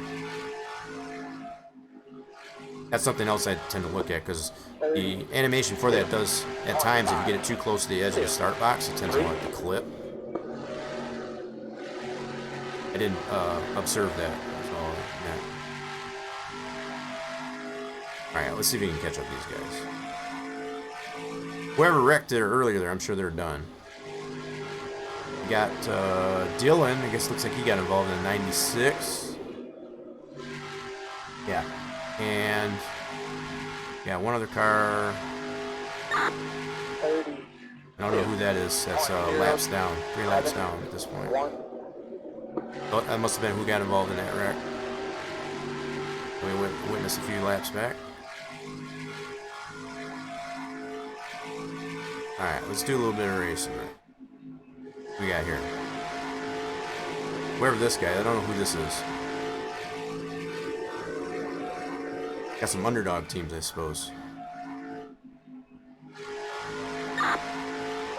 Oh god, slow it down way too much. Holy crap. 2, 3, 1 outside at your See the door. cowl flaps, I guess, deploying as they're designed. Cool. No caution, so. Man, they slowed up way. They slowed way up to it. Yeah, so that's something else I think I want to focus on. Maybe by next stream there, we'll take a look at redoing that race LP. To kind of get rid of that slowing down so much in the dog leg.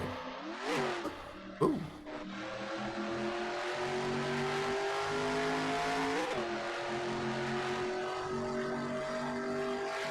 Yeah, I could have totally avoided that if they didn't slow up quite so much. So. Oh yeah, all the leaders coming up on me now. Still there. Clear. 1 outside at your door. Come on, Goslowski. Still there. They're high. 50. What? What's the matter, chicken? 2.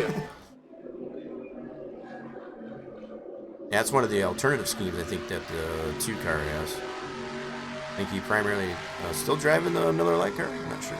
Yeah, I need to cut the grass. Yep. Thanks for reminding me. You try to cut the grass here. Let's go do that. bottoming out here. Ooh, pushing. Let's see if we can cut the grass. 5 to go. 30. See, no black flag that time. 5, 6, 9. That's just adding that little bit of buffer that we did there. So if I go further, I should definitely. So it said 5 to go. I'm gonna try it again there. I'm gonna go a little deeper. And whether it does or not, that won't be any foul. So if it does, it does. If it don't, that's fine too. But we definitely wanted to get rid of that problem as we had previously. Oh, 1 inside. gonna cut through here. Crap. Clear. Outside. Clear high. 33. Alright. 0.4. I like having that asphalt grip there.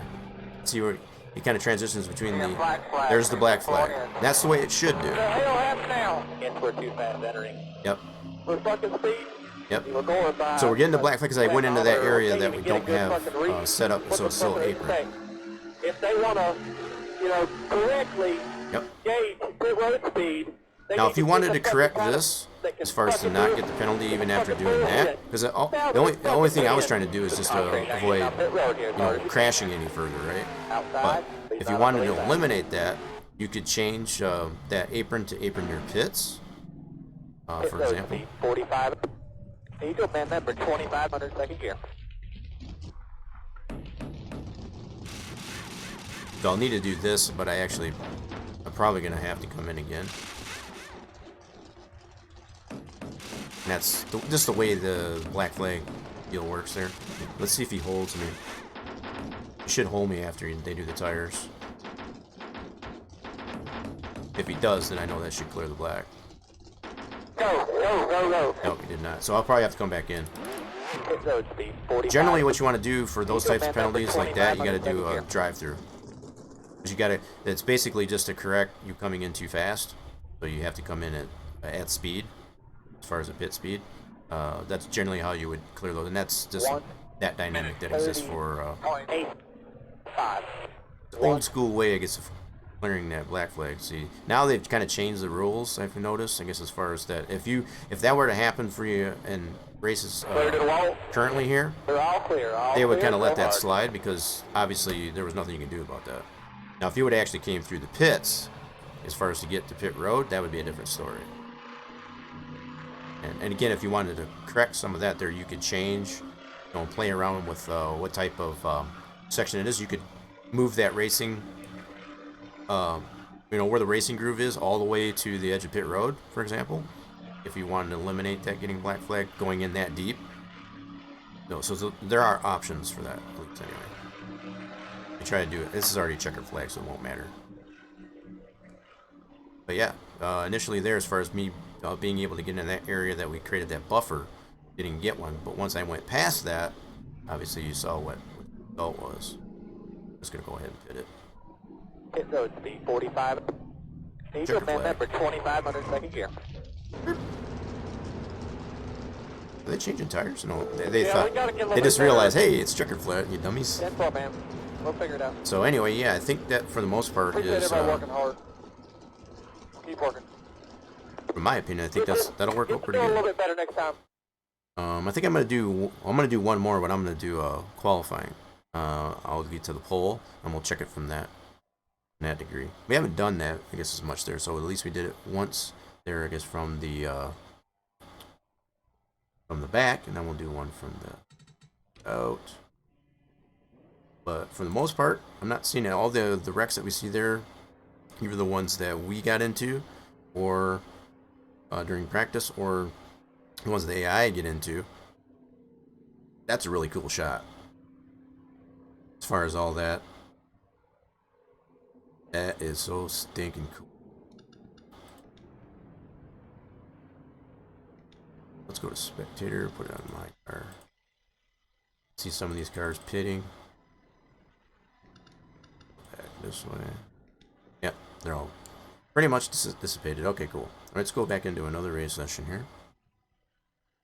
Let's try it from the front, and then we'll do that same thing as far as trying to cut the grass and go with that. But what you did, kind of what gives you a guide to where that line is roughly where the edge of that, and maybe a little bit more than that, I guess, as far as that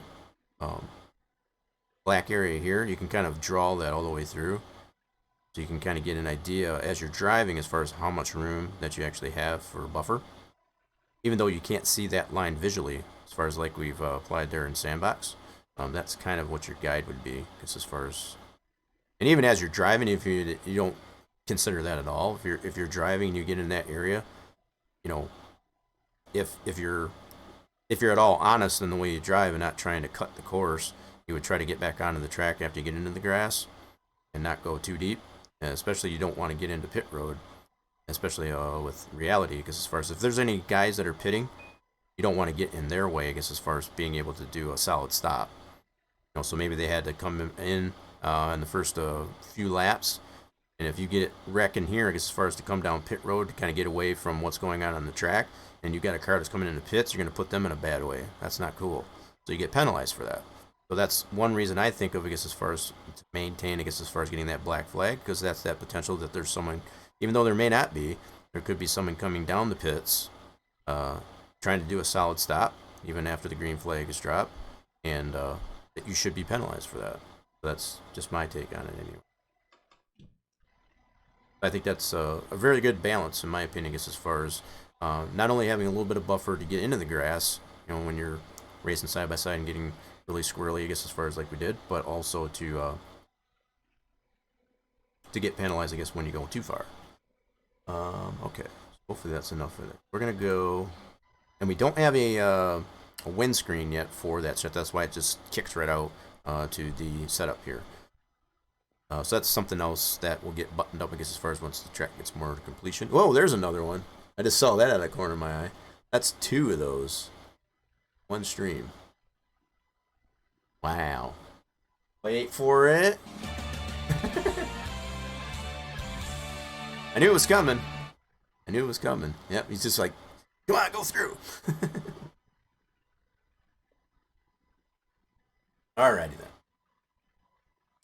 Yep, so that's 2 of those main jackpots. 2,000 units of fluid Torch has been able to get there. So we're going to start up another session here. We're going to do a qualifying run. And wherever I get, whatever I get is what I get. If I get to the front, fine. If not, then we'll just start where we start. And wow. Okay, so let's go straight to qualifying. I always like to wait for the spotter to say. Drivers, to your cars. So as opposed to just going right into qualifying and hitting qualify, I like to hear him. That way I know the track is fully loaded. That's just that's the way I've always been, I guess, about that. I just wait for the announcer, I guess, to say, get to your car. Alright. And that's just the default sound. I haven't changed that at all. That's the original Papyrus sound effect, I guess, for that, for the qualifying session. Yeah, so I'm going to consider that good, I guess, as far as what we applied for removing the, that chunk of the geometric wall on the safer, so that third set of medallions. I think that's a feasible option. That's what I would look into first, Torch, as opposed to adjusting the models themselves. If you ever run into that. So if we test these, moving forward, as we test these, if we see any clipping to that, that would be an option to look at first. Alright, here we go. Here's the flagger. I don't see him clipping into the start box. That's good. Oh man, I got in here way too hot. Way too hot. Alright, so this first lap's gonna suck. Kind of my throwaway lap. Get all the speed we can out of this corner. Whoa, whoa, whoa, out of the shape. Trying to compensate for the push. Keep digging now. Go get him. White flag. Alright, now this one's counts. This one's gonna count. For all the marbles. 1, 8, 5. Yeah, that's much better corner. Much better corner. Stay right in that PG1.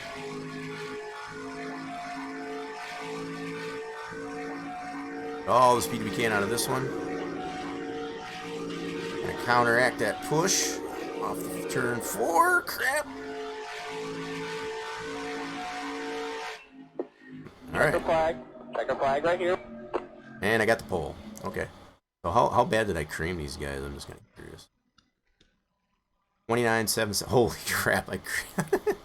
So this set of cars that we've got there, and like I said, I think from what Cosmin has mentioned, these are from the Stunot. So I don't know if these are rated at all. But that's the result there as far as like that. So really, I think the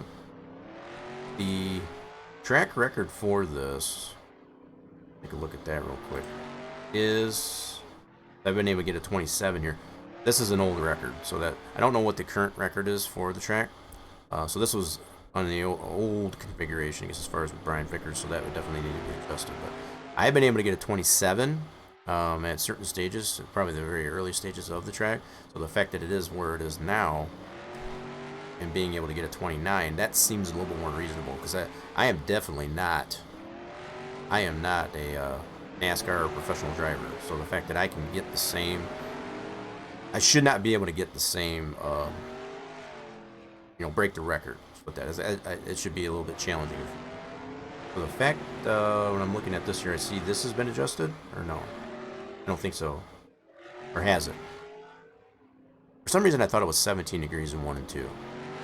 Maybe that's Kentucky, I'm thinking. What's the yes to? This has all been updated? So other than the track record, this shouldn't be current, right? This Brian Vickers, this was done like back in 2007? Something like that? Brian Vickers doesn't even have been driven, I guess, as far as in NASCAR for a while. So it is 20? Okay. I might be thinking of Kentucky when I say that, I guess, as far as I think it's 17. And they got it the other way around. So 3 and 4 is lower than 1 and 2. But it's complete flip-flop at Kentucky, which is interesting. And that's another SMI track, too. SMI bought that track, I think, in 2017?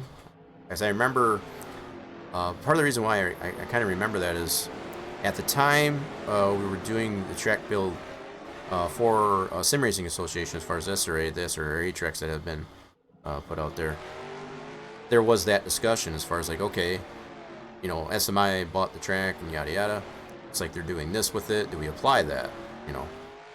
And I honestly don't remember at this point. I'd have to go back and look at that Kentucky build if we actually did that or not. That's been a while. It's been a good 4 years, I guess, since that. I'm just kind of letting happy hour kind of run out here. I'm getting myself prepped to start this race, I guess, at the pole. I did kind of cream these guys, though. That's not a bad lap, though. That's a pretty reasonable lap for the setup that I got on it. I want to say, I think the actual track record, and Torch, you can feel free to correct me if I'm wrong. I think it's right around mid-28s. So that would be about right, I guess, for me, as far as being about a second off. Because like I said, I am not at all a professional NASCAR driver, as much the same as these some of these other guys. So to be about a second or so off, I guess, from the actual record, that'd probably be about right. Oh, they didn't race it this year? As far as in the... What do you mean they didn't race it this year? As far as... at Texas? What did I miss? What didn't they race this year? That's what I'm... Alright, so what are they getting here in happy hour? So they're still about the same time. You got Custer, that's who's driving 41, okay. He drives in Truck Series too, I think, if I'm not mistaken.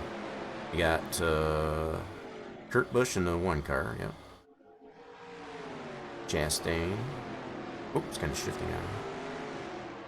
Oh, they didn't race at Kentucky. Oh, okay.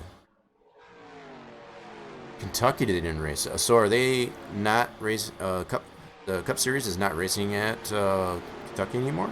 Is that the deal? I know there are some tracks that are being considered no longer having a date as far as bringing their attendance up and such like that. I remember reading something about that. Wow. That sucks for Kentucky. They did quite a bit, I guess, to change that track, to get it better. So hopefully that doesn't become one of those tracks like Rockingham, where it just kind of falls to the wayside. It's pretty sad. The fact that the yeah, as I mentioned, Rockingham here, they still use the facility. There's plenty of other racing groups and car groups or whatever. They still use that facility. They rent it out to maybe do car shows and stuff like that. But the fact that the facility isn't going to the wayside, that's really good to see, because in comparison to other tracks like North Wilkesboro, that is totally going to the crapper.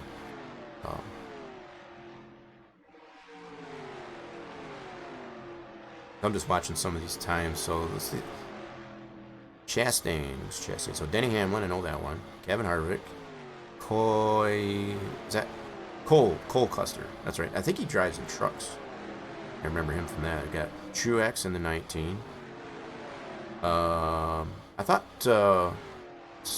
wasn't it someone else I thought drove the 19? I thought Michael McDowell. Bubba. Good old Bubba. I don't know who this is. I was racing with this guy back there to 52. Bilicki? I don't know who that is. Of course, Joey Logano. Gregson, 62. I think Brandon Gaughan used to drive the 62 for a while there. Stenhouse Jr. Is that Randy LaJoie's kid? They're related to Randy LaJoie? Eric Jones. Okay. He was driving the 77 last year. One of the years.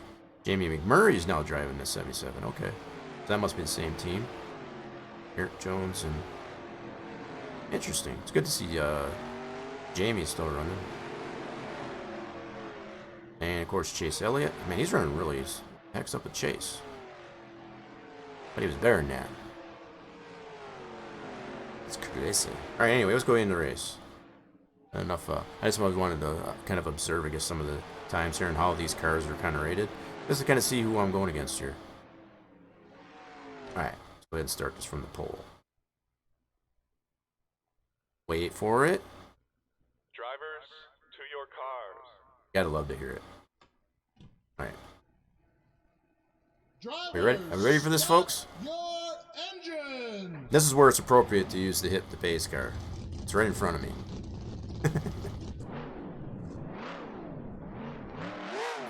Even more so now. Man, I got a really tall first gear. That thing does not want to get going. It's like you gotta push it.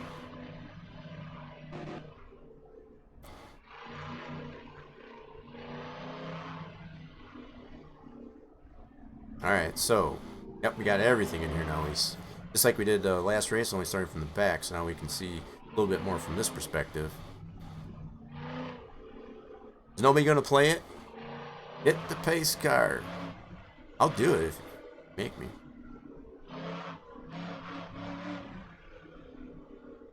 Pretty cool pace car, too. Dodge Charger. Dodge Challenger. Yep. Challenger. Yeah, the fact that they removed the collision from that was for good reason. I think I've explained that before as to why Papyrus did remove the collision from the pace car, because if and when you did run into the pace car, it could potentially wreck the whole field. And in a server, that was bad. That was bad. Alright, man. I'll call the green there. Nice smooth shift. I'll watch in front of you. Alright, so from here, watch this. Alright, man. Pace Restart. car's in. Get ready. Right in that zone. Cool. Yep, so that flagger doesn't seem to clip through the start box. That's pretty cool. Oh god. Oh god. Oh god. Oh god. Right.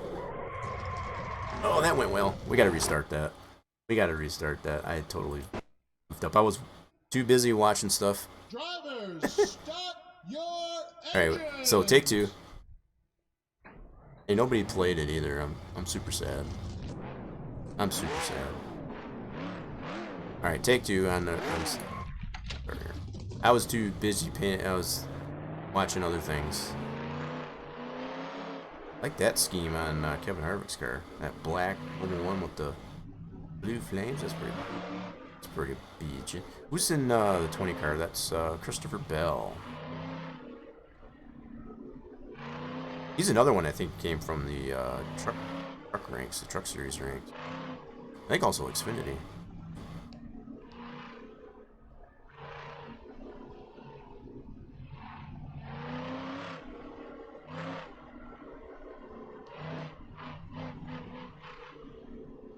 So not much more changed, I guess, with the interior of this model of the Camaro. Mostly onto the exterior as far as the nose and a little bit on the rear clip. Kind of a little bit of clarity. Really nice mod though. The fact that the previous scheme that I had on the Monster Energy 19 Cup mod, that seemed to transition over to it pretty nicely. Very little adjustment. Alright, man. Practically no adjustment. There. Nice smooth shit. Alright, here we go. Watch in front of you. Go get them. Alright, man. Pace car's in. Serious face on.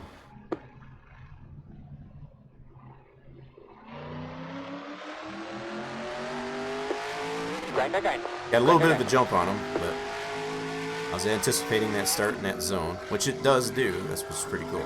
Green flag doesn't drop until you get into that zone.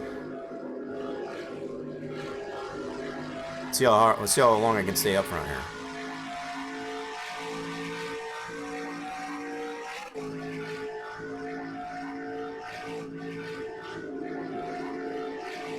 I don't want to wear my tires out too fast, and I know I did that a time or two before. I'm gonna go a little bit easy on my tires. Don't wear them out so they can catch up to me. 32.05. 3. I got a lot of feel good in this setup here as far as like I could go for at least 2 or 3 laps, like bat out of hell, and then tires just go to shit.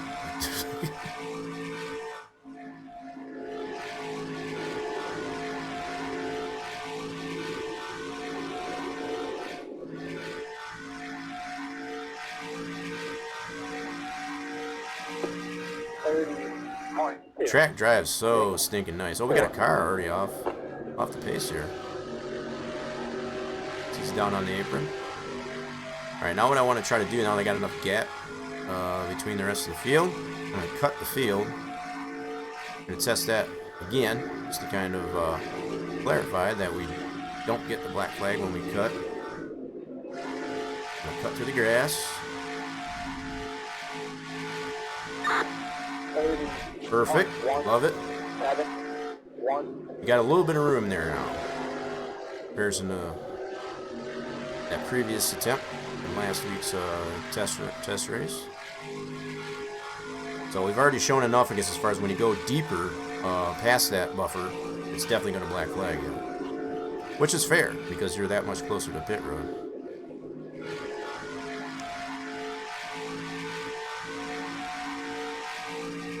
Plus, you shouldn't be able to cut the field that much, as going in that deep. Any deeper than that, anyway. Yep, see, now my tires are already crap. I wore them out too much. I gotta really take it easy on it. It wants to push in every corner now. Oh my god, it's pushing so bad. Stay off the wall, crap. Oh, shoot. Man, that was close.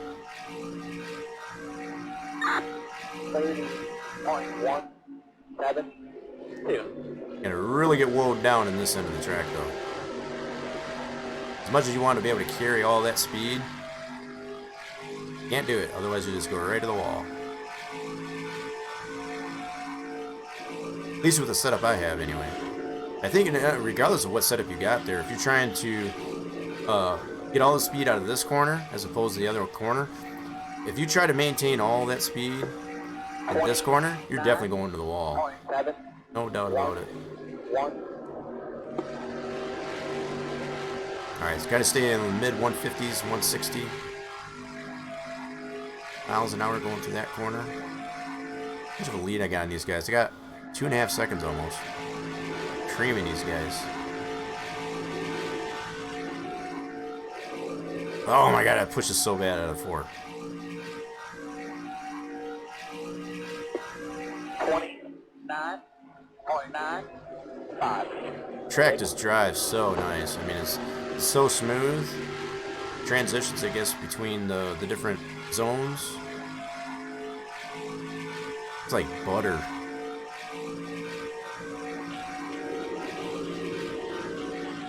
Scrape it out so bad on here. Oh my god, that push. May not seem like it. Holy crap, am I counter cranking on the wheel, I guess, as far as to alleviate the push. 4.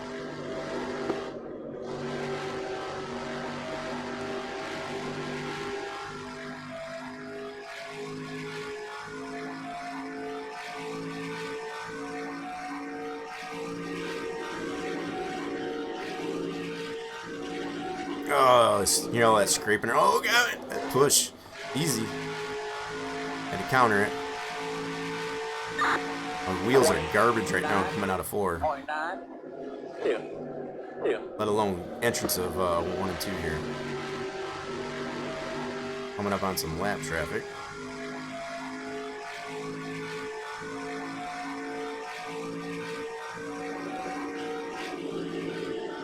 Scrape! Real good for the underbody.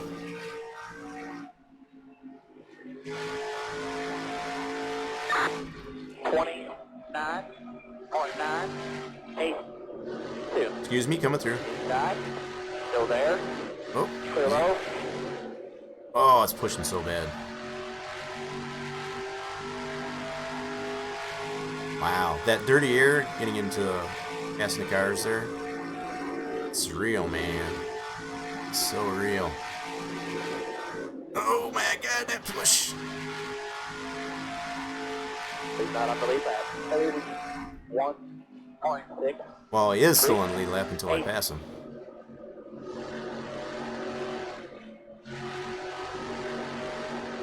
Come on, Slowpoke. Holding me up here. Thank you. Thank you, coming through. Say hi. Set your door. Clear. There we go. Good thinking. Don't push the issue. 5 to go. 31.2. 3, 5. See how many cars I can lap.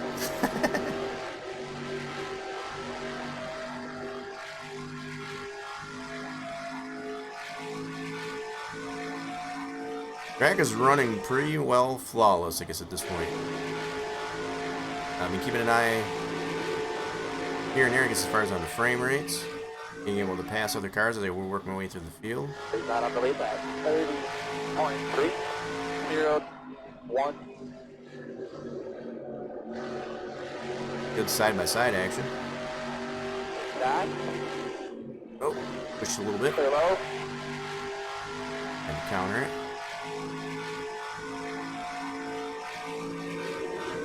Yeah, see, if it wasn't so much those, the AI slowing down so much in the dog leg, it would be a much tighter interval. I wouldn't be creaming them as bad as I am.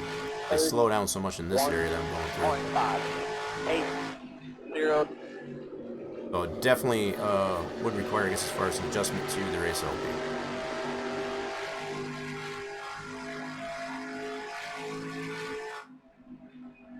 Man, big wad of cars right here.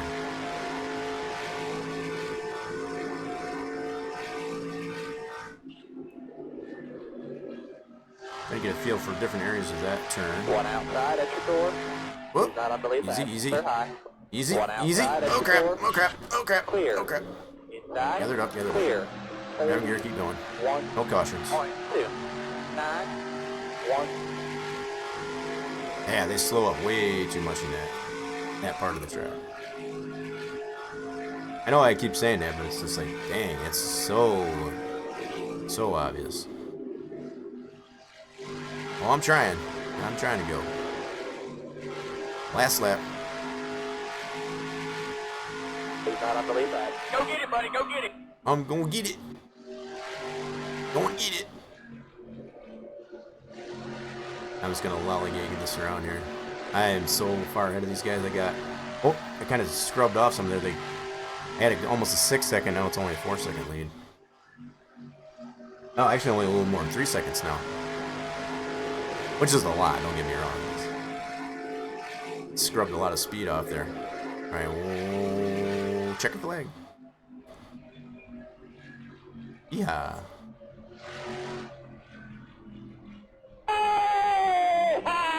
That's awesome!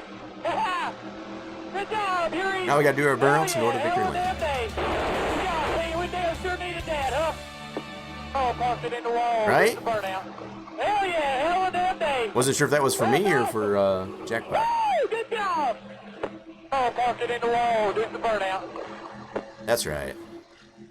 I think Jones there was trying to give me a love tap. That's his first congratulatory car bump. Yeah, we gotta do some burnouts. Appreciate everybody's hard work, man. That's a good effort. Yeah, I got a little bit of clipping there, so I noticed a little bit there. Split second. So yeah, I think that'll be anywhere we're noticing clipping. Let's spin this back around here real quick. Notice a little bit of clipping on this ground. Yep, just that little bit. Not a lot. Yeah.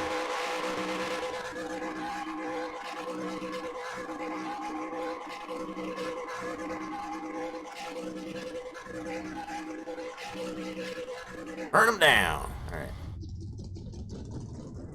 Have fun with that. I'm gonna go to victory lane. Give the fans something to see anyway. The fact that we do have victory lane access right over here.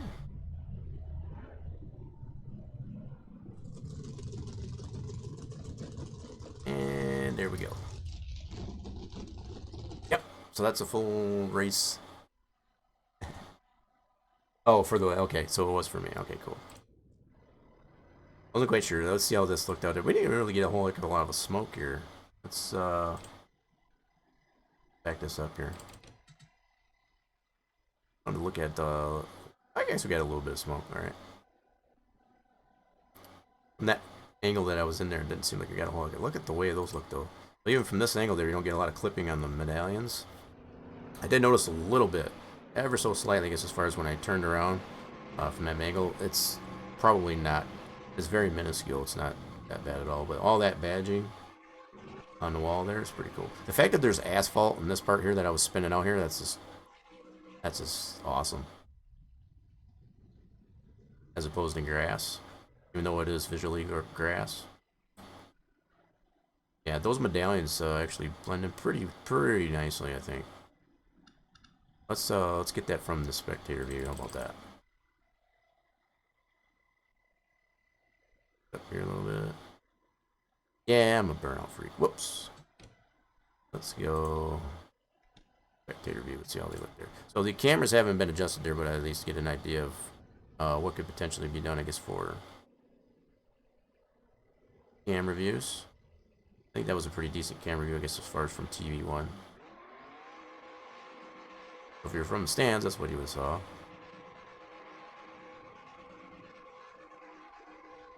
Yeah, I like that the asphalt is in that area.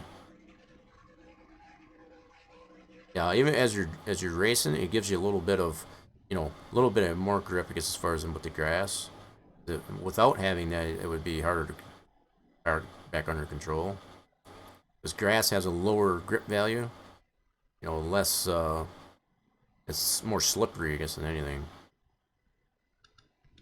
Well, having that there, that's pretty cool. Got this angle, cool. This still needs to be redone, obviously. That was fun. That was pretty cool. I'm pretty satisfied, I guess, as far as what the other track has turned out so far. I guess as far as that goes. So,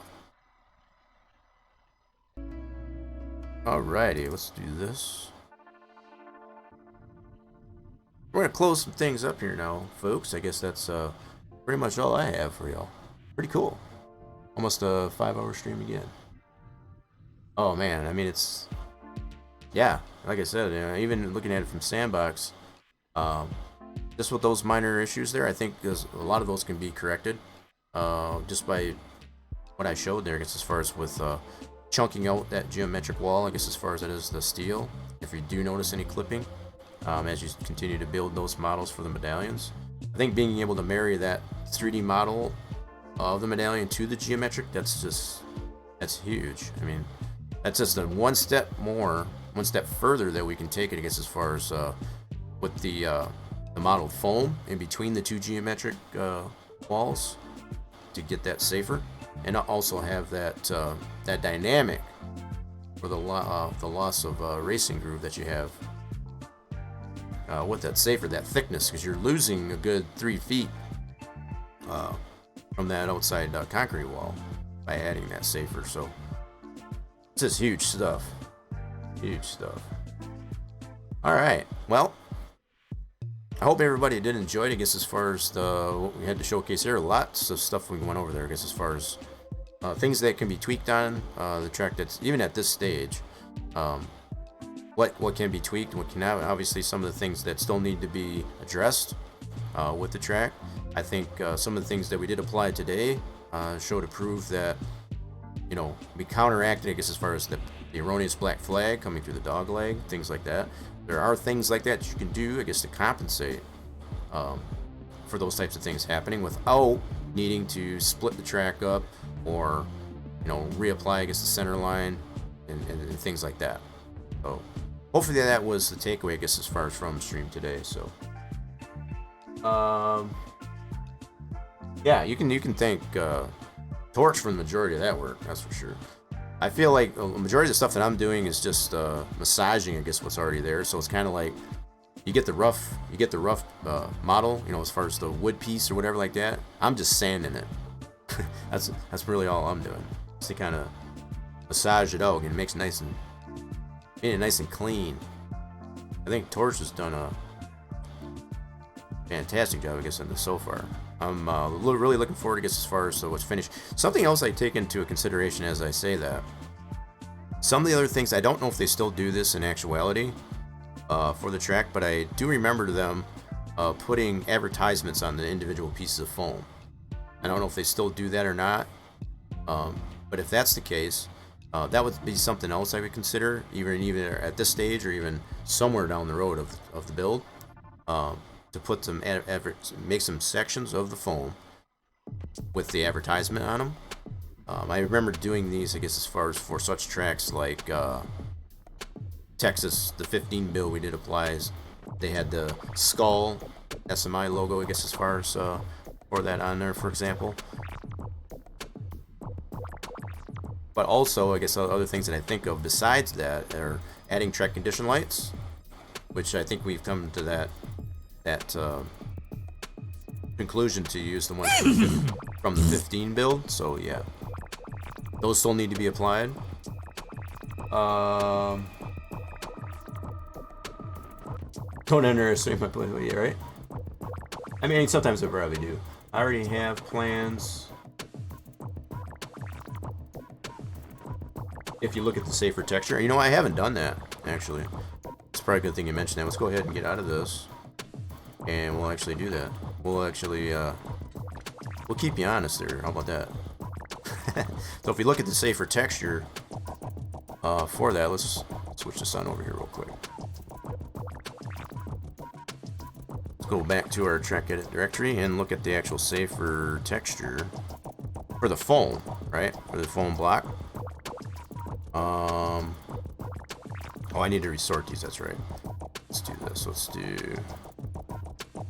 details. Resort this back to date. Name. Sort that back to medium. So that would be, what do we got this named as? That should be, so all these different sections of foam. We got these styro outers. Has its own individual foam, which is the styro block. So let's take a look at that. Oh, I still got one map 2 open. That's right. We've already shown that. Obviously, as I already showed, the back side of that safer would need to be changed, which is not that big of a deal, but just to make that look nice and neater, nice and cleaner. Basically be like this wall here without the stripe in it. Okay, we've already seen the starter stand and how that looks. And this new texture for the outer extra pieces. And what else is going to be applied to that texture? Let's open up safer block, so we'll go to that folder. Styro block. Oops. Oops, if I use that there. Okay, cool. Let's slide this over. I gotta move some stuff here real quick. Alright, there we go. Alright, so we got styro block. This will be the last thing we'll look at here, just to see what Torch has got going on with the styro block. So there we go. Look at that. Check that out. So I'm assuming for the most part what you're using right now is this section. As far as for the sides, this would obviously be the top.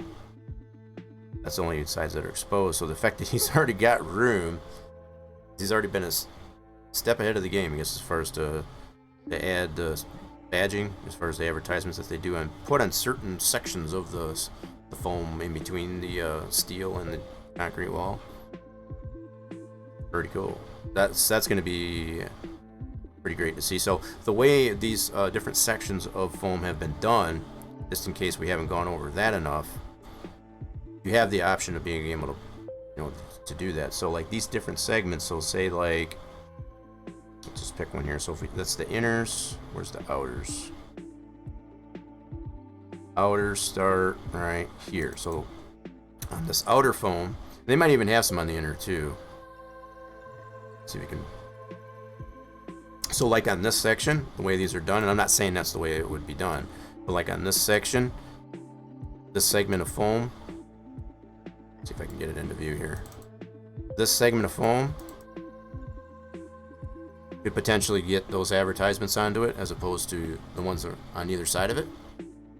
That would be the option, or to be able to break this segment down into one chunk that'll have advertisements, so some of it will and some of it won't. So you could, from here, you can go like an outer 1B. And I'm just using this one as an example. I'm not saying there's any advertisements on this one, but if there were, you could break that down further to say like Styro Outer B, and then chunked out what would have the advertisement on there.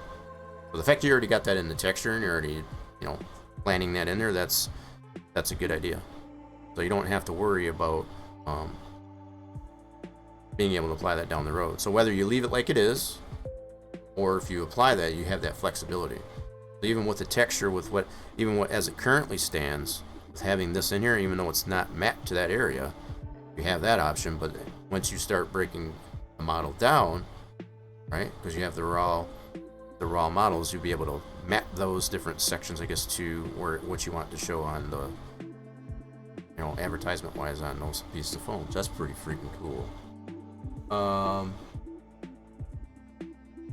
Yeah, so definitely to plan ahead. That's probably the takeaway from that. If you're considering as far as to do that, how would you necessarily apply that? So the fact that you took that into consideration prior to, this is part of the process of creating that foam, and leaving that room to be able to do so, that's smart thinking. Because otherwise, if you were to place it's a lot of work just to place these foam, let alone, I guess, these medallions that we've been going over. That's kind of child's play, I guess, in a way, in comparison to the foam. The foam is such a strenuous and drawn-out process, I guess, as far as to get those. Once you get those in place, if you don't take such things like that into consideration prior to doing that, you're just making more work for yourself. To the point where if you didn't factor that in, much like Torch has done, you would run into the problem of having to totally redo the foam all over again, because things would get mapped incorrectly, for example. So pretty cool. Anywho, that's been a lot of information. I think it's super cool, I guess, as far as that we've got as much going on with this thing. Track is just running great, and it runs really super cool, I guess, as far as with this latest NASCAR Cup Series 21 mod, I guess, as far as by Cosmin. It's kind of under the radar. So if you haven't necessarily seen it in the Inner 2003 community channels, like Inner 2003 fans, from what I understand, Cosmin's kind of keeping it a little bit on the low down. It's like, if you want it, here it is, but he's not basically gonna, because there's really no website anymore for Splash and Go, for example. He's focusing more on the iRacing stuff, not as much that, but I think he's still trying to stay within the realms, I guess, of Inner 2003, much the same way as we are, as far as myself, Torch, and even Racer James, and those of the like. So when you have these little bits of ambition, I guess, to be able to create new content that you've already had done in the past, you still want to be able to keep those close at hand. So I think that's why he's done this. So the fact that he had the models, and it was very easy fix, very easy adjustment, I guess, to that Camaro model. Wasn't a total redo, I guess, of it, like the new models will be once they start the 22 season. So I think it was a pretty nice little early Christmas gift as far as that. I don't know if he's necessarily considering as far as to put it out there publicly or not, but I'm just kind of giving him a little bit of shout out as far as anybody involved, all the guys involved over at Splash and Go. I appreciate them still considering this as far as creating content, I guess, for 2003.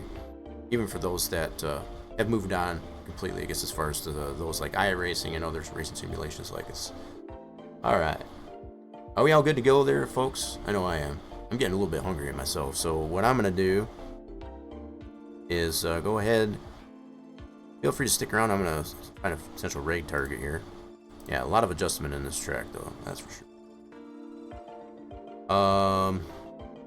Yeah, let me see who's running here real quick. Bear with me. I'm going to. Yeah, we had a lot of fun. I know Fireback came in here earlier. I guess as far as he joined in the stream. I don't know if he's still lurking or not. Steelcrafter came in. Lots of biddies. Scared to have let him crap out of us. Also with this resub. Appreciate that. Very much appreciated. This is why I continue to do like I do as far as getting the support that we do here on the channel. I guess as far as in that fashion, and even if we don't, and it's just it gives me a little bit of encouragement and ambition, I guess, as far as to continue when we got that type of support like that. Definitely not a requirement or an obligation on anybody's part, but it does give me some enthusiasm and whatnot, I guess, as far as to continue with that. So I say this all as I'm looking for a potential raid target. So just bear with me. I hope you do come along on the raid, and if you find it necessary to have to vamoose, if you need to go, that's totally understandable. Just keep in mind you can earn yourself, I guess, some valuable channel points as well as some units of fluids, I guess, for joining in on the raid. And don't forget, if you got the emotes, I guess, as far as if you got a sub to the channel, feel free to use those on the raid. Oh man, that was close. I saw that. I thought it was gonna be a third one. I was gonna be like totally rigged. Yep. Oh, food time there too. Yep. I'm about the same here, yeah. So, definitely appreciate everybody that did stick around, even in the lurking capacity and all that. Hope you did enjoy the stream. We'll be streaming no later, more than likely than Tuesday for Truckin' Tuesday. Hope everybody does have a good rest of their weekend. I'm not finding anybody. A lot of people are playing 22, and I'm trying to stay away from that. So some of these streamers that I do tend to care to watch, they are tending to do FS22 as far as the early release. Some of them did get the earlier. I'm trying to stay away from that, only because I don't want to spoil myself. So here for us in the States, as far as on the East Coast, we have, depending on if you're getting it from Steam, if you got it pre-ordered on Steam, or if you're just getting it directly from Giants. If you're getting it directly from Giants, we have at the earliest tomorrow by 6 p.m. will be available. And that's the boat that I fall into. So I'm trying to, like I said, not spoil it for myself, I guess, as far as to watch any streams, I guess, of 22. So that's what I'm kind of browsing through here, just to make sure that there's none of that going on. Yeah, you'll definitely have so have a fantastic rest of your weekend. Hope to see you again real soon. Alright, hold on, let me switch this up quick. Just moving some stuff around. Don't mind the man behind the curtain.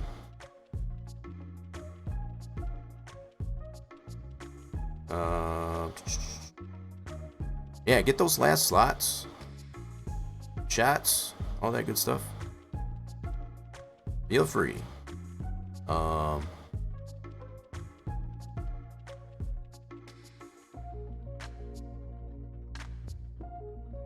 So tempted. I think I know where I want to go. 2022 farming guy. He's I was just scrolling through there. I got so many really good streamers, I guess, that currently on here. I think I want to go to that fella right there. He's been kind of bummed a little bit as far as the access to 22 himself. So he's playing a little bit of Satisfactory. I know he's been chiming in on the Brew Crew. Wizard of Mods. What are you talking about? What you talking about? Yeah. So the fact that 2022 farming guy happens to be doing some Satisfactory. I know I have seen him hanging out in Brew Crew. We've rated Brew Crew, I guess, before. He's been playing some Satisfactory along with Yasso. Yasso's been playing a little bit of that too. I think that's where I'm going to take you guys. I think you'll appreciate the company. He's a pretty funny guy too. I think you'll enjoy it. Alright, so I'm going to go ahead and put the link out here. Switching on over to the raid scene.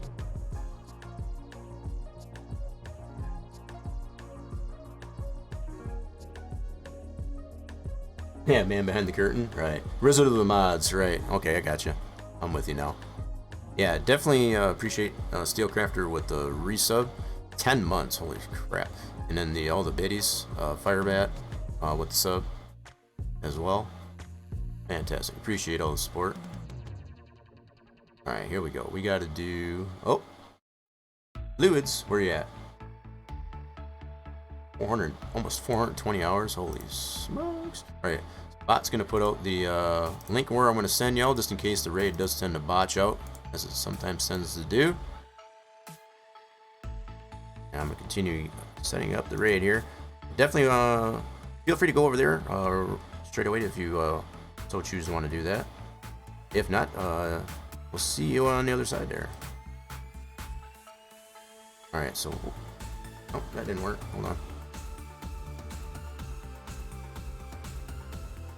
I think I got it figured out.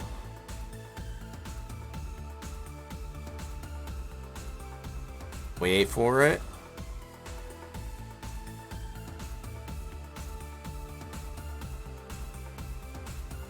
Alright, folks. We'll see you again real soon.